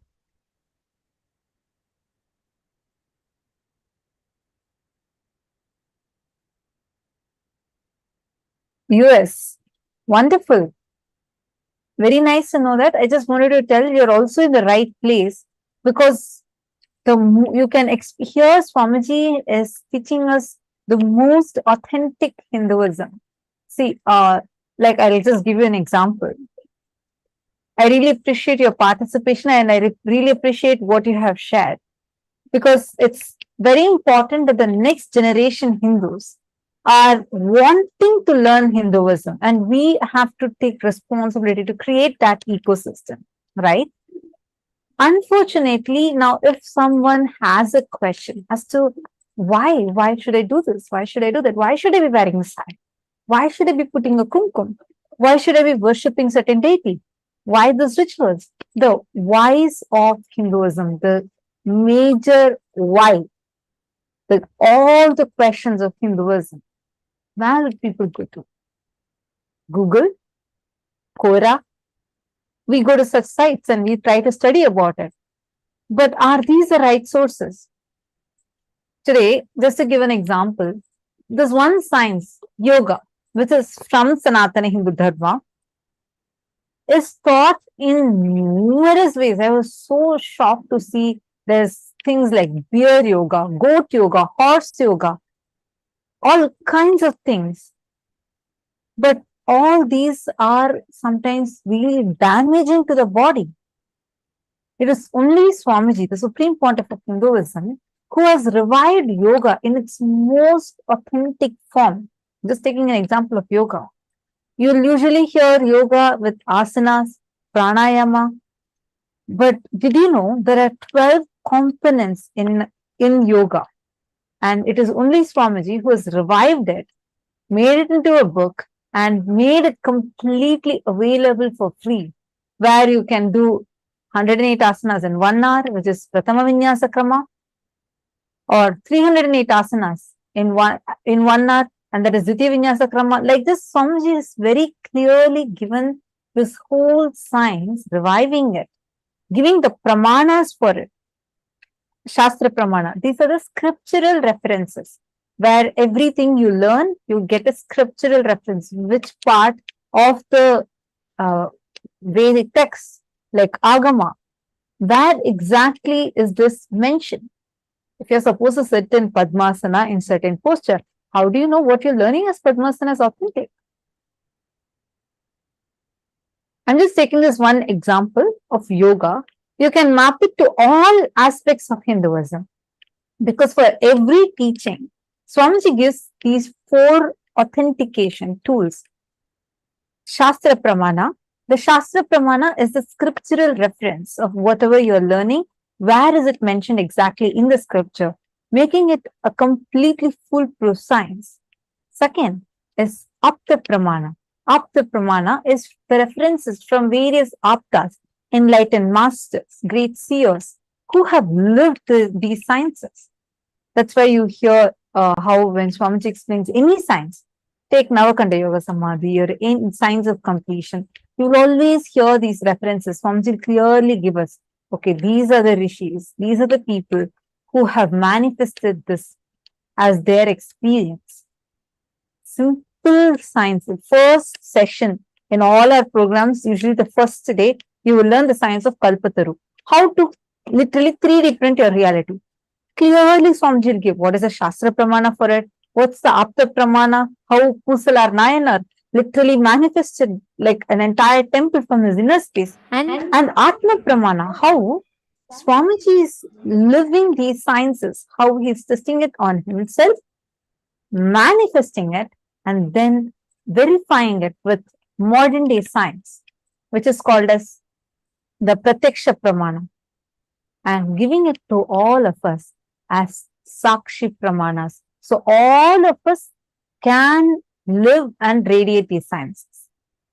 So now this is the best way we can really teach the next generation youth Sanatana Hindu Dharma in the best, most authenticate way. And of these, whether the initiations, the experience, the powerful cognitions. Today, Swamiji taught all of us about collapsing the concept of time through consciousness. Swamiji revealed to us about how time is a matter that can easily be manipulated, that can easily be changed as per our will.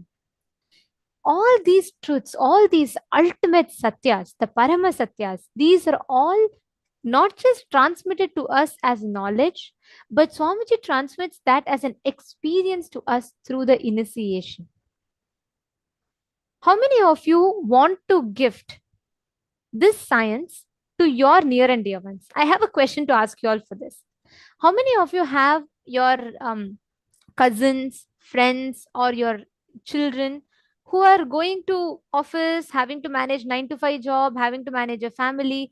How many of you have people who really have a lot of stress to deal with in life? They find time crunch as an issue. The moment I say time crunch, who comes into your memory? Can each of you post in the chat? The moment we tell the word time crunch, who comes into each of your memory? Whom do you remember? And whom do you feel like, oh God, this is a person and this is what I'm remembering the moment I say time crunch?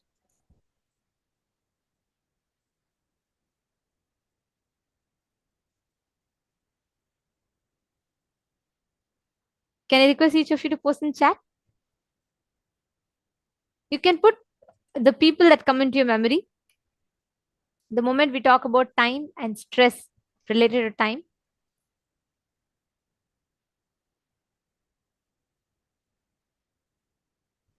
Now, understand every one of them that's coming into your memory, the people that you remember, all of these people, the struggle that they're having is just the inability to unclutch, the inability to see beyond the time. Because unfortunately, in the common normal world, as we call it, people don't even have this concept. We're all boxed into this delusion and we're all suffocating within the time loop. Today, we have this very special initiation where you will be breaking free from time loop, where time will not be a every moment that your skin touches the skin of the cosmos, which is time, it will not have friction. It will be smooth. Every one of you, whoever has posted the people that came into your memory, I request each of you to just take 2 minutes, quickly give them a call and inform them that today, this initiation where we are breaking free from time loop will be the best initiation, that best experience that they can gift themselves. I request each of you to take a few minutes. Please reach out to your friends and to your family members and invite them for this program. And now, all the participants, as we were discussing, as you all can take a few minutes and invite your family and friends. Now, we were learning about how this, like Sanatana Hindu Dharma, if we want to teach this to our next generation youth, you need a place where they can learn this in the most authentic way. KAILASA. Swamiji is creating KAILASA itself as a seed bank for Hinduism. Now, every one of us that are able to sit here, experience today's sessions. How many of you enjoyed today's sessions? In each of the programs that each of you are attending, PSM 1, the Paramashivoham Level 1, Level 2, and Level 3. How was the program for each of you?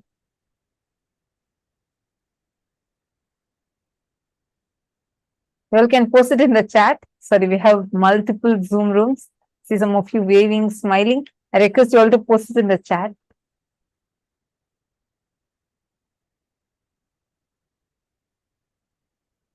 Yes, I enjoyed it very much.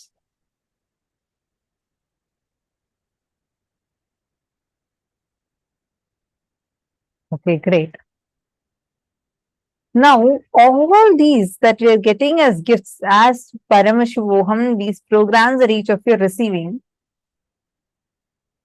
understand these are directly taken from Sanatana Hindu Dharma and made it as a practical knowledge for us to apply.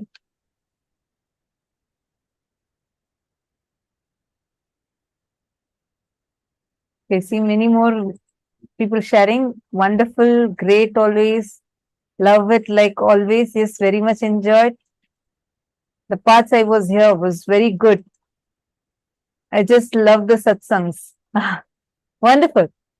See, now all of you, like how you are sharing, each of these, you are able to experience this because it is through KAILASA. Swamiji is giving it to all of us, making KAILASA as a seed bank for Hinduism. This is humongous work. It is actually really surprising to see within just 23 years of Swamiji's public life, Already Swamiji has created the nation. So much of hard work has gone behind this. How many of you want to be a part of this? How many of you really feel like, I want to be a part of this cause? I want to, in some way, I want to contribute for this cause.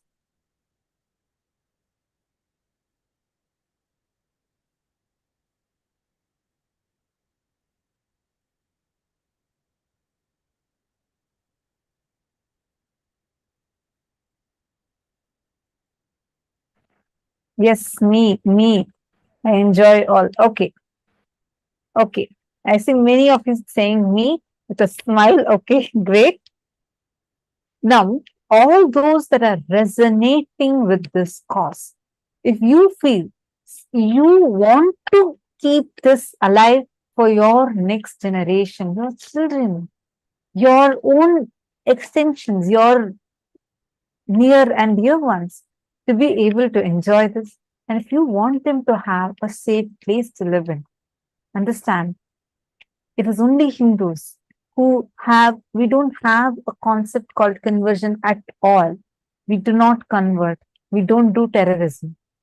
If humanity has to be saved, this greater science called Sanatana Hindu Dharma, this is not a religion. You can't define Sanatana Hindu Dharma as a religion as we understand. The greater science called Sanatana Hindu Dharma has to be made available to the whole of humanity. And importantly, for this cause, it is only the people who have enjoyed the benefit of it can take up to even share the information. For a person who's never seen, let's say, if a person has never seen light in their life, how much ever you describe the significance of it, they are not going to understand it unless you go take them to a place with light and show them that, hey, this is possible.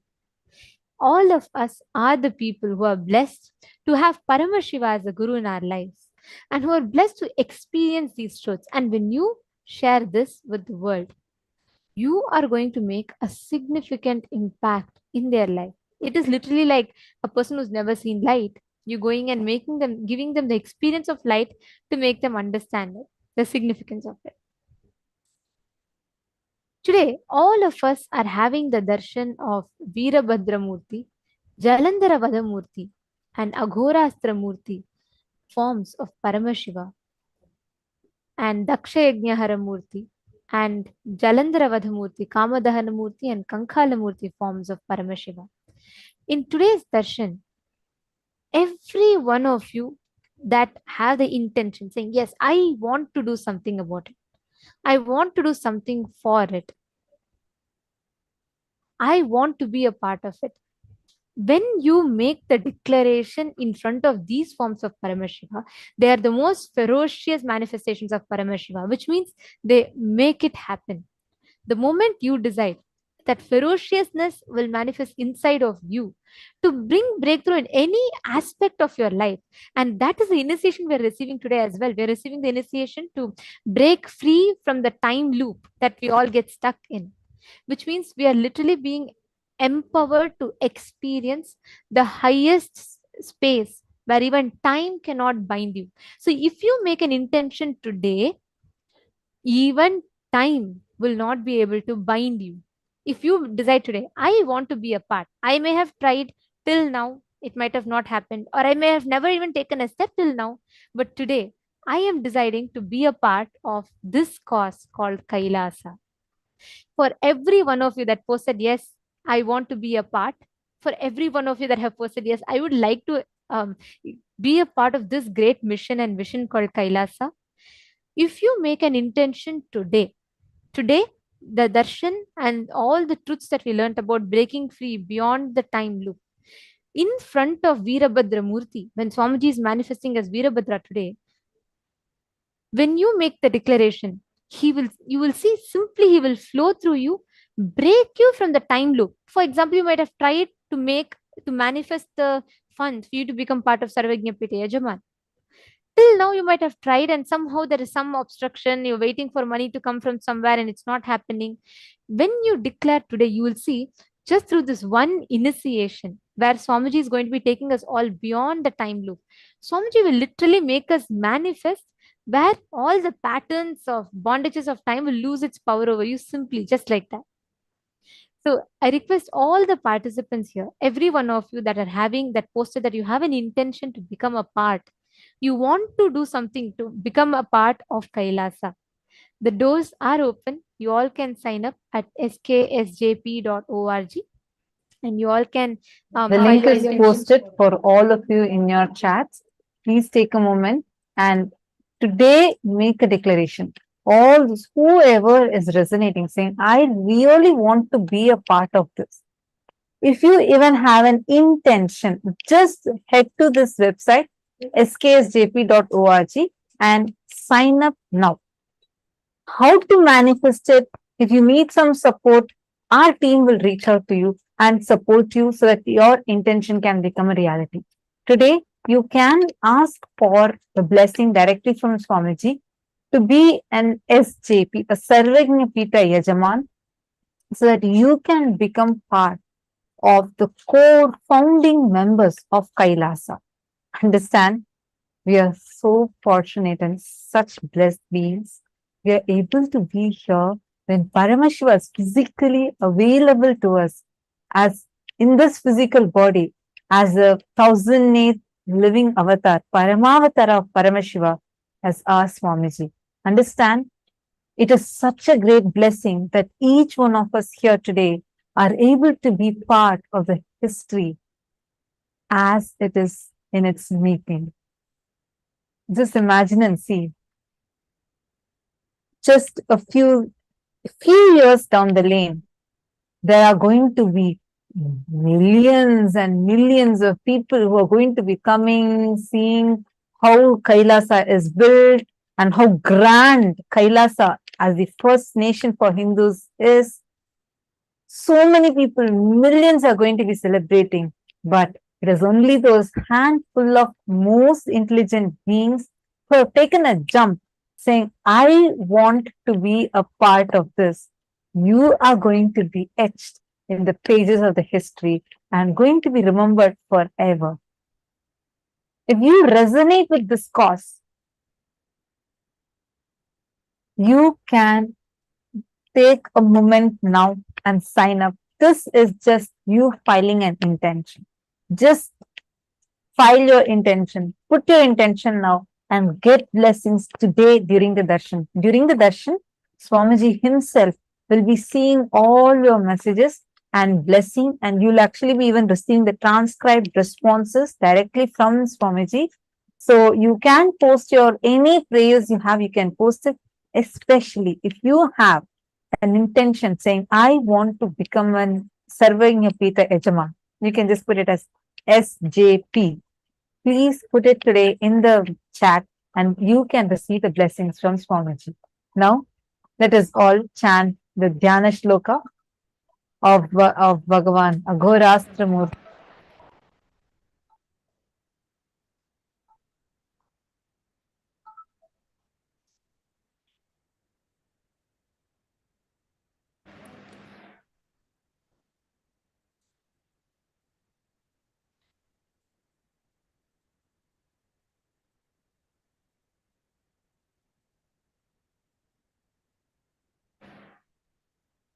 तेष्वघोरानुरत्यन्त दोषघ्न कृष्णवर्णभाक् व्यालबद्धजटाजूट कपालदलमण्डितः पाशप्रासगदाकरः दंष्ट्रे द्वे कीलनिर्यन्ते वक्त्राग्रे भीषणे सिते स्वसेनारक्षको नित्यम् परसेना भयङ्करः vary प्रयुक्तकर्मघ्र सर्वव्याधिनिवारकः सर्वदोषविनाशो तु समर्थो भक्तवत्सलः. The deity of the mantra is black in color. His head is with the locks and matted hair tied up with snakes. He is adorned with a garland of skulls. His eyes are with mixed color of yellow and reddish brown. His face appears with whitish large teeth protruding on two sides of the mouth. His matted hair is adorned with a crescent moon, being with a broad face. He is wearing a snake as a sacred thread. He is having a huge body and large Damstra fang-like teeth. He is adorned with a waist ornament furnished with tinkling bells. He is holding a trident, the tips of which have pierced into the body of a great demon, Asura, killed by him. He is holding in his hands the weapons such as sword, shield, bow, arrow, severed head, the Kala Shakti, boon giving, and the fear dispelling mudras, skull, snake, noose, barbed missile, and mace. The two sharp and long fangs, which are white and dreadful, appear like protruding nails at the front of his mouth. He always remains as the protector of his own troops and as the one who inflicts terror and fear upon the troops of the alien forces. He is a destroyer of magic spells and heinous contrivances imposed by the enemies. He is capable of warding off all sorts of diseases and harms. He is efficacious in nullifying all kinds of sinful effects and danger, and he is always compassionate towards the devotee.